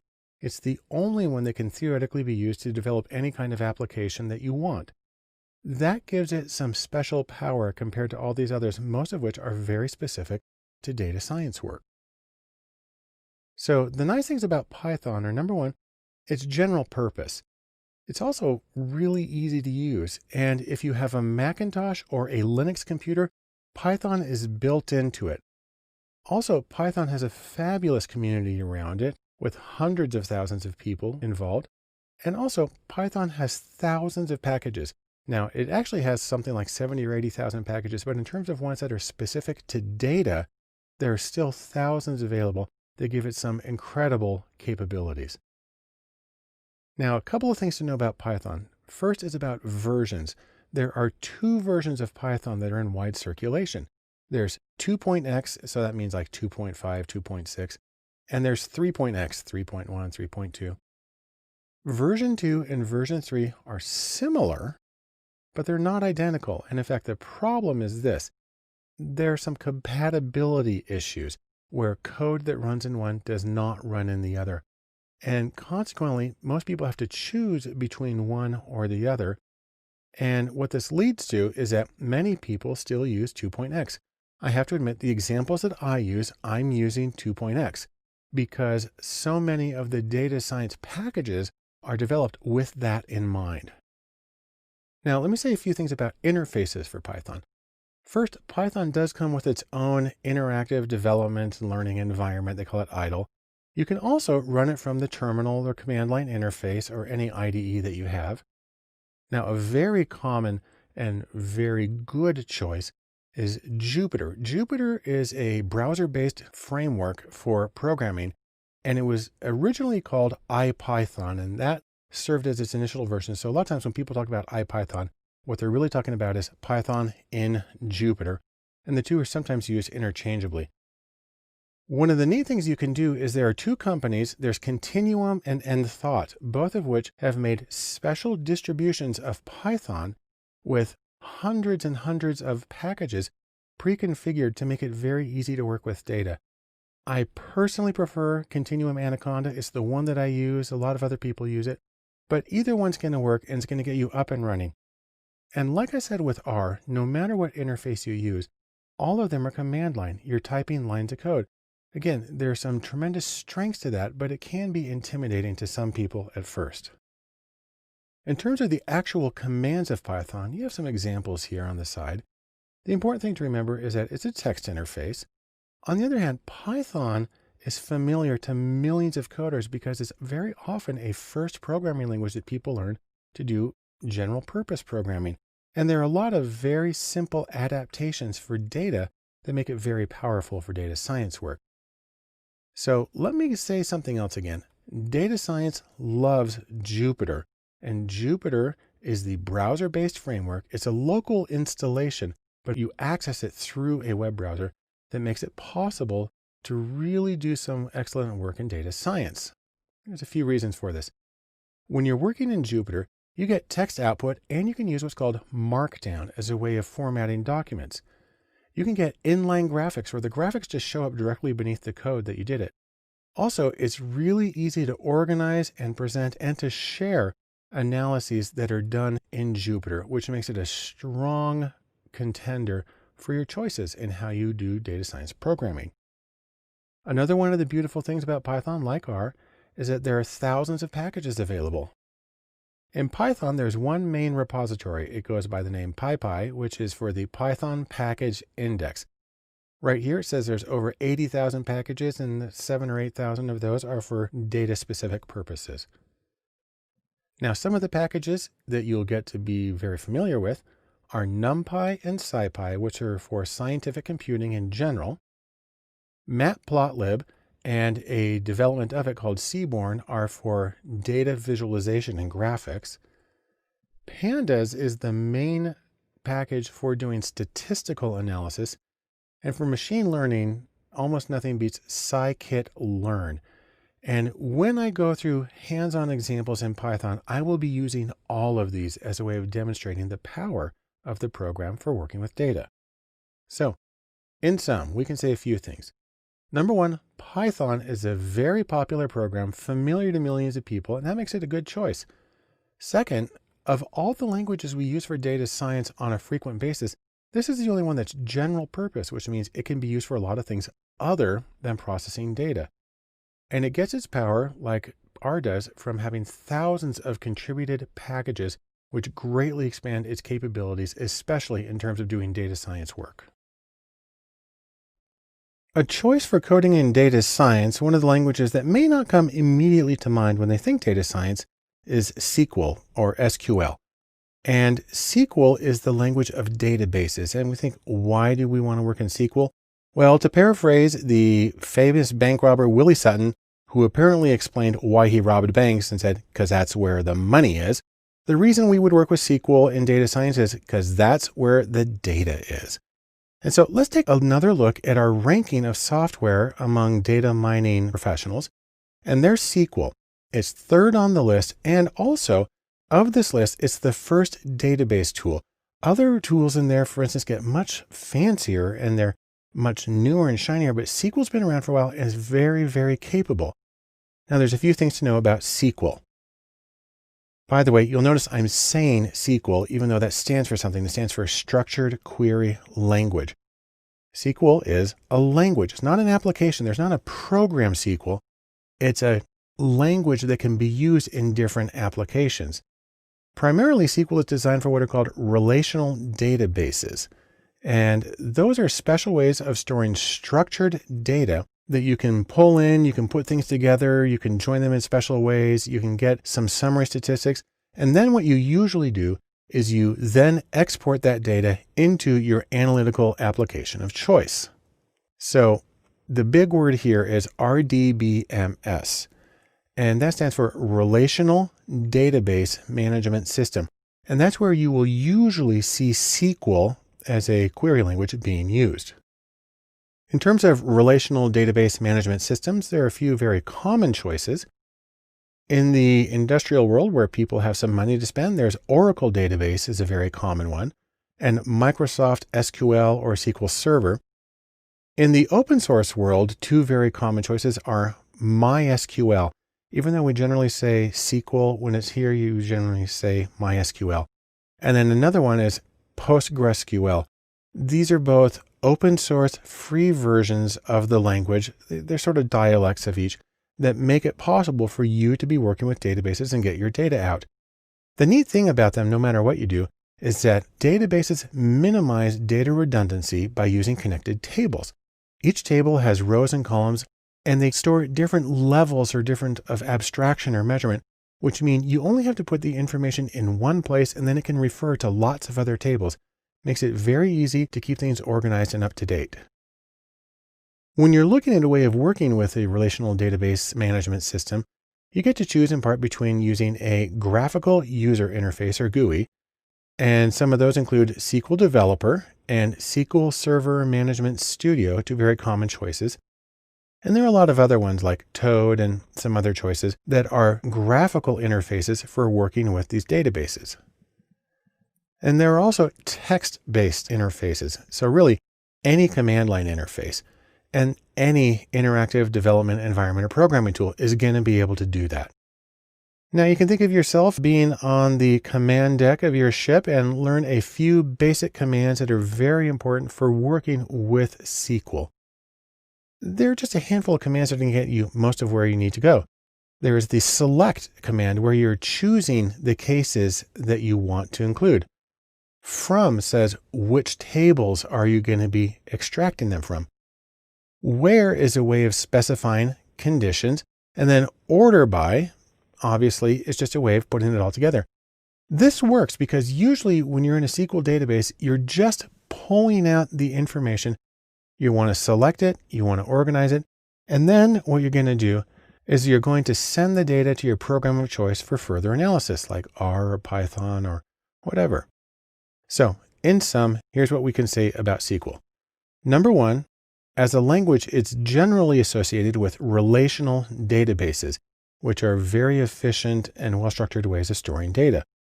Just a handful of basic commands can be extremely useful when working with databases. You don't have to be a super ninja expert. Really, a handful, 5-10 commands will probably get you everything you need out of a SQL database. And then once you get the data organized, it's typically exported to some other program for analysis. When you talk about coding in any field, one of the languages or one of the groups of languages that come up most often are C, C++, and Java. Now, these are extremely powerful applications and very frequently used for sort of professional production level coding. In data science, the place where you're going to see these languages most often is in the bedrock, the absolute fundamental layer that makes the rest of data science possible. So for instance, C and C++. C is from the 60s, C++ is from the 80s, and they have extraordinarily wide usage. And their major advantage is that they're really, really fast. In fact, C is usually used as the benchmark for how fast is a language. They're also very, very stable, which makes them really well suited to production level code and, for instance, server use. What's really neat is that in certain situations, if time is really important, if speed's important, then you can actually use C code in R or other statistical languages. Next is Java. Java is based on C++. Its major contribution was the WORA, or write once, run anywhere. The idea that you're going to be able to develop code that is portable to different machines and different environments. And because of that, Java is actually the most popular computer programming language overall against all tech situations. And the place where you would use these in data science is, like I said, when time is of the essence, when something has to be fast, it has to get the job accomplished quickly, and it has to not break, then these are the ones that you're probably going to use.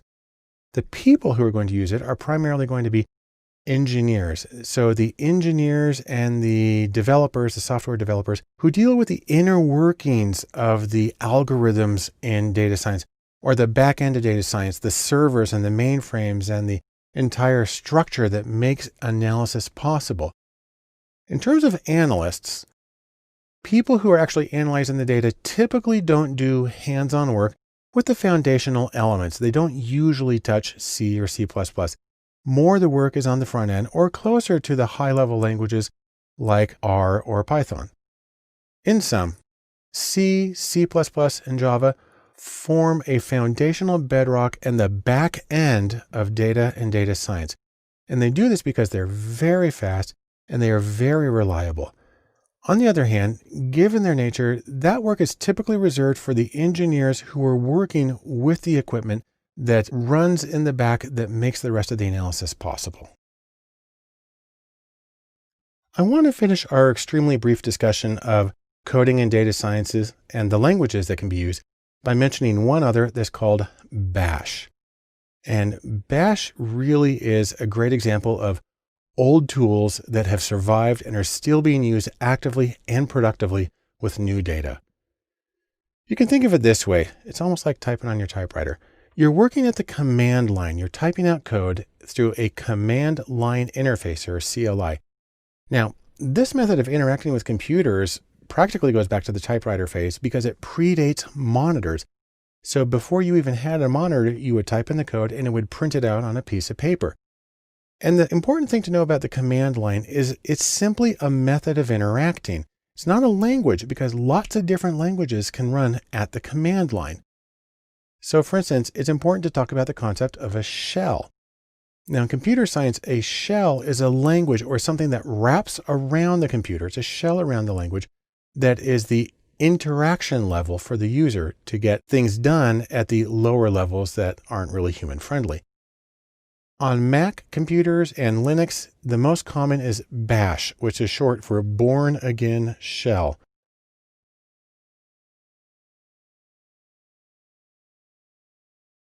On Windows computers, the most common version is PowerShell.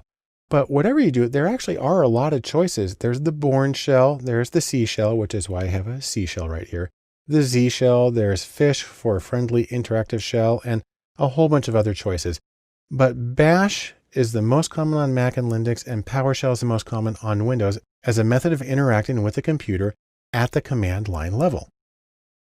Now there's a few things you need to know about this. First, you have a prompt of some kind. In Bash, it's a $sign, and that just means type your command here. Then the other thing is you type one line at a time. It's actually amazing how much you can get done with what's called a one-liner program by sort of piping things together so one feeds into the other. You can run more complex commands if you use a script. And so you call a text document that has a bunch of things in it, and you can get much more elaborate analyses done.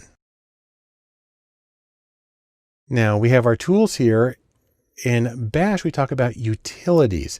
And what these are specific programs that accomplish specific tools. Bash really thrives on do one thing and do it very well. There are two general categories of utilities for Bash. Number one is the built-ins. These are the ones that come installed with it, and so you're able to use them at any time by simply calling in their name. Some of the most common ones are cat, which is for catenate, and that's to put information together. There's awk, which is its own interpreted programming language, but it's often used for text processing from the command line. By the way, the name awk comes from the initials of the people who created it. Then there's grep, which is for global search with a regular expression, and print. It's a way of searching for information. And then there's sed, which stands for stream editor. And its main use is to transform text. You can do an enormous amount with just these four utilities. A few more are head and tail that display the first or last 10 lines of a document. Sort and unique, which sort and count the number of unique answers in a document.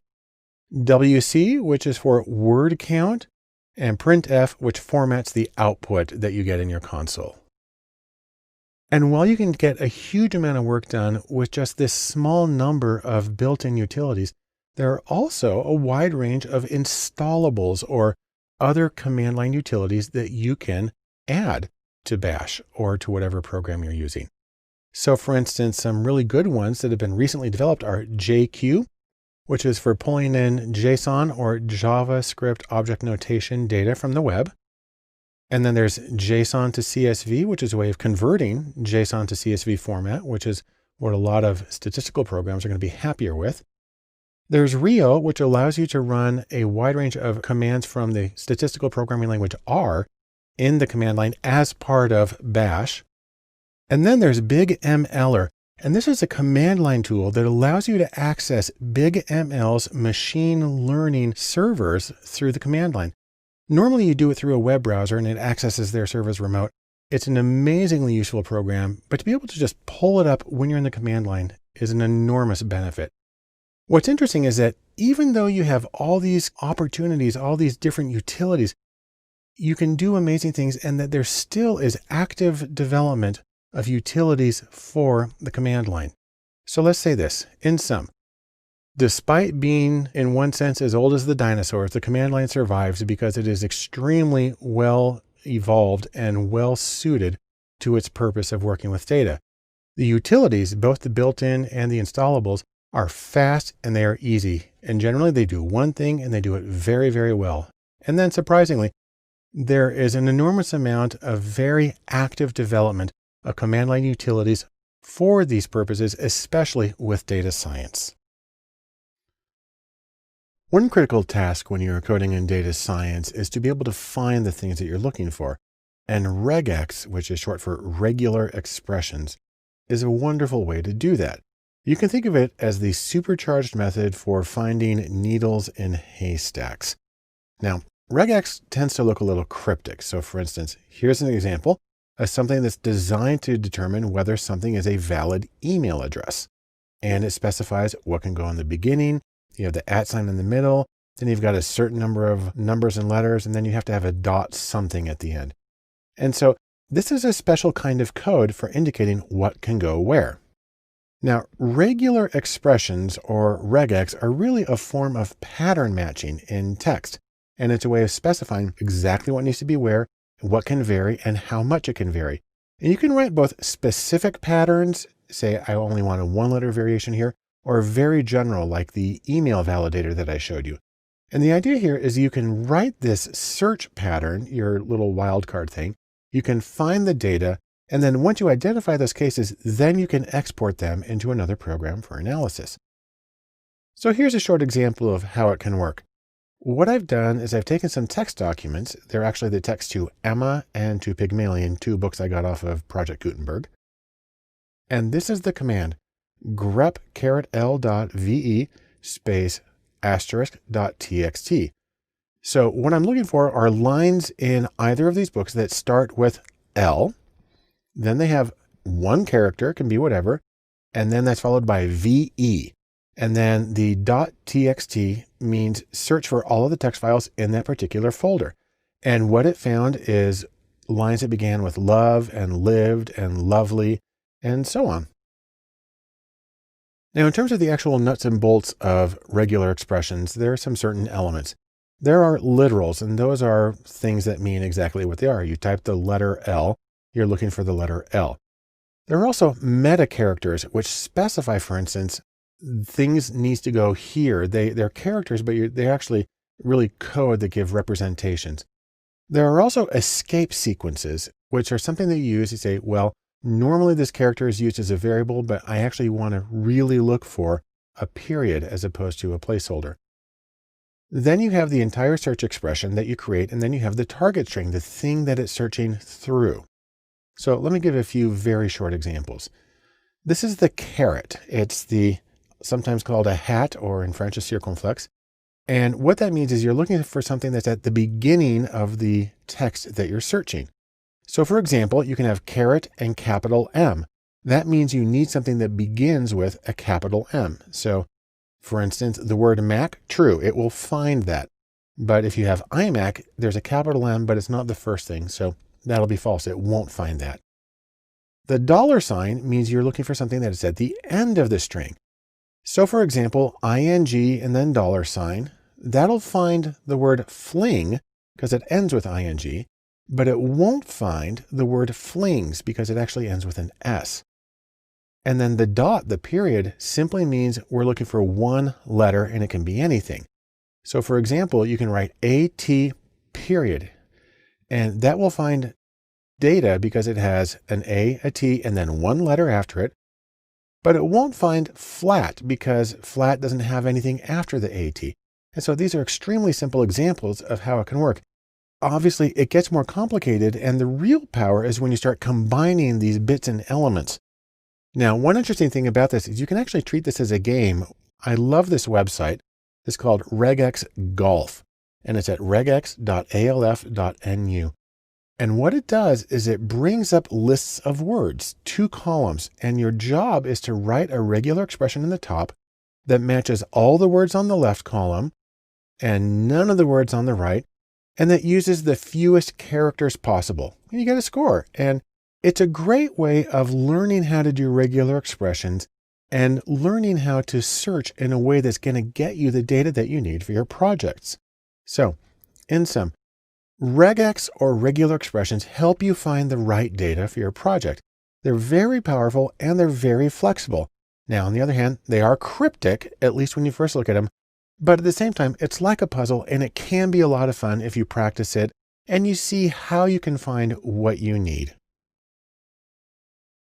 I want to thank you for joining me in coding and data science, and we'll wrap up this course by talking about some of the specific next steps that you can take for working in data science. The idea here is that you want to get some tools and you want to start working with those tools. Now, please keep in mind something that I've said at another time. Data tools and data science are related, they're important, but don't make the mistake of thinking that if you know the tools that you have done the same thing as actually conducted data science. That's not true. People sometimes get a little enthusiastic and they get a little carried away. What you need to remember is the relationship really is this. Data tools are an important part of data science, but data science itself is much bigger than just the tools. Now, speaking of tools, remember there's a few kinds that you can use and that you might want to get some experience with these. Number one, in terms of apps or just specific built applications, Excel and Tableau are really fundamental for both getting the data from clients or doing some basic data browsing. And Tableau is really wonderful for interactive data visualization. I strongly recommend that you get very comfortable with both of those. In terms of code, it's a good idea to learn either R or Python, or ideally to learn both because you can use them hand in hand. In terms of utilities, it's a great idea to learn how to work with Bash, the command line utility, and to use regular expressions or regex. You can actually use those in lots and lots of programs, regular expressions. And so they can have a very wide application. And then finally, data science requires some kind of domain expertise. You're going to need some sort of field experience or intimate understanding of a particular domain and the challenges that come up and what constitutes workable answers and the kind of data that's available. Now, as you go through all of this, you don't need to build this monstrous list of things. Remember, you don't need everything. You don't need every tool. You don't need every function. You don't need every approach. Instead, remember, get what's best for your needs and for your style. But no matter what you do, remember, tools are tools. They're a means to an end. Instead, you want to focus on the goal of your data science project, whatever it is. And I can tell you really, the goal is meaning, extracting meaning out of your data to make informed choices.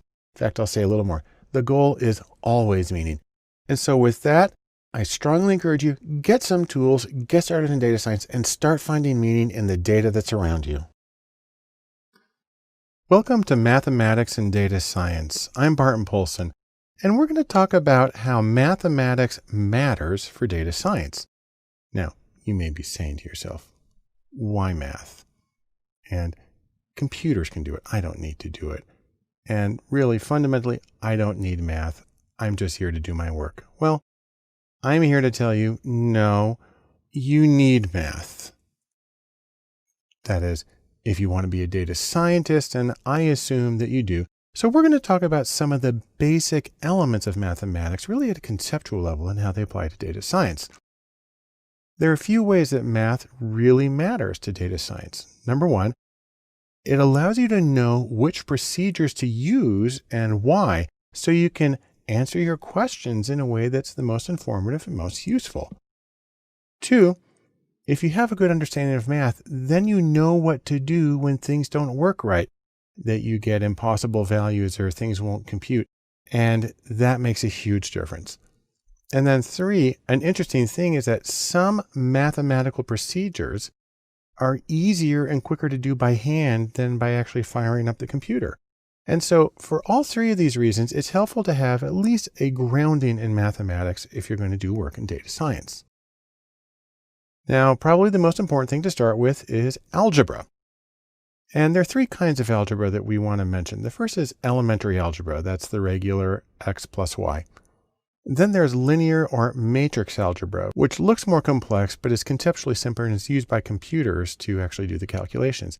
And then finally, I'm going to mention systems of linear equations where you have multiple equations simultaneously that you're trying to solve. Now, there's more math than just algebra. A few other things that I'm going to cover in this course. A little bit of calculus. A little bit of big O or order, which has to do with the speed or the complexity of operations. A little bit of probability theory, and a little bit of Bayes or Bayes' theorem, which is used for getting posterior probabilities and changes the way that you interpret the results of an analysis.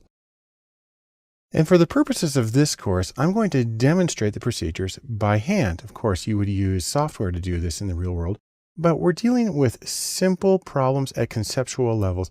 And really the most important thing to remember is, even though a lot of people get put off by math, really, you can do it.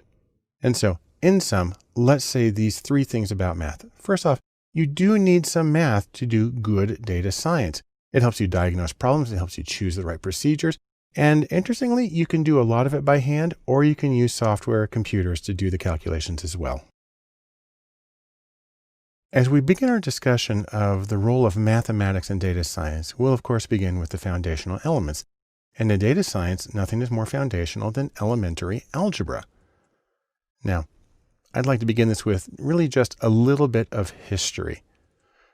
In case you're not aware, the first book on algebra was written in 820 by Muhammad ibn Musa al-Khwarizmi, and it was called The Compendious Book on Calculation by Completion and Balancing. Actually, it was called this, which if you transliterate that comes out to this, but look at this word right here. That's the algebra, which means restoration. Any case, that's where it comes from. And for our concerns, there are several kinds of algebra that we're going to talk about. There's elementary algebra, there's linear algebra, and there are systems of linear equations. We'll talk about each of those in different videos. But to put it into context, let's take an example here of salaries. Now, this is actually based on real data from a survey of the salary of people employed in data science. And to give a simple version of it, the salary was equal to a constant. That's sort of an average value that everybody started with.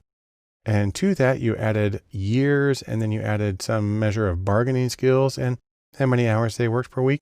And that gave you a prediction, but because it wasn't exact, there's also some error to throw into it to get to the precise value that each person has. Now, if you want to abbreviate this, you can write it kind of like this: S plus C plus Y plus B plus H plus E. Although it's more common to write it symbolically like this. And let's go through this equation very quickly. The first thing we have is outcome. We call that Y, the variable Y, for person I. I stands for each case in our observations. So here's outcome Y for person I. This letter right here is a Greek beta, and it represents the intercept or the average. That's why it has a 0, because we don't multiply it times anything. But right next to it, we have the coefficient for variable 1. So beta, which means a coefficient, sub 1 for the first variable. And then we have variable 1, and then x1 means variable 1, and then the I means it's the score on that variable for person I, whoever we're talking about. And then we do the same thing for variables 2 and 3, and then at the end, we have a little epsilon here with an I for the error term for person I, which says how far off the prediction was from their actual score. Now I'm going to run through some of these procedures and we'll see how they can be applied to data science. But for right now, let's just say this in sum. First off, algebra is vital to data science. It allows you to combine multiple scores, get a single outcome, do a lot of other manipulations. And really, the calculations are easy for one case at a time, especially when you're doing it by hand. The next step in mathematics for data science foundations is to look at linear algebra, or an extension of elementary algebra. And depending on your background, you may know this by another name, and I like to think welcome to the matrix, because it's also known as matrix algebra, because we're dealing with matrices. Now, let's go back to an example I gave in the last video about salary, where salary is equal to a constant plus years plus bargaining plus hours plus error. Okay, that's a way to write it out in words. And if you want to put it in symbolic form, it's going to look like this. Now, before we get started with matrix algebra, we need to talk about a few new words. Maybe you're familiar with them already. The first is scalar, and this means a single number. And then a vector is a single row or a single column of numbers that can be treated as like a collection. That usually means a variable. And then finally, a matrix consists of many rows and columns, sort of a big rectangle of numbers. The plural of that, by the way, is matrices. And the thing to remember is that machines love matrices. Now, let's take a look at a very simple example of this. Here is a very basic representation of matrix algebra or linear algebra, where we're showing data on 2 people on 4 variables. So over here on the left, we have the outcomes for cases 1 and 2, our people 1 and 2. And you put them in the square brackets to indicate that it's a vector or a matrix. Here on the far left, it's a vector because it's a single column of values.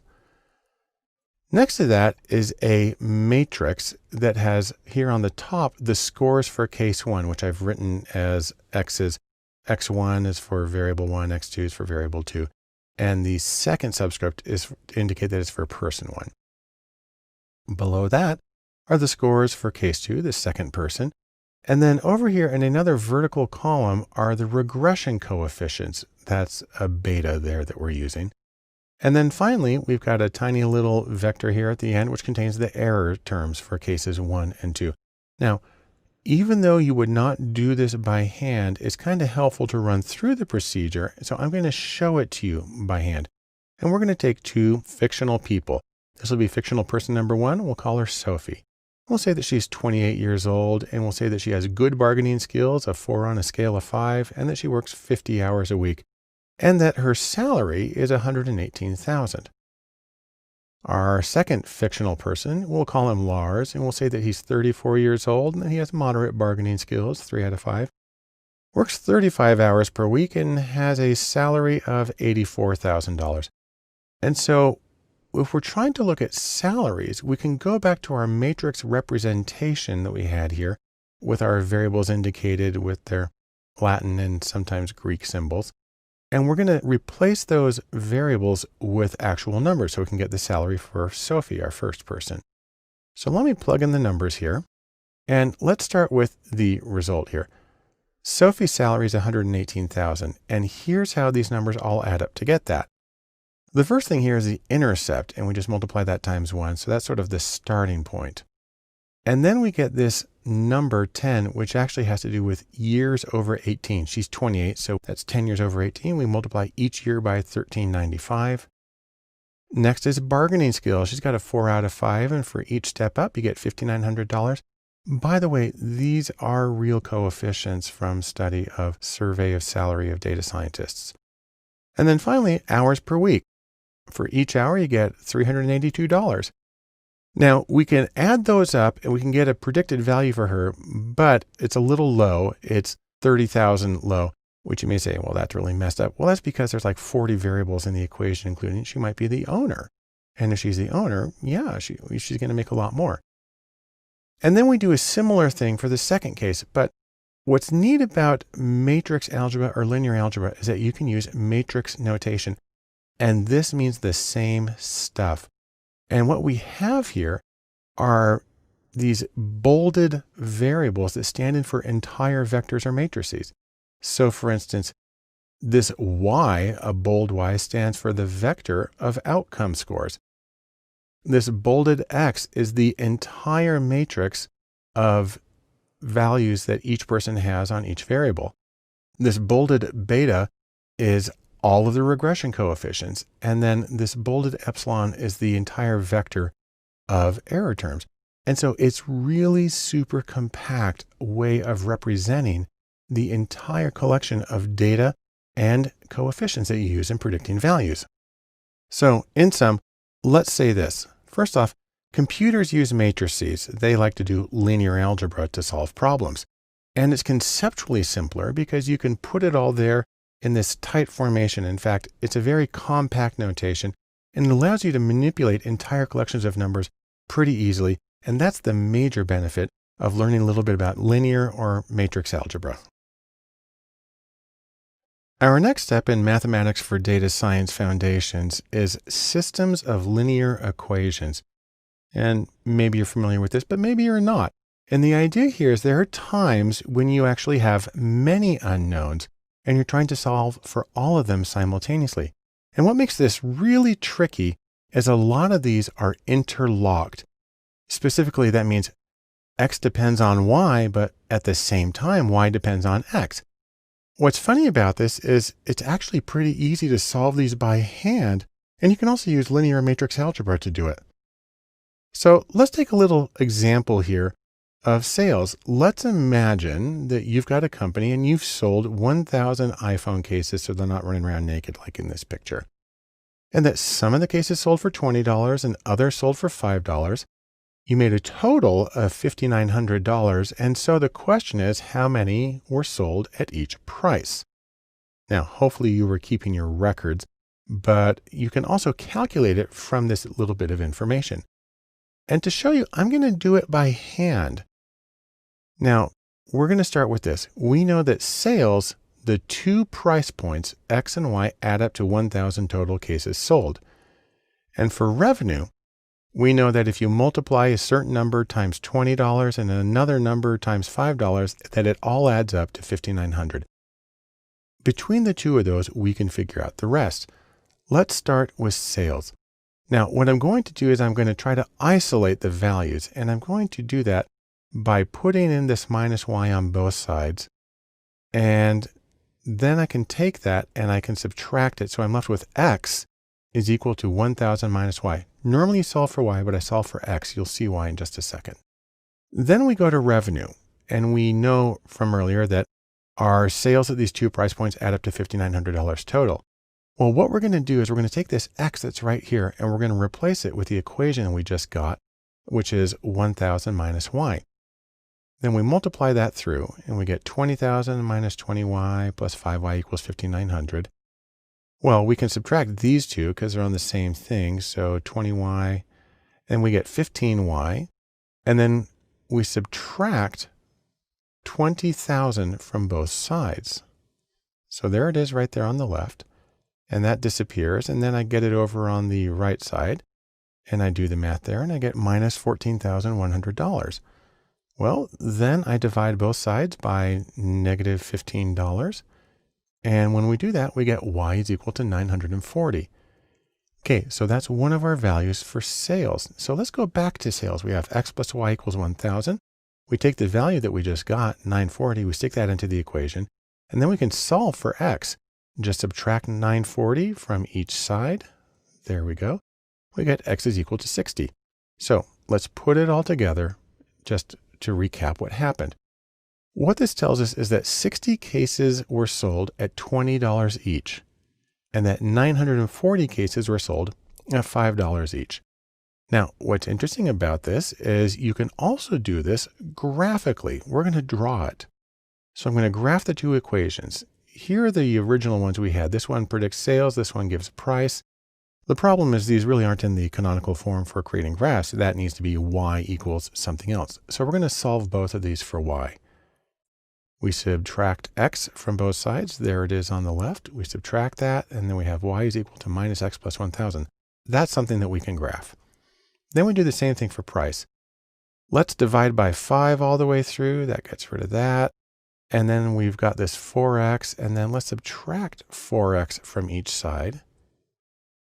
And what we're left with is minus 4X plus 1180. That's also something that we can graph. So here's the first line. This indicates cases sold. It originally said X plus Y equals 1,000, but we rearranged it to Y is equal to minus X plus 1,000. And so that's the line we have here. And then we have another line which indicates earnings. And this one was originally written as $20 times X plus $5 times Y equals $5,900 total. We rearrange that to Y equals minus 4X plus 1180. That's the equation for the line. And then the solution is right here at the intersection. There's our intersection, and it's at 60 on the number of cases sold at $20 and 940 on the number of cases sold at $5. And that also represents the solution of these joint equations. And so it's a graphical way of solving a system of linear equations. So in sum, systems of linear equations allow us to balance several unknowns and find the unique solution. And in many cases, it's easy to solve by hand. And it's really easy with linear algebra when you use software to do it at the same time. As we continue our discussion of mathematics and data science and the foundational principles, the next thing we want to talk about is calculus. And I'm going to give a little more history right here. The reason I'm showing you pictures of stones is because the word calculus is Latin for stone, as in a stone used for tallying, where people would actually have a little bag of stones and they would move them and they would use it to count sheep or whatever. And the system of calculus was formalized in the 1600s simultaneously, independently by Isaac Newton and Gottfried Wilhelm Leibniz. And there are 3 reasons why calculus is important for data science. Number one, it's the basis of most of the procedures that we do. Things like least squares regression and probability distributions, they use calculus in getting those answers. Second one is if you're studying anything that changes over time. So if you're measuring quantities or rates that change over time, then you have to use calculus.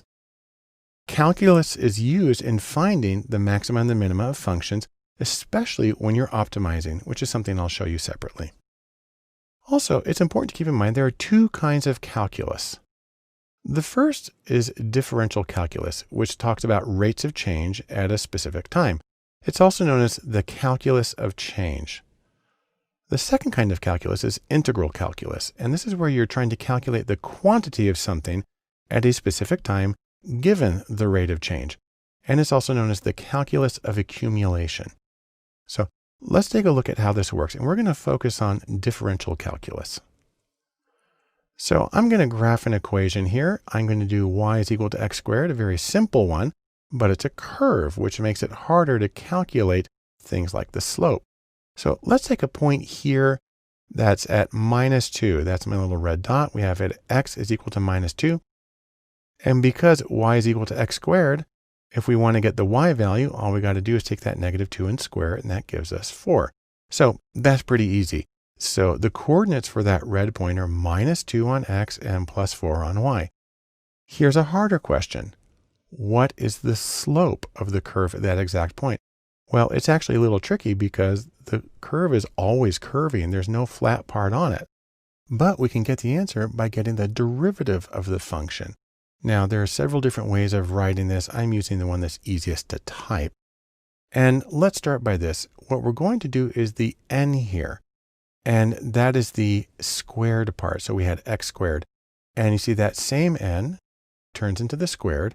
And then we come over here and we put that same value 2 in right there. And we put the 2 in right here. And then we can do a little bit of subtraction. 2 minus 1 is 1. And truthfully, you can just ignore that and you get 2x. That is the derivative. So what we have here is the derivative of x squared is 2x. That means the slope at any given point of the curve is 2x. So let's go back to what we had a moment ago. Here's our curve. Here's our point at x -2. And so the slope is equal to 2x. Well, we put in the -2 and we multiply it and we get -4. So that is the slope at this exact point on the curve. Okay. What if we choose a different point? Let's say we come over here to x is equal to 3. Well, the slope's equal to 2x. So that's 2 times 3 is equal to 6. Great. And on the other hand, you might be saying to yourself, and why do I care about this? There's a reason that this is important. And what it is that you can use these procedures to optimize decisions. And if that seems a little too abstract to you, that means you can use them to make more money. And I'm going to demonstrate that in the next video.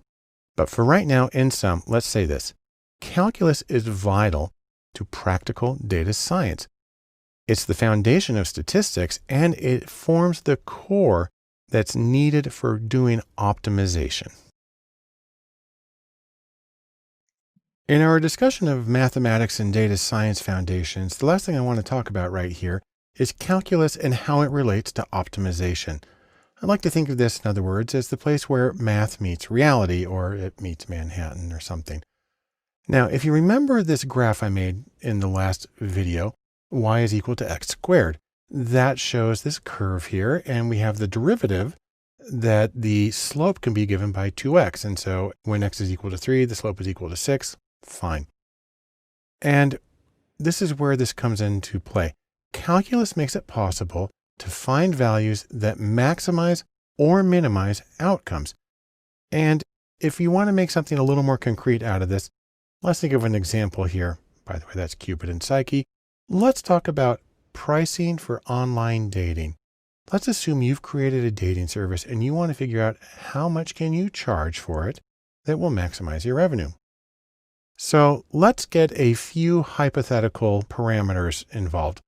First off, let's say that annual subscriptions currently cost $500 a year, and you can charge that for a dating service. And let's say you sell 180 new subscriptions every week. On the other hand, Based on your previous experience manipulating prices around, you have some data that suggests that for each $5 you discount from the price of $500, you will get 3 more sales. Also, because it's an online service, let's just make our lives a little simpler right now and assume that there is no increase in overhead. It's not really how it works, but we'll do it for now. And I'm actually going to show you how to do all this by hand.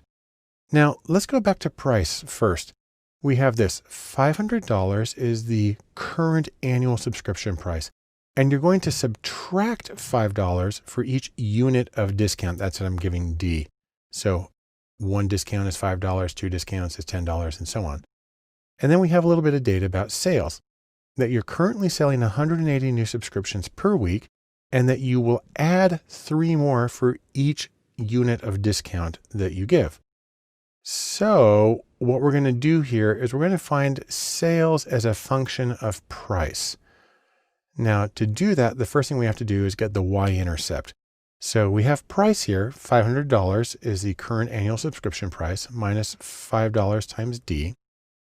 And what we're going to do is we're going to get the y-intercept by solving when does this equal 0.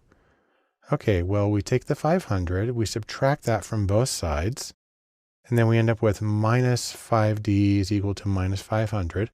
Divide both sides by minus 5, and we're left with D is equal to 100. That is, when D is equal to 100, X is 0, and that tells us how we can get the y-intercept. But to get that, we have to substitute this value into sales. So we take D is equal to 100, and the intercept is equal to 180 plus 3. 180 is the number of new subscriptions per week.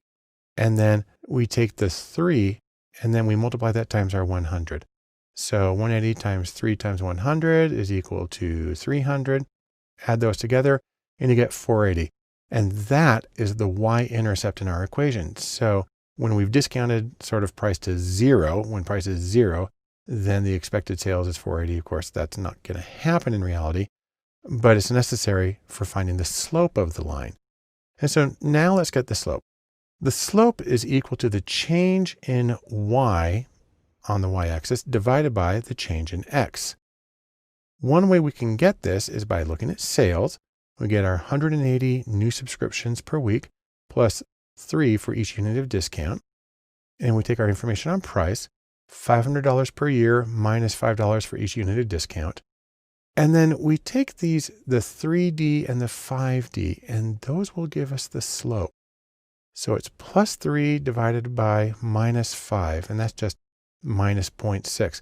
And so that is the slope of the line. The slope is equal to minus 0.6. And so what we have from this is sales as a function of price, where sales is equal to 480, because that's the y-intercept when x is equal to 0, when price is 0, minus 0.6 times price. So this isn't the final thing. Now what we have to do is we turn this into revenue. So there's another stage to this. Now revenue is equal to sales times the price. You know, how many things did you sell and how much did it cost? Well, we can substitute in some information here. If we take sales and we put it in as a function of price, because we just calculated that a moment ago, we get this, and then we do a little bit of multiplication, and then we get that revenue is equal to 480 times the price minus 0.6 times the square of the price. Okay, that's a lot of stuff going on there. What we're going to do now is we're going to get the derivative. That's the calculus that we talked about. Well, the derivative of 480 in the price, where price is sort of the x, the derivative is simply 480. And the minus 0.6 times the square of the price, well, that's very similar to the thing we did with the curve. And what we end up with is 0.6 times 2 is equal to 1.2 times the price. This is the derivative of the original equation. We can solve that for 0 now. And just in case you're wondering, why do we solve it for 0? Because that is going to give us the place when y is at a maximum. Now, we had a minus squared, so we have to invert the shape. And we're trying to look for this value right here when it's at the very tippy top of the curve, because that will indicate maximum revenue. Okay, so what we're going to do is we're going to solve for 0. Let's go back to our equation here. We want to find out when is that equal to 0. Well, we subtract 480 from each side. There we go. And we divide by minus 1.2 on each side. And this is our price for maximum revenue. So we've been charging $500 a week, but this says we'll have more total income if we charge $400 instead. And if you want to find out how many sales we can get, currently we have 480. And if you want to know what the sales volume is going to be for that, well, you take the 480, which is the hypothetical y-intercept when the price is 0, but then we put in our actual price of 400, multiply that, we get 240, do the subtraction, and we get 240 total. So that would be 240 new subscriptions per week. So let's compare this. The current revenue is 180 new subscriptions per week at $500 per year. And that means that our current revenue is $90,000 per year. I know it sounds really good, but we can do better than that because the formula for maximum revenue is 240 times 400. When you multiply those, you get 96,000. And so the improvement is just the ratio of those two. 96,000 divided by 90,000 is equal to 1.07. And what that means is a 7% increase, and anybody would be thrilled to get a 7% increase in their business simply by changing the price and increasing the overall revenue. So let's summarize what we found here. If you lower the cost by 20%, go from $500 per year to $400 per year, assuming all of our other information is correct, then you can increase sales by 33%. That's more than the 20 that you had. And that increases total revenue by 7%. And so we can optimize the price to get the maximum total revenue. And it has to do with this little bit of calculus on the derivative of a function. So in sum, calculus can be used to find the minima and the maxima of functions, including prices. It allows for optimization, and that in turn allows you to make better business decisions. Our next topic in mathematics and data principles is something called Big O. And if you're wondering what Big O is all about, well, it is about time. Or you can think of it as how long does it take to do a particular operation? It's the speed of the operation. If you want to be really precise, the growth rate of a function, how much more it requires as you add elements, is called its order. That's why it's Big O. That's for order. And Big O gives the rate of how things grow as the number of elements grows. And what's funny is there can be really surprising differences. Let me show you how it works with a few different kinds of growth rates, or Big O. First off, there's the ones that I say are sort of just on the spot. You can get stuff done right away. The simplest one is O1, and that is a constant order. And that's something that takes the same amount of time no matter what. You can send out an email to 10,000 people, just hit one button. It's done.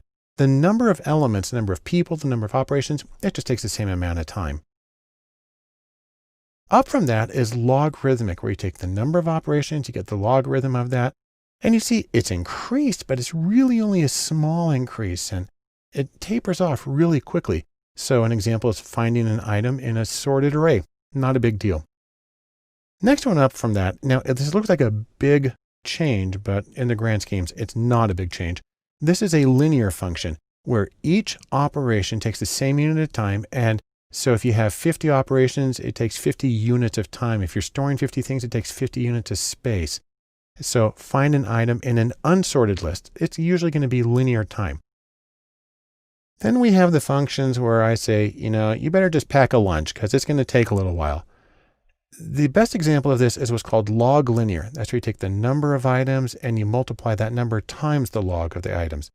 And an example of this is something called a fast Fourier transform, which is used for dealing, for instance, with sound or anything that's over time. You can see it takes a lot longer. If you got 30 elements, you're way up there at the top of this particular chart at 100 units of time or 100 units of space, or however you want to put it.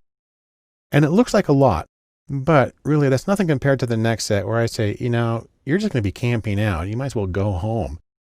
That includes something like the quadratic. You square the number of elements. And see how that just kind of shoots straight up. That's quadratic growth. And so multiplying two n-digit numbers. So if you're multiplying two numbers that each have 10 digits, it's going to take you that long. It's going to take a long time.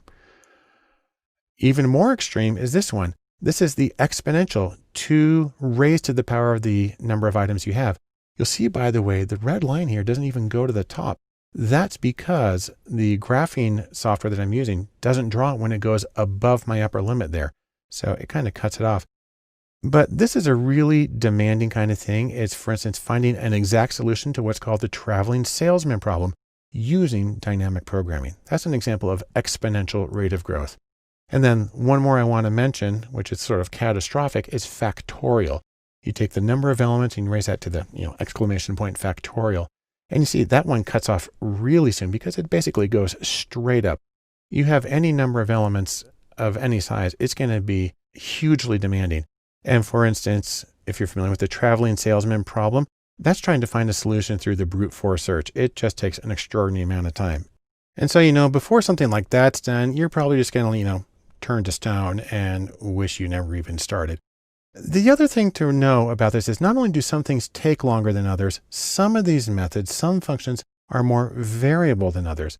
So for instance, if you're working with data that you want to sort, there are different kinds of sorts or sorting methods. So for instance, there's something called an insertion sort. And what you find is that on its best day, it's linear. It's O of n. That's not bad. On the other hand, the average is quadratic, and that's a huge difference between the two. Selection sorts, on the other hand, the best is quadratic and the average is quadratic. It's always consistent. So it's kind of funny. It takes a long time, but at least you know how long it's going to take versus the variability of something like an insertion sort. So in sum, let me say a few things about Big O. Number one, you need to know that certain functions or procedures vary in speed. And the same thing applies to making demands on a computer's memory or storage space or whatever. They vary in their demands. Also, some of them are inconsistent. Some of them are really efficient sometimes and really slow or really difficult the others. Probably the most important thing here is to be aware of the demands of what you're doing, that you can't, for instance, just run through every single possible solution or your company will be dead before you get an answer.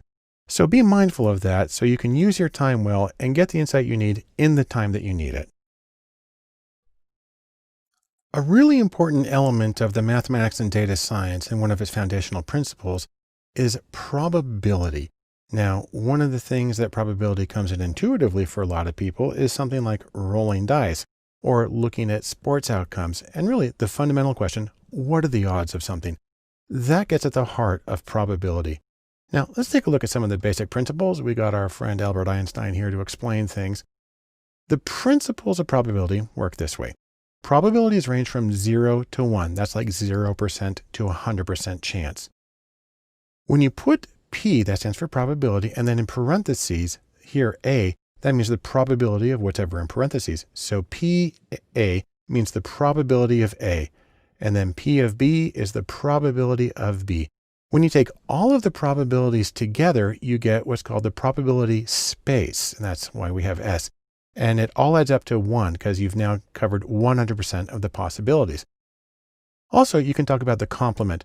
The tilde here is used to say probability of not A is equal to 1 minus the probability of A, because those have to add up.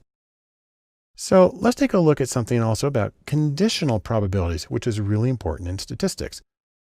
A conditional probability is the probability of something if something else is true.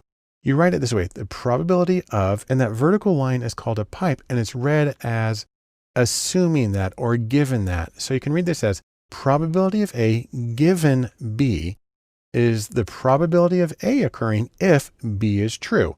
And so you can say, for instance, what's the probability if something's orange? What's the probability that's a carrot given in this picture? Now, the place where this comes in really important for a lot of people is the probabilities of type 1 and type 2 errors in hypothesis testing, which we'll mention at some other point. But I do want to say a few things about arithmetic with probabilities because it doesn't always work the way that people think it will. Let's start by talking about adding probabilities. Let's say you have two events A and B. And let's say you want to find the probability of either one of those events. So that's like adding the probabilities of the two events. Well, it's kind of easy. You take the probability of event A and you add the probability of event B. However, you may have to subtract something. You may have to subtract this little piece because maybe there is some overlap between the two of them. On the other hand, if A and B are disjoint, which means they never occur together, then that's equal to 0. And then you can, subtract 0, which is you get back to the original probabilities. But let's take a really easy example of this. I've created my super simple sample space. I have 10 shapes. I got 5 squares on the top, 5 circles on the bottom. I've got a couple of red shapes on the right side. Let's say we want to find the probability of a square or a red shape. So we are adding the probabilities, but we have to adjust for the overlap between the two. Well, here's our squares on top. 5 out of the 10 are squares. And over here on the right, we have 2 red shapes, 2 out of 10. So let's go back to our formula here and let's change a little bit. Change the A and the B to S and R for square and red. Now we can start this way. Let's get the probability that something is a square. Well, we go back to our probability space. You see we have 5 squares out of 10 shapes total. So we do 5 over 10, that reduces to 0.5. Okay, next up, the probability of something red in our sample space. Well, we have 10 shapes total. 2 of them on the far right are red. So that's 2 over 10. And you do the division, you get 0.2.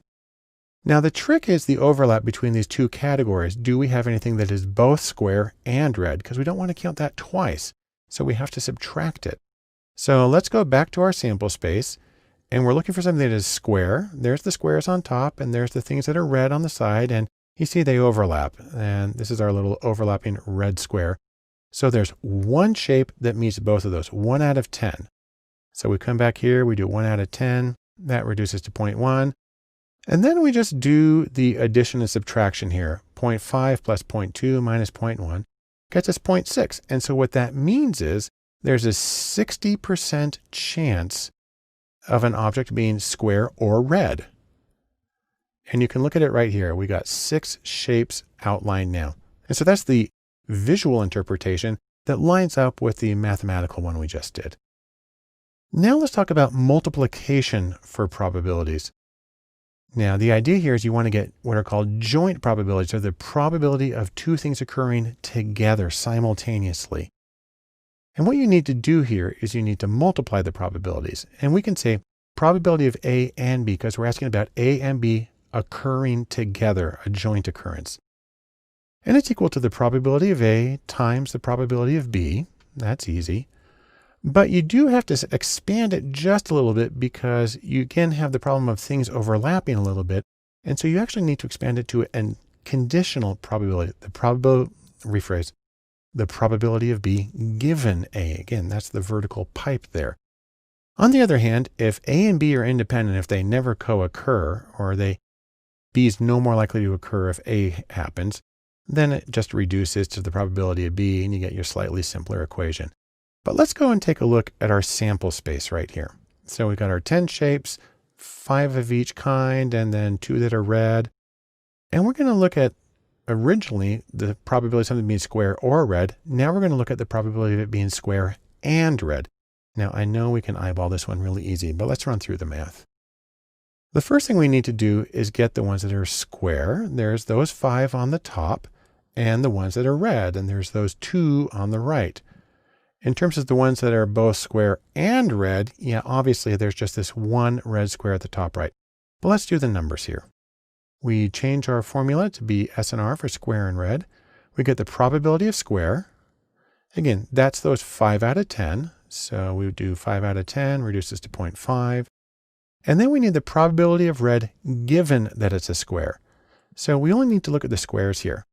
There's the squares, 5 of them, and 1 of them is red. So that's 1 over 5. That reduces to 0.2. You multiply those two numbers, 0.5 times 0.2, and what you get is 0.1, or a 10% chance, or 10% of our total sample space is red squares.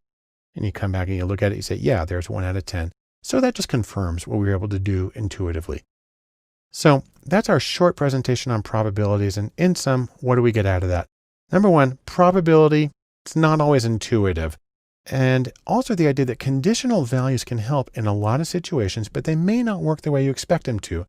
And really, the arithmetic of probability can surprise people. So pay attention when you're working with it so you can get a more accurate conclusion in your own calculations. Welcome to Statistics and Data Science. I'm Barton Poulson, and what we're going to be doing in this course is talking about some of the ways that you can use statistics to see the unseen, to infer what's there even when most of it's hidden. Now, this shouldn't be a surprise if you remember the data science Venn diagram that we talked about a while ago. We have math up here in the top right corner, but if you were to go to the original description of this Venn diagram, its full name was Math and Stats. And let me just mention something in case it's not completely obvious about why statistics matters to data science.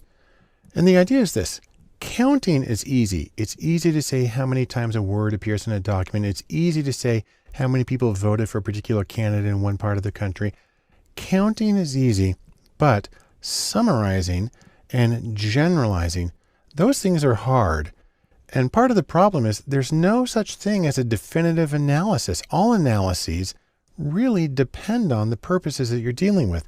So as an example, let me give you a couple of pairs of words and try to summarize the difference between them in just 2 or 3 words. I mean, in a word or two, how is a souffle different from a quiche? Or how is an aspen different from a pine tree? Or how is baseball different from cricket? And how are musicals different from opera? It really depends on who you're talking to. It depends on your goals, and it depends on sort of the shared knowledge. And so there's not a single definitive answer. And then there's the matter of generalization. Think about, again, take music. Listen to 3 Concerti by Antonio Vivaldi, and do you think you can safely and accurately describe all of his music? Now, I actually chose Vivaldi on purpose because Igor Stravinsky said you could. He said he didn't write 500 concertos. He wrote the same concerto 500 times. But take something more real world like politics. If you talk to 400 registered voters in the US, can you then accurately predict the behavior of all of the voters? There's about 100 million voters in the US. And that's a matter of generalization. And that's the sort of thing that we try to take care of with inferential statistics. Now, there are different methods that you can use in statistics, and all of them are designed to give you sort of a map, a description of the data you're working with. There are descriptive statistics, there are inferential statistics, there's the inferential procedure hypothesis testing, and there's also estimation. And I'll talk about each of those in more depth. There are a lot of choices that have to be made, and some of the things I'm going to discuss in detail are, for instance, the choice of estimators, that's different from estimation, different measures of fit, feature selection for knowing which variables are the most important in predicting your outcome, also common problems that arise when trying to model data, and the principles of model validation. But through this all, the most important thing to remember is that analysis is functional. It's designed to serve a particular purpose. And there's a very wonderful quote within the statistics world that says, all models are wrong. All statistical descriptions of reality are wrong because they're not exact depictions, they're summaries. But some are useful. And that's from George Box. And so really the question is, you're not trying to be totally completely accurate, because in that case you just wouldn't do an analysis. The real question is, are you better off doing your analysis than not doing it? And truthfully, I bet you are.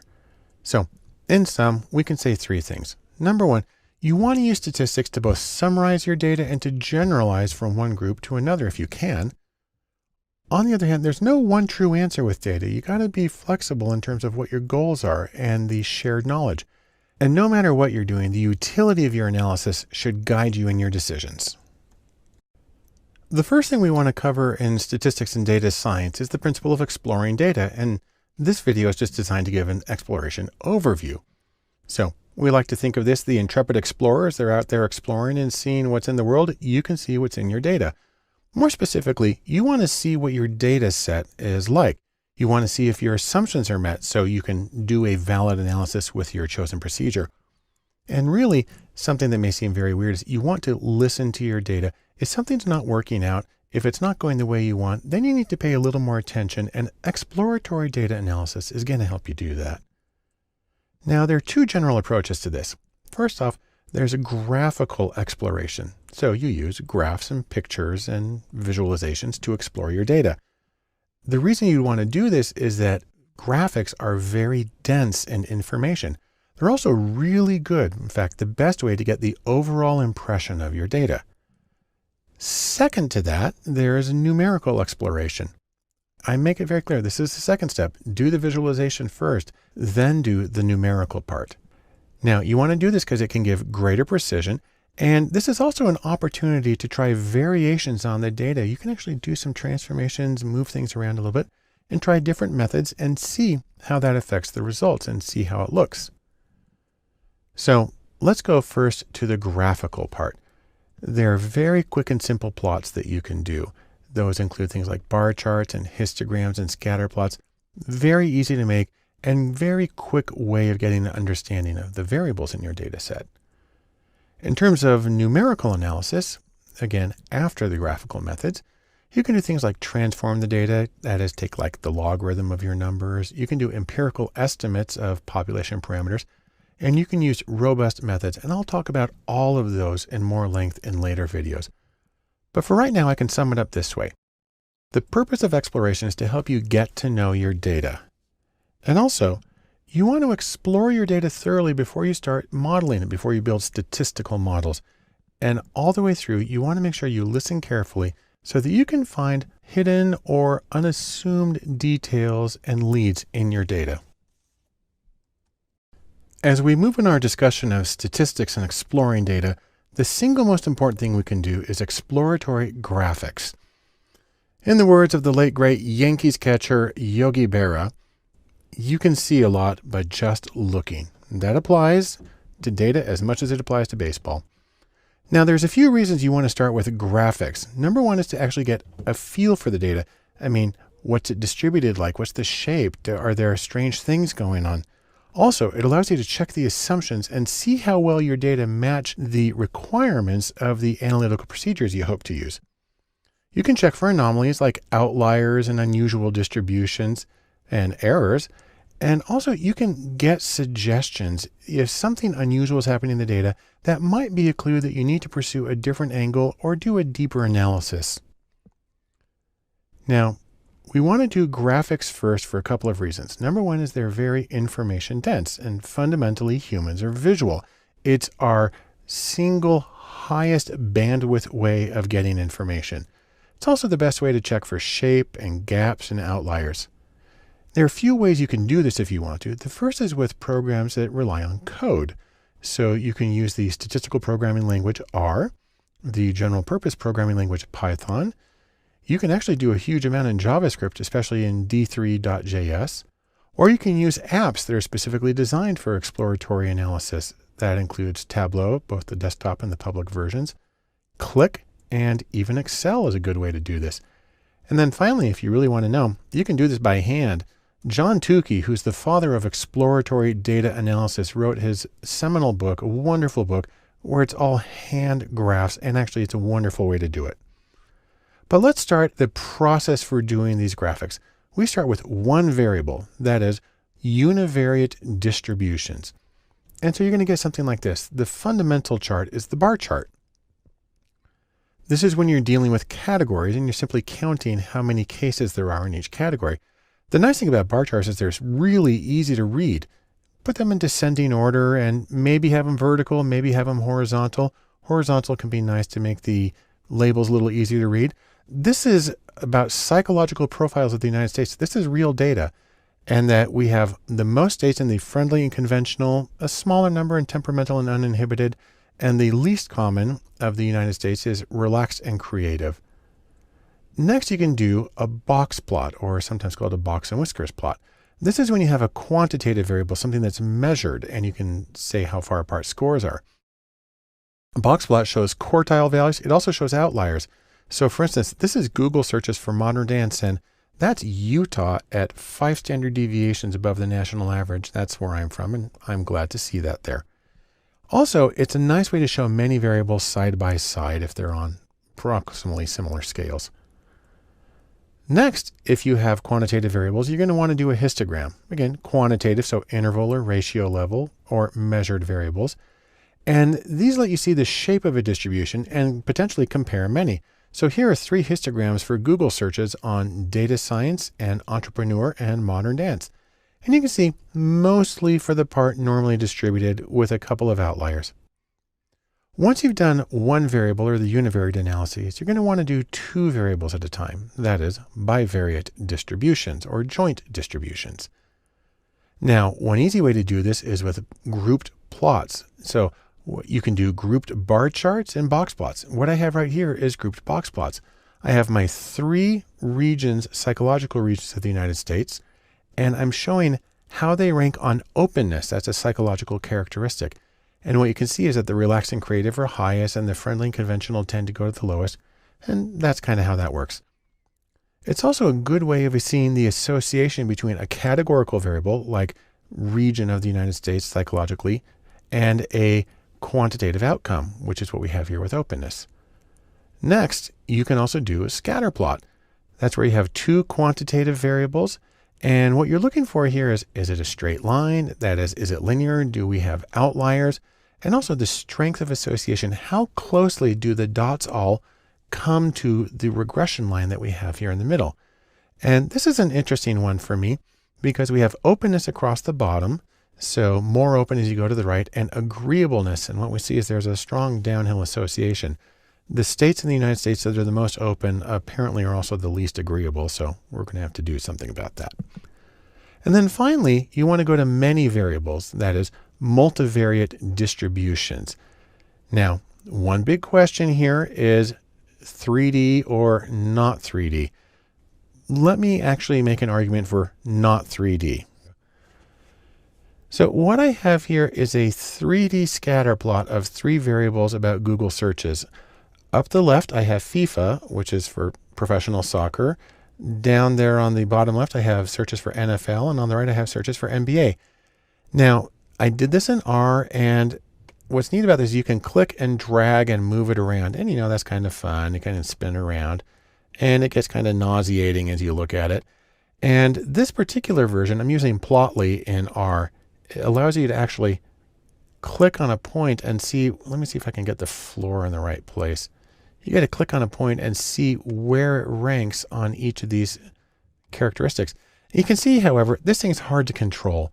And once it stops moving, it's not much fun. And truthfully, most 3D plots I've worked with are just kind of nightmares. They seem like they're a good idea, but not really. So here's the deal. 3D graphics, like the one I just showed you, because they're actually being shown in 2D, they have to be in motion for you to tell what's going on at all. And fundamentally, they're hard to read and confusing. Now, it's true they might be useful for finding clusters in 3 dimensions. We didn't see that in the data we had, but generally, I just avoid them like the plague. What you want to do, however, is see the connection between several variables. You might want to use a matrix of plots. This is where you have, for instance, many quantitative variables. You can use markers for group membership if you want. And I find it to be much clearer than 3D. So here I have the relationship between 4 search terms, NBA, NFL, MLB for Major League Baseball, and FIFA. You can see the individual distributions. You can see the scatter plots. You can get the correlation. Truthfully, this for me is a much easier kind of chart to read and get the richness that we need from a multidimensional display. So the questions you're trying to answer overall are, number 1, do you have what you need? Do you have the variables you need? Do you have the variability that you need? Are there clumps or gaps in the distributions? Are there exceptional cases, anomalies that are really far out from everybody else, or spikes in the scores? And are there errors in data? Were there mistakes in coding? Did people forget to answer questions? Are there impossible combinations? And these kinds of things are easiest to see with a visualization that'll really just kind of puts it right there in front of you. And so in sum, I can say this about graphical exploration of data. It's a critical first step. This is basically where you always want to start. And you want to use the quick and easy methods. Again, bar charts, scatter plots are really easy to make, and they're very easy to understand. And once you're done with the graphical exploration, then you can go to the second step, which is exploring the data through numbers. The next step in statistics and exploring data is exploratory statistics, or numerical exploration of data.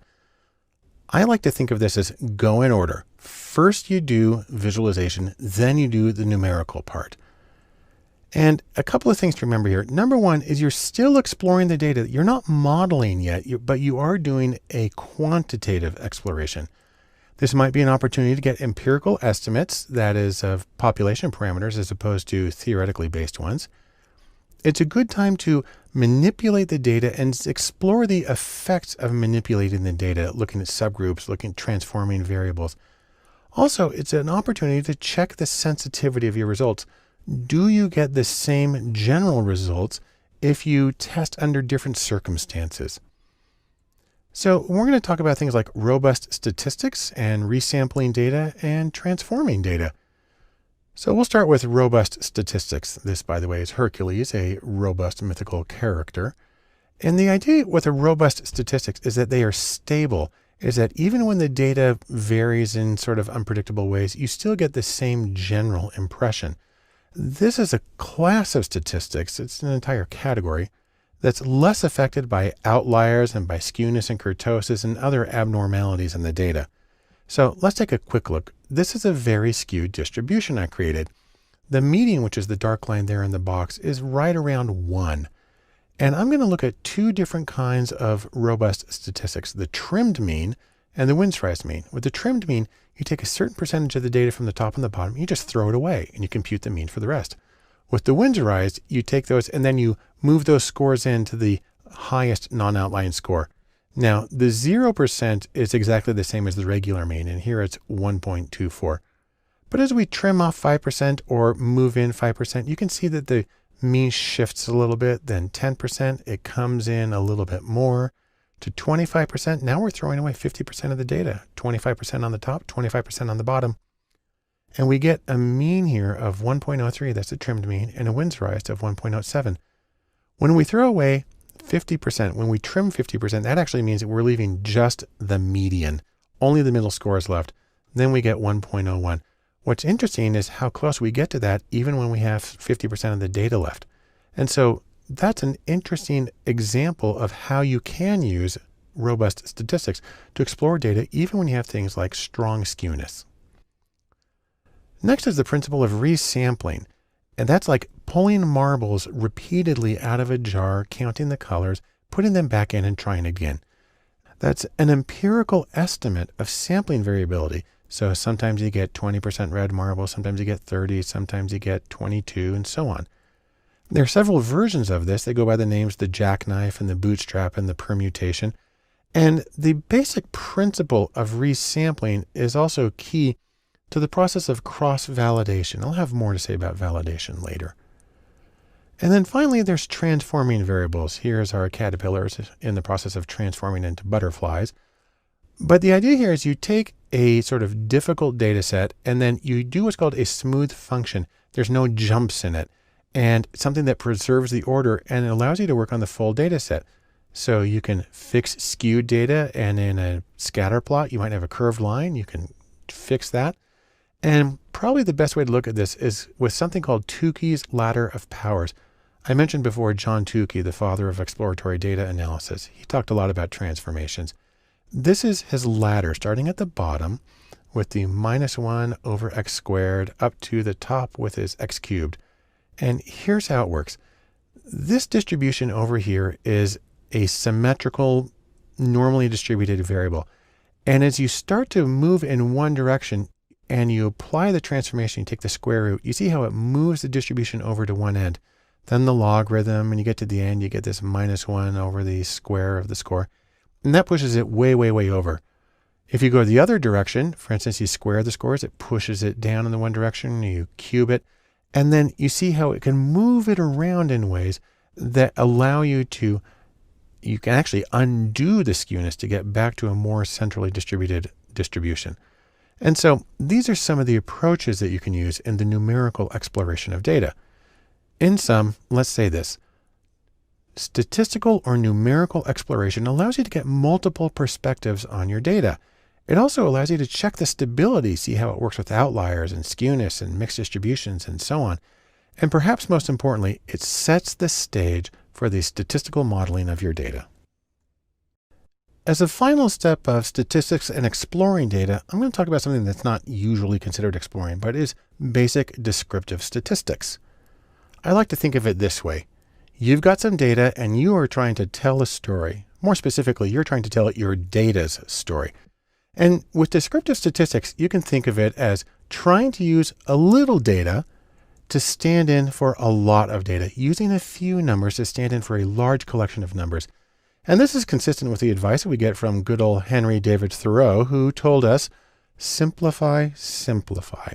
If you can tell your story with more carefully chosen and more informative data, go for it. So there's a few different procedures for doing this. Number one, you want to describe the center of your distribution of data. That's if you're going to pick a single number, use that. Two, if you can give a second number, give something about the spread or the dispersion or the variability. And three, it's also nice to be able to describe the shape of the distribution. Let me say more about each of these in turn. First, let's talk about center. We have the center of our rings here. Now, there are a few very common measures of center or location or central tendency of a distribution.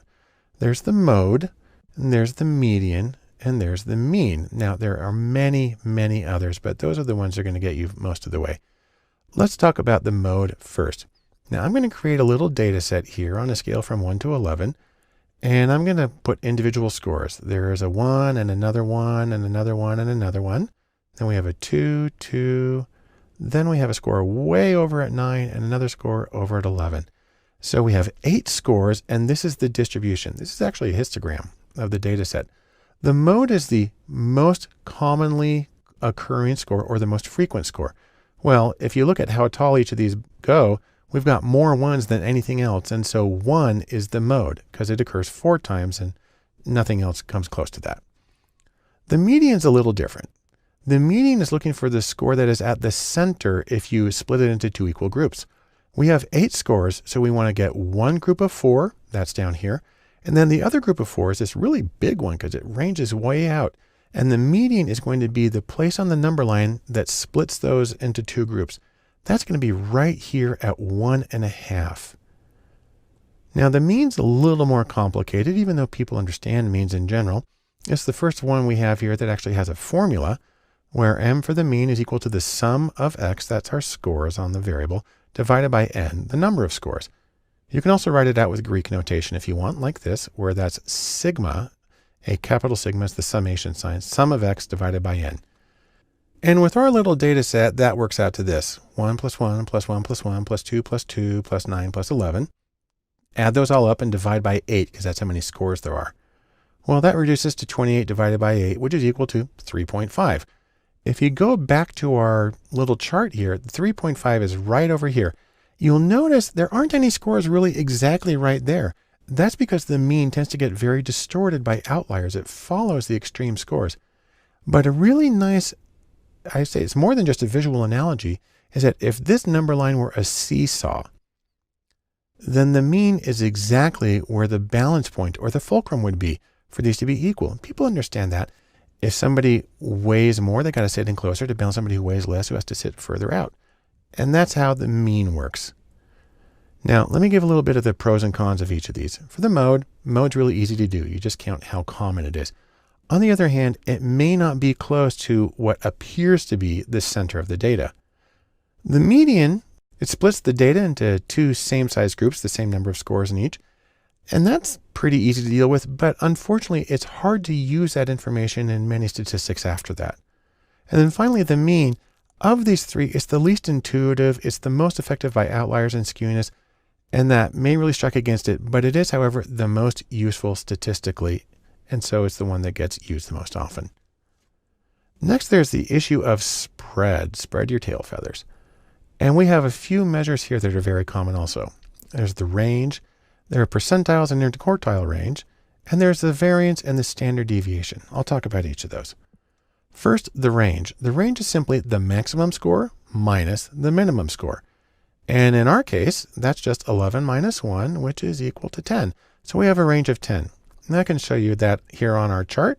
It's just that line there at the bottom from the 11 down to the 1. That's a range of 10. The interquartile range, which actually is usually referred to simply as the IQR, is the distance between Q3, which is the third quartile score, and Q1, which is the first quartile score. If you're not familiar with quartiles, it's the same as the 75th percentile score and the 25th percentile score. Really what it is you're going to throw away some of the data. So let's go to our distribution here. First thing we're going to do is we're going to throw away the two highest scores. There they are. They're grayed out now. And then we're going to throw away two of the lowest scores. They're out there. And then we're going to get the range for the remaining ones. Now, this is complicated by the fact that I've got this big gap in between 2 and 9. And different methods of calculating quartiles do something with that gap. So if you use a spreadsheet, it's actually going to do an interpolation process, and it'll give you a value of 3.75, I believe, and then down to 1 for the first quartile. So not so intuitive with this graph, but that is how it works usually. If you want to write it out, you can do it like this. The interquartile range is equal to Q3 minus Q1. And in our particular case, that's 3.75 minus 1. And that, of course, is equal to just 2.75. And there you have it. Now, our final measure of spread or variability or dispersion is two related measures, the variance and the standard deviation. These are a little harder to explain and a little harder to show. But the variance, which is at least the easiest formula, is this. The variance is equal to, that's the sum, the capital sigma is the sum of x minus m. That's how far each individual score is from the mean. And then you take that deviation there and you square it, you add up all the deviations, and then you divide by the number. So the variance is the average squared deviation from the mean. I'll try to show you that graphically. So here's our data set, and there's our mean right there at 3.5. Let's go to one of these 2's. We got a deviation there of 1.5. And if we make a square that's 1.5 points on each side, well, there it is. We can do a similar square for the other score at 2. If we're going down to 1, then it's going to be 2.5 squared, and it's going to be that much bigger. And we can draw one of these squares for each of our 8 points. The squares for the scores at 9 and 11 are going to be huge and go off the page, so I'm not going to show them. But once you have all those squares, you add up the area and you get the variance. So this is the formula for the variance. But now let me show the standard deviation, which is also a very common measure, is closely related to this. Specifically, it's just the square root of the variance. Now, there's a catch here. The formulas for the variance and the standard deviation are slightly different for populations and samples in that they use different denominators. But they give similar answers, not identical, but similar if the sample is reasonably large, say over 30 or 50, then it's going to be really just a negligible difference. So let's do a little pro and con of these three things. First, the range. It's very easy to do. It only uses two numbers, the high and the low, but it's determined entirely by those two numbers. And if they're outliers, you've got really a bad situation. The interquartile range, or IQR, it's really good for skewed data, and that's because it ignores extremes on either end. So that's nice. And the variance and the standard deviation, while they are the least intuitive and they are the most affected by outliers, they are also generally the most useful because they feed into so many other procedures that are used in data science. Finally, let's talk a little bit about the shape of a distribution. You can have symmetrical or skewed distributions, unimodal, uniform, or U-shaped. You can have outliers. There's a lot of variations. Let me show you a few of them. First off is a symmetrical distribution. Pretty easy. They're the same on the left and on the right. And this little pyramid shape is an example of a symmetrical distribution. There are also skewed distributions where most of the scores are on one end and then they taper off. This right here is a positively skewed distribution where most of the scores are at the low end and the outliers are on the high end. This is unimodal. It's our same pyramid shape. Unimodal means it has one mode, or really kind of one hump in the data. That's contrasted, for instance, to bimodal, where you have two modes, and that usually happens when you have two distributions that got mixed together. There's also uniform distributions where every response is equally common. There's U-shaped distributions where people tend to pile up at one end or the other and a big dip in the middle. And so there's a lot of different variations, and you want to get the shape of the distribution to help you understand and put the numerical summaries like the mean and like the standard deviation and put those into context. In sum, we can say this. When you use descriptive statistics, that allows you to be concise with your data, tell the story and tell it succinctly. You want to focus on things like the center of the data, the spread of the data, the shape of the data. And above all, watch out for anomalies because they can exercise really undue influence on your interpretations. But this will help you better understand your data and prepare you for the steps that follow. The next step in our discussion of statistics and inference is hypothesis testing, a very common procedure in some fields of research. I like to think of it as put your money where your mouth is and test your theory. Here's the Wright brothers out testing their plane. Now, the basic idea behind hypothesis testing is this. You start with a question, and it's something like, what is the probability of X occurring by chance if randomness or meaningless sampling variation is the only explanation? Well, the response is this. If the probability of that data arising by chance when nothing's happening is low, then you reject randomness as a likely explanation. Okay, there's a few things I can say about this. Number one, it's really common in scientific research. Say, for instance, in the social sciences, it's used all the time. Number two, this kind of approach can be really helpful in medical diagnostics where you're trying to make a yes-no decision. Does a person have a particular disease? And three, really, anytime you're trying to make a go, no-go decision, which might be made, for instance, with a purchasing decision for a school district or implementing a particular law, you base it on the data and you have to make a yes-no. Hypothesis testing might be helpful in those situations. Now, you have to have hypotheses to do hypothesis testing. You start with H sub 0, which is the shorthand version for the null hypothesis. And what that is in larger rephrase. And what that is in lengthier terms is that there is no systematic effect between groups. There's no association between variables, and random sampling error is the only explanation for any observed differences that you see.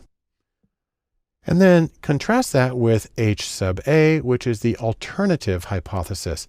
And this really just says that there's a systematic effect, that there is in fact a correlation between variables, that there is in fact a difference between two groups, that this variable does in fact predict the other one. Let's take a look at the simplest version of this, statistically speaking.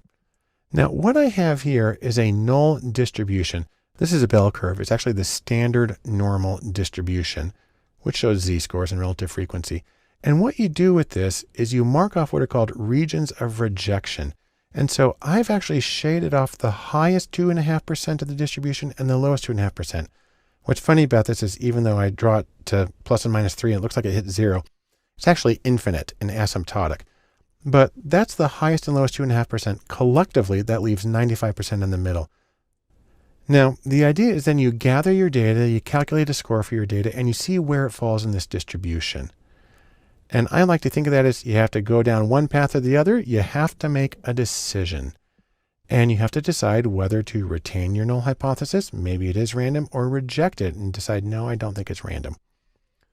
The trick is things can go wrong. You can get a false positive. And this is when the sample shows some kind of statistical effect, but it's really randomness. And so, for instance, this scatter plot I have right here, you can see a little downhill association here, but this is in fact drawn from data that has a true correlation of 0. And I just kind of randomly sampled from it until I got this. It took about 20 rounds, but it looks negative, but there's really nothing happening. The trick about false positives is that's conditional on rejecting the null. The only way you can get a false positive is if you actually conclude that there's a positive result. It goes by the highly descriptive name of a type 1 error, but you get to pick a value for it, and 0.05 or a 5% risk if you reject the null hypothesis. That's the most common value. Then there's a false negative. This is when the data looks random, but in fact it is systematic or there's a relationship. So for instance, this scatter plot, it looks like it's pretty much a 0 relationship, but in fact this came from two variables that were correlated at 0.25. That's a pretty strong association. Again, I randomly sampled from the data until I got a set that happened to look pretty flat. And a false negative is conditional on not rejecting the null. You can only get a false negative if you get a negative. You say there's nothing there. It's also called a type 2 error. And this is a value that you have to calculate based on several elements of your testing framework. So it's something to be thoughtful of. Now, I do have to mention one thing, big security notice, but wait. The problem with hypothesis testing, there's a few. Number one, it's really easy to misinterpret it. A lot of people say, well, if you get a statistically significant result, it means that it's something big and meaningful. And that's not true because it's confounded with sample size and a lot of other things that just don't really matter. Also, a lot of people take exception with the assumption of a null effect or even a nil effect, that there's zero difference at all. And that could be, in certain situations, it could be an absurd claim. So got to watch out for that. There's also bias from the use of a cutoff. Anytime you have a cutoff, you're going to have problems where you have cases that would have been just slightly higher, slightly lower. It would have switched on the dichotomous outcome. So that is a problem. And then a lot of people say that it just answers the wrong question because of what it's telling you is, what's the probability of getting this data at random? Well, that's not what most people care about. They want it the other way, which is why I mentioned previously Bayes' theorem, and I'll say more about that later. That being said, hypothesis testing is still very deeply ingrained, very useful in a lot of questions, and it's gotten us really far in a lot of domains. So in sum, let me say this. Hypothesis testing is very common for yes-no outcomes, and it's the default in many fields, and I'd argue that it is still useful and informative despite many of the well-substantiated critiques. We'll continue in statistics and inference by discussing estimation. Now, as opposed to hypothesis testing, estimation is designed to actually give you a number, give you a value, not just a yes, no, go, no go, but give you an estimate for a parameter that you're trying to get. I like to think of it as sort of a new angle, looking at something from a different way. The most common approach to this is confidence intervals. Now, the important thing to remember is this is still an inferential procedure. You're still using sample data and trying to make conclusions about a larger group or population. The difference here is instead of coming up with a yes, no, you instead focus on likely values for the population value. Most versions of estimation are closely related to hypothesis testing, sometimes seen as the flip side of the coin, and we'll see how that works in later videos. Now, I like to think of this as an ability to estimate any sample statistic, and there's a few different versions. We have parametric versions of estimation and bootstrap versions. That's why I got the boots here. And that's where you just kind of randomly sample from the data in an effort to get an idea of the variability. You can also have what are called central versus non-central confidence intervals in estimation, but we're not going to deal with those. Now, there are three general steps to this. First, you need to choose a confidence level, anywhere from, say, well, you can't have 0. It has to be more than 0, and it can't be 100%. Choose something in between. 95% is the most common. And what it does is it gives you a range of numbers, a high and a low. And the higher your level of confidence, the more confident you want to be, the wider the range is going to be between your high and your low estimates. Now, there's a fundamental trade-off in what's happening here, and it's the trade-off between accuracy, which means you're on target, or more specifically, that your interval contains the true population value. And the idea is that leads you to the correct inference. There's a trade-off between accuracy and what's called precision in this context. And precision means a narrow interval, and it's a small range of likely values. And what's important to emphasize is this is independent of accuracy. You can have one without the other, or neither or both. In fact, let me show you how this works. What I have here is a little hypothetical situation. I've got a variable that goes from maybe 10 to 90, and I've drawn a thick black line at 50. If you think of this in terms of percentages and political polls, it makes a very big difference if you're on the left or the right of 50%. And then I've drawn a dotted vertical line at 55 to say that that's our theoretical true population value. And then what I have here is a distribution that shows possible values based on our sample data. And what you get here is it's not accurate because it's centered on the wrong thing. It's actually centered on 45 as opposed to 55. And it's not precise because it's spread way out from maybe 10 up to almost 80. So this situation, the data is no help really at all. Now here's another one. This is accurate because it's centered on the true value.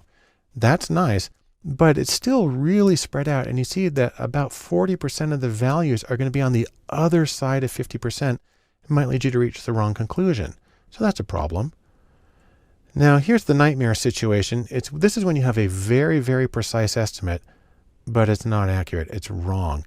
And this leads you to a very false sense of security and understanding of what's going on. And you're going to totally blow it all the time. The ideal situation is this. You have an accurate estimate where the distribution of sample values is really close to the true population value and is precise. It's really tightly knit, and you can see that just about 95% of it is on the correct side of 50, and that's good. If you want to see all four of them here at once, we have the precise two on the bottom, the unprecise ones on the top, the accurate ones on the right, the inaccurate ones on the left. And so that's a way of comparing it. But no matter what you do, you have to interpret a confidence interval. Now, the statistically accurate way that has very little interpretation is this. You would say the 95% confidence interval for the mean is 5.8 to 7.2. Okay, so that's just kind of taking the output from your computer and sticking it into sentence form. The colloquial interpretation of this goes like this. There's a 95% chance that the population mean is between 5.8 and 7.2. Well, in most statistical procedures, specifically frequentist as opposed to Bayesian, you can't do that. That implies that the population mean shifts. That's not usually how people see it. Instead, a better interpretation is this. 95% of confidence intervals for randomly selected samples will contain the population mean. Now I can show you this really easily with a little demonstration. This is where I randomly generated data from a population with a mean of 55, and I got 20 different samples. And I got the confidence interval for each sample, and I've charted the high and the low. And the question is, did it include the true population value? And you can see that of these 20, 19 of them included it. Some of them barely made it. If you look at sample number 1 on the far left, barely made it. Sample number 8, it doesn't look like it made it. Sample 20 on the far right, barely made it on the other end. Only one of them missed it completely, that's sample number 2, which is shown in red on the left. Now, it's not always just 1 out of 20. I actually had to run the simulation about 8 times because it gave me either 0 or 3 or 1 or 2. And I had to run it until I got exactly what I was looking for here. But this is what you would expect on average. So let's say a few things about this. There are some things that affect the width of a confidence interval. The first is the confidence level, or CL. Higher confidence levels create wider intervals. The more certain you have to be, you're going to give a bigger range to cover your bases. Second, the standard deviation, where larger standard deviations create wider intervals. If the thing that you're studying is inherently really variable, then of course your estimate of the range is going to be more variable as well. And then finally, there's the N, or the sample size. This one goes the other way. Larger sample sizes create narrower intervals. The more observations you have, the more precise and the more reliable things tend to be. I can show you each of these things graphically. Here we have a bunch of confidence intervals where I'm simply changing the confidence level from 0.50 at the left side up through 0.999. And you can see it gets much bigger as we increase. Next one is standard deviations. As the sample standard deviation increases from 1 to 16, you can see that the interval gets a lot bigger. And then we have sample size going from just 2 up to 512. I'm doubling it at each point. And you can see how the interval gets more and more and more precise as we go through. And so let's say this to sum up our discussion of estimation. Confidence intervals, which are the most common version of estimation, focus on the population parameter. And the variation in the data is explicitly included in that estimation. Also, you can argue that they're more informative because not only do they tell you whether the population value is likely, but they give you a sense of the variability of the data itself. And that's one reason that people argue that confidence intervals should nearly always be included in any statistical analysis. As we continue our discussion of statistics and data science, we need to talk about some of the choices that you have to make, some of the trade-offs, and some of the effects that these things have. We'll begin by talking about estimators. That is, different methods for estimating parameters. I like to think of this as what kind of measuring stick or standard are you going to be using? Now, we'll begin with the most common. This is actually called OLS, which is short for ordinary least squares. This is a very common approach. It's used in a lot of statistics, and it's based on what's called the sum of squared errors. And it's characterized by an acronym called BLUE, which stands for Best Linear Unbiased Estimator. Let me show you how that works. Let's take a scatter plot here of an association between two variables. This is actually the speed of a car and the distance to stop from about the 20s, I think. We have a scatter plot here, and we can draw a straight regression line through it. Now, the line that I've used is in fact the best linear unbiased estimate, but the way that you can tell that is by getting what are called the residuals. If you take each data point and draw a perfectly vertical line up or down to the regression line, because the regression line predicts what the value would be for that value on the x-axis, those are the residuals. Each of those individual vertical lines is a residual. You square those and you add them up, and this regression line, the gray angled line here, will have the smallest sum of squared residuals of any possible straight line that you can run through it. Now, another approach is ML, which stands for maximum likelihood. And this is when you choose parameters that make the observed data most likely. It sounds kind of weird, but I can demonstrate it. And it's based on a kind of local search. It doesn't always find the best. I like to think of it like a person here with binoculars, looking around them, trying hard to find something, but you could theoretically miss something. Let me give a very simple example of how this works. Let's assume that we're trying to find parameters that maximize the likelihood of this dotted vertical line here at 55. And I've got three possibilities. I've got my red distribution, which is off to the left, the blue, which is a little more center, and the green, which is far to the right. And these are all identical, except they have different means. And by changing the means, you see that the one that is highest where the dotted line is the blue one. And so if only thing we're doing is changing the mean and we're looking at these three distributions, then the blue one is the one that has the maximum likelihood for this particular parameter. On the other hand, we could give them all the same mean right around 50 and vary their standard deviations instead. And so they spread out different amounts. In this case, the red distribution is highest at the dotted vertical line, and so it has the maximum value. Or if you want to, you can vary both the mean and the standard deviation simultaneously. And here the green gets a slight advantage. Now, this is really a caricature of the process because obviously you would just want to center it right there on the 55 and be done with it. The question is when you have many variables in your data set, then it's a very complex process of choosing values that can maximize the association between all of them. But you get a feel for how it works with this. The third approach that's pretty common is something called map for maximum a posteriori. This is a Bayesian approach to parameter estimation.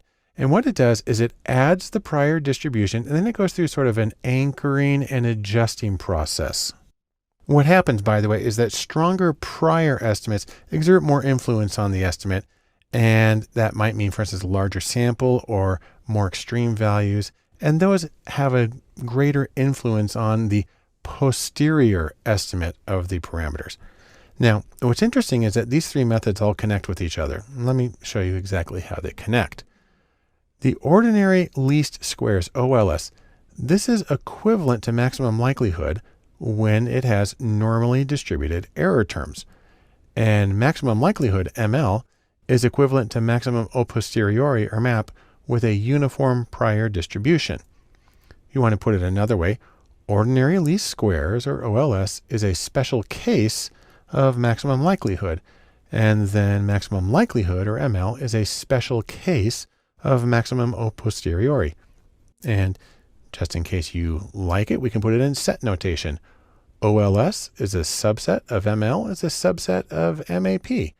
And so there are connections between these three methods of estimating population parameters. Let me just sum it up briefly this way. The standards that you use, OLS, ML, MAP, they affect your choices and the ways that you determine what parameters best estimate what's happening in your data. Several methods exist, and there's obviously more than what I showed you right here, but many are closely related, and under certain circumstances, they're all identical. And so it comes down to exactly what are your purposes and what do you think is going to best work with the data that you have to give you the insight that you need in your own project. The next step we want to consider in our statistics and data science and the choices that we have to make has to do with measures of fit, or the correspondence between the data that you have and the model that you create. Now, it turns out there's a lot of different ways to measure this, and one big question is how close is close enough? Or how can you see the difference between the model and reality? Well, there's a few really common approaches to this. The first one is what's called R squared. It's got a longer name. That's the coefficient of determination. There's a variation, adjusted R squared, which takes into consideration the number of variables. Then there's minus 2LL, which is based on the likelihood ratio, and a couple of variations, the Akeki information criterion, or AIC, and the Bayesian information criterion, or BIC. And then there's also chi-squared. Now that's actually a Greek C there. It looks like an X, but it's a C, and that's chi-squared. And so let's talk about each of these in turn. First off is R squared.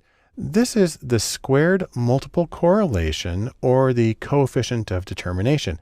And what it does is it compares the variance of Y. So if you have an outcome variable, it looks at the total variance of that and compares it to the residuals on Y after you've made your prediction. The scores on R squared range from 0 to 1, and higher is better. The next is minus 2 log likelihood. That's the likelihood ratio, or as I just said it, the minus 2 log likelihood. And what this does is it compares the fit of nested models. We have a subset, then a larger set, then a larger set overall. This approach is used a lot in logistic regression when you have a binary outcome. And in general, smaller values are considered better fit. Now, as I mentioned, there's some variations of this. I like to think of variations of chocolate.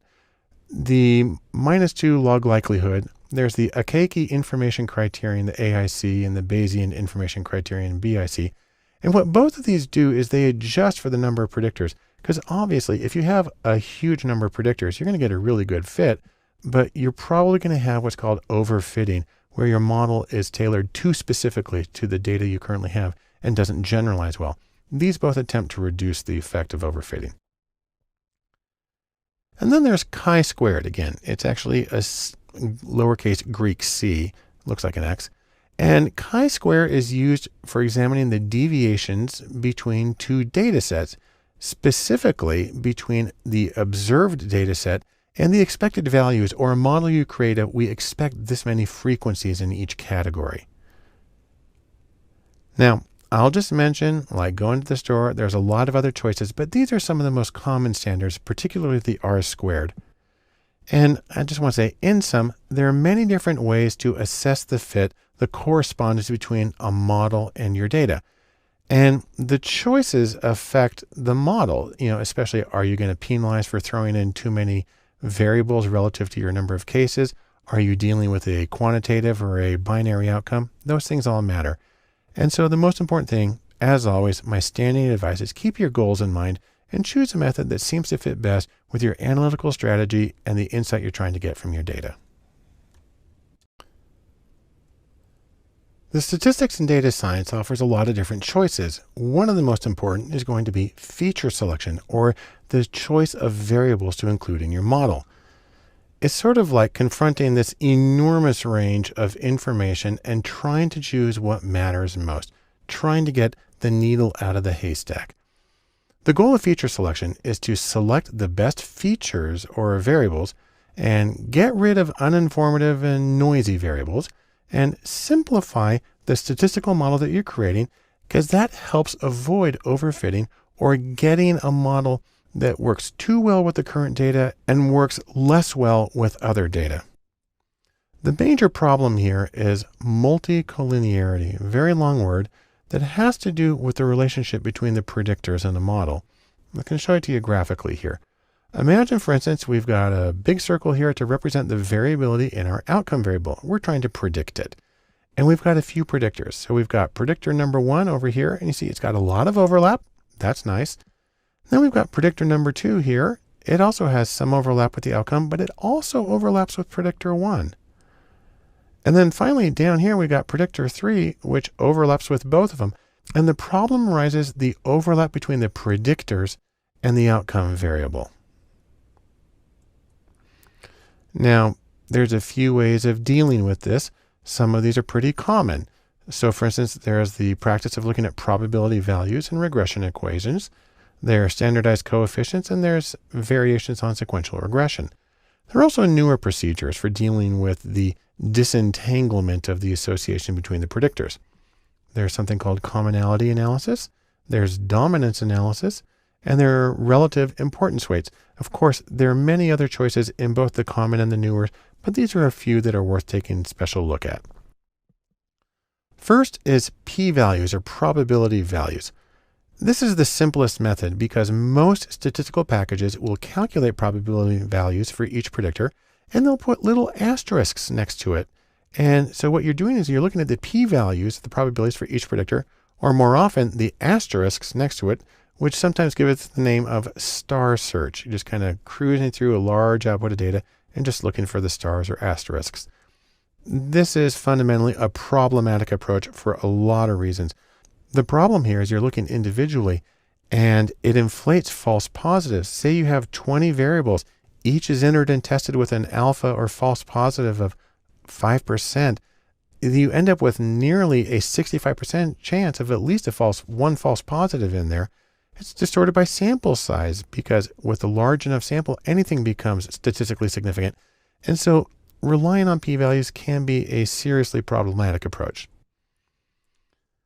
Slightly better approach is to use betas, or standardized regression coefficients. And this is where you put all the variables on the same scale. So usually standardized from 0 and then to either -1, +1, or with a standard deviation of 1. The trick is, though, they're still in the same context of each other, and you can't really separate them because those coefficients are only valid when you take that group of predictors as a whole. So one way to try to get around that is to do what they call stepwise procedures, where you look at the variables in sequence. There are several versions of sequential regression that allow you to do that. You can put the variables into groups or blocks and enter them in blocks and look at how the equation changes overall. You can examine the change in fit at each step. The problem with a stepwise procedure like this is it dramatically increases the risk of overfitting, which again is a bad thing if you want to generalize your data.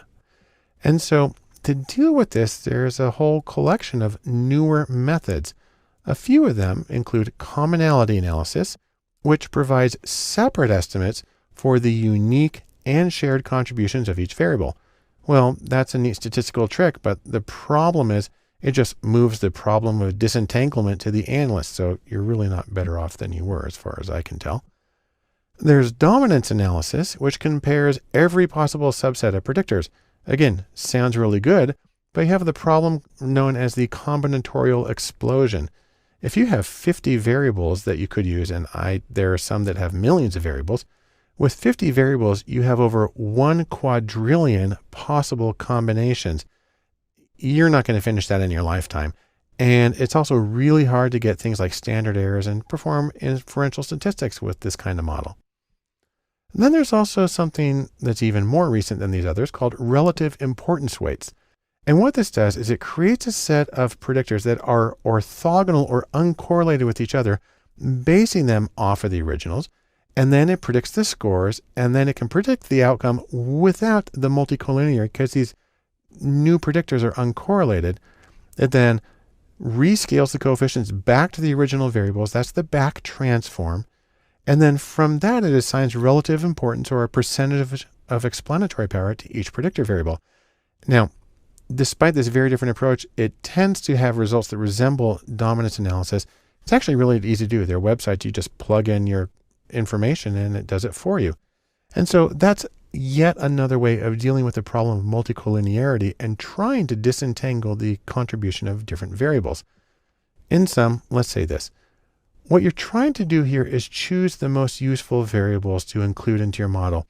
Make it simpler, be parsimonious. Also, reduce the noise and distractions in your data.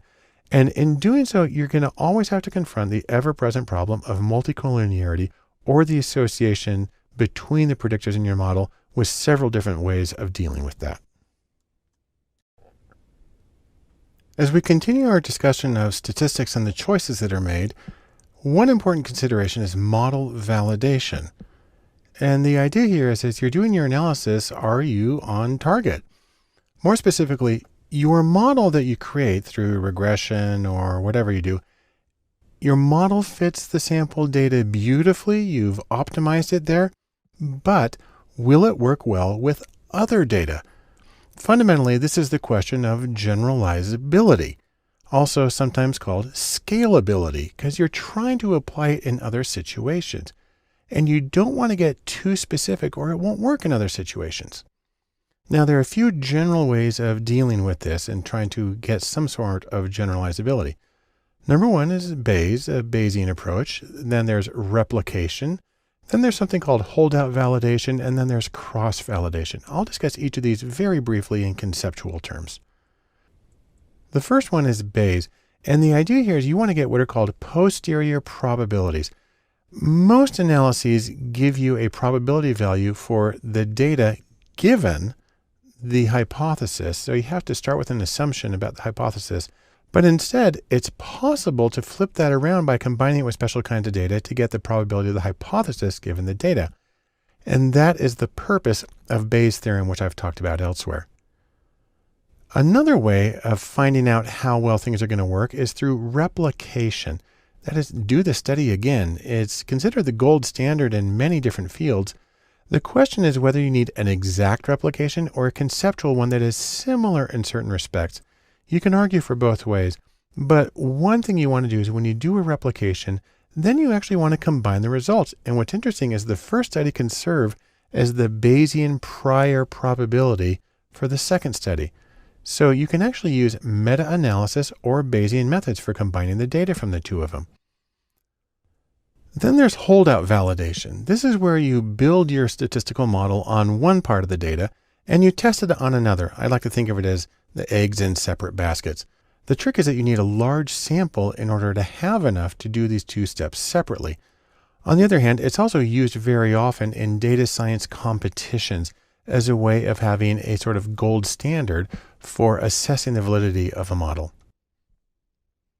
Finally, I'll just mention one more, and that's cross-validation. This is when you use the same data for both training and for testing or validating. There are several different versions of it, and the idea is you're not using all the data at once, but you're kind of cycling through and weaving the results together. There's leave one out, where you leave out one case at a time, also called LOO, L-O-O. There's leave P out, where you leave out a certain number at each point. There's K-fold, where you split the data into, say, for instance, 10 groups, and you leave out one and you develop it on the other 9, and then you cycle through. And there's repeated random subsampling, where you use a random process at each point. Any of those can be used to develop the model on one part of the data and test it on another, and then cycle through to see how well it holds up under different circumstances. And so, in sum, I can say this about validation. You want to make your analysis count by testing how well your model holds up from the data you developed it on to other situations, because that's really what you're trying to accomplish. This allows you to check the validity of your analysis and your reasoning, and it allows you to build confidence in the utility of your results.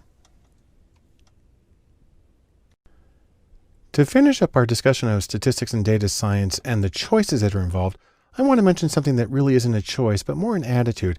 It's DIY for do it yourself. The idea here is, really, you just need to get started. Remember, data is democratic. It's there for everyone. Everybody has data. Everybody works with data, either explicitly or implicitly. So data is democratic. So is data science. And really, my overall message is you can do it. A lot of people think you have to be at this totally cutting edge virtual reality sort of thing. And it's true. There's a lot of active development going on in data science. There's always new stuff. The trick, however, is the software that you can use to implement those things often lags. It'll show up first in programs like R and Python, but as far as it showing up in a point-and-click program, that could be years. What's funny, though, is often these cutting-edge developments don't really make much of a difference in the results of the interpretation. They may in certain edge cases, but Usually not a huge difference. And so I'm just going to say, analysts beware. You don't necessarily have to do it. It's pretty easy to do them wrong. And so you don't have to wait for the cutting edge. Now, that being said, I do want you to pay attention to what you're doing. A couple of things I've said repeatedly is know your goal. Why are you doing this study? Why are you analyzing the data? What are you hoping to get out of it? Try to match your methods to your goal. Be goal directed. Focus on the usability. Will you get something out of this that people can actually do something with? And then, as I've mentioned several times with the Bayesian thing, don't get confused with probabilities. Remember that priors and posteriors are different things, just so you can interpret things accurately. Now, I want to mention something that's really important to me personally, and that is beware the trolls. You will encounter critics, people who are very vocal and who can be harsh and grumpy and really just intimidating. And they can really make you feel like you shouldn't do stuff because you're going to do it wrong. But the important thing to remember is the critics can be wrong. Yes, you'll make mistakes. Everybody does. I can't tell you how many times I have to write my code more than once to get it to do what I want it to do. But in analysis, nothing is completely wasted if you pay close attention. I've mentioned this before. Everything signifies, or in other words, everything has meaning. The trick is that the meaning might not be what you expected it to be. So you're going to have to listen carefully. And I just want to reemphasize, all data has value, so make sure you're listening carefully. In sum, let's say this, no analysis is perfect. The real question is not, is your analysis perfect, but can you add value? And I'm sure that you can. And fundamentally, data is democratic. So I'm going to finish with one more picture here. And that is, just jump right in and get started. You'll be glad you did. To wrap up our course, Statistics and Data Science, I want to give you a short conclusion and some next steps. Mostly, I want to take a little piece of advice I learned from a professional saxophonist, Kirk Whalum. And he says, there's always something to work on. There's always something you can do to try things differently, to get better. It works when practicing music. It also works when you're dealing with data. Now, there are additional courses here at datalab.cc that you might want to look at. There are conceptual courses, additional high-level overviews on things like machine learning, data visualization, and other topics. And I encourage you to take a look at those as well to round out your general understanding of the field. There are also, however, many practical courses. These are hands-on tutorials on the statistical procedures I've covered, and you learn how to do them in R and Python and SPSS and other programs. But whatever you're doing, keep this other little piece of advice from writers in mind, and that is write what you know. And I'm going to say it this way, explore and analyze and delve into what you know. Remember, when we talked about data science and the Venn diagram, we've talked about the coding and the stats, but don't forget this part here on the bottom. Domain expertise is just as important to good data science as the ability to work with computer coding and the ability to work with the numbers and quantitative skills. But all through it, remember this, you don't have to know everything. Your work doesn't have to be perfect. The most important thing is just get started. You'll be glad you did. Thanks for joining me and good luck.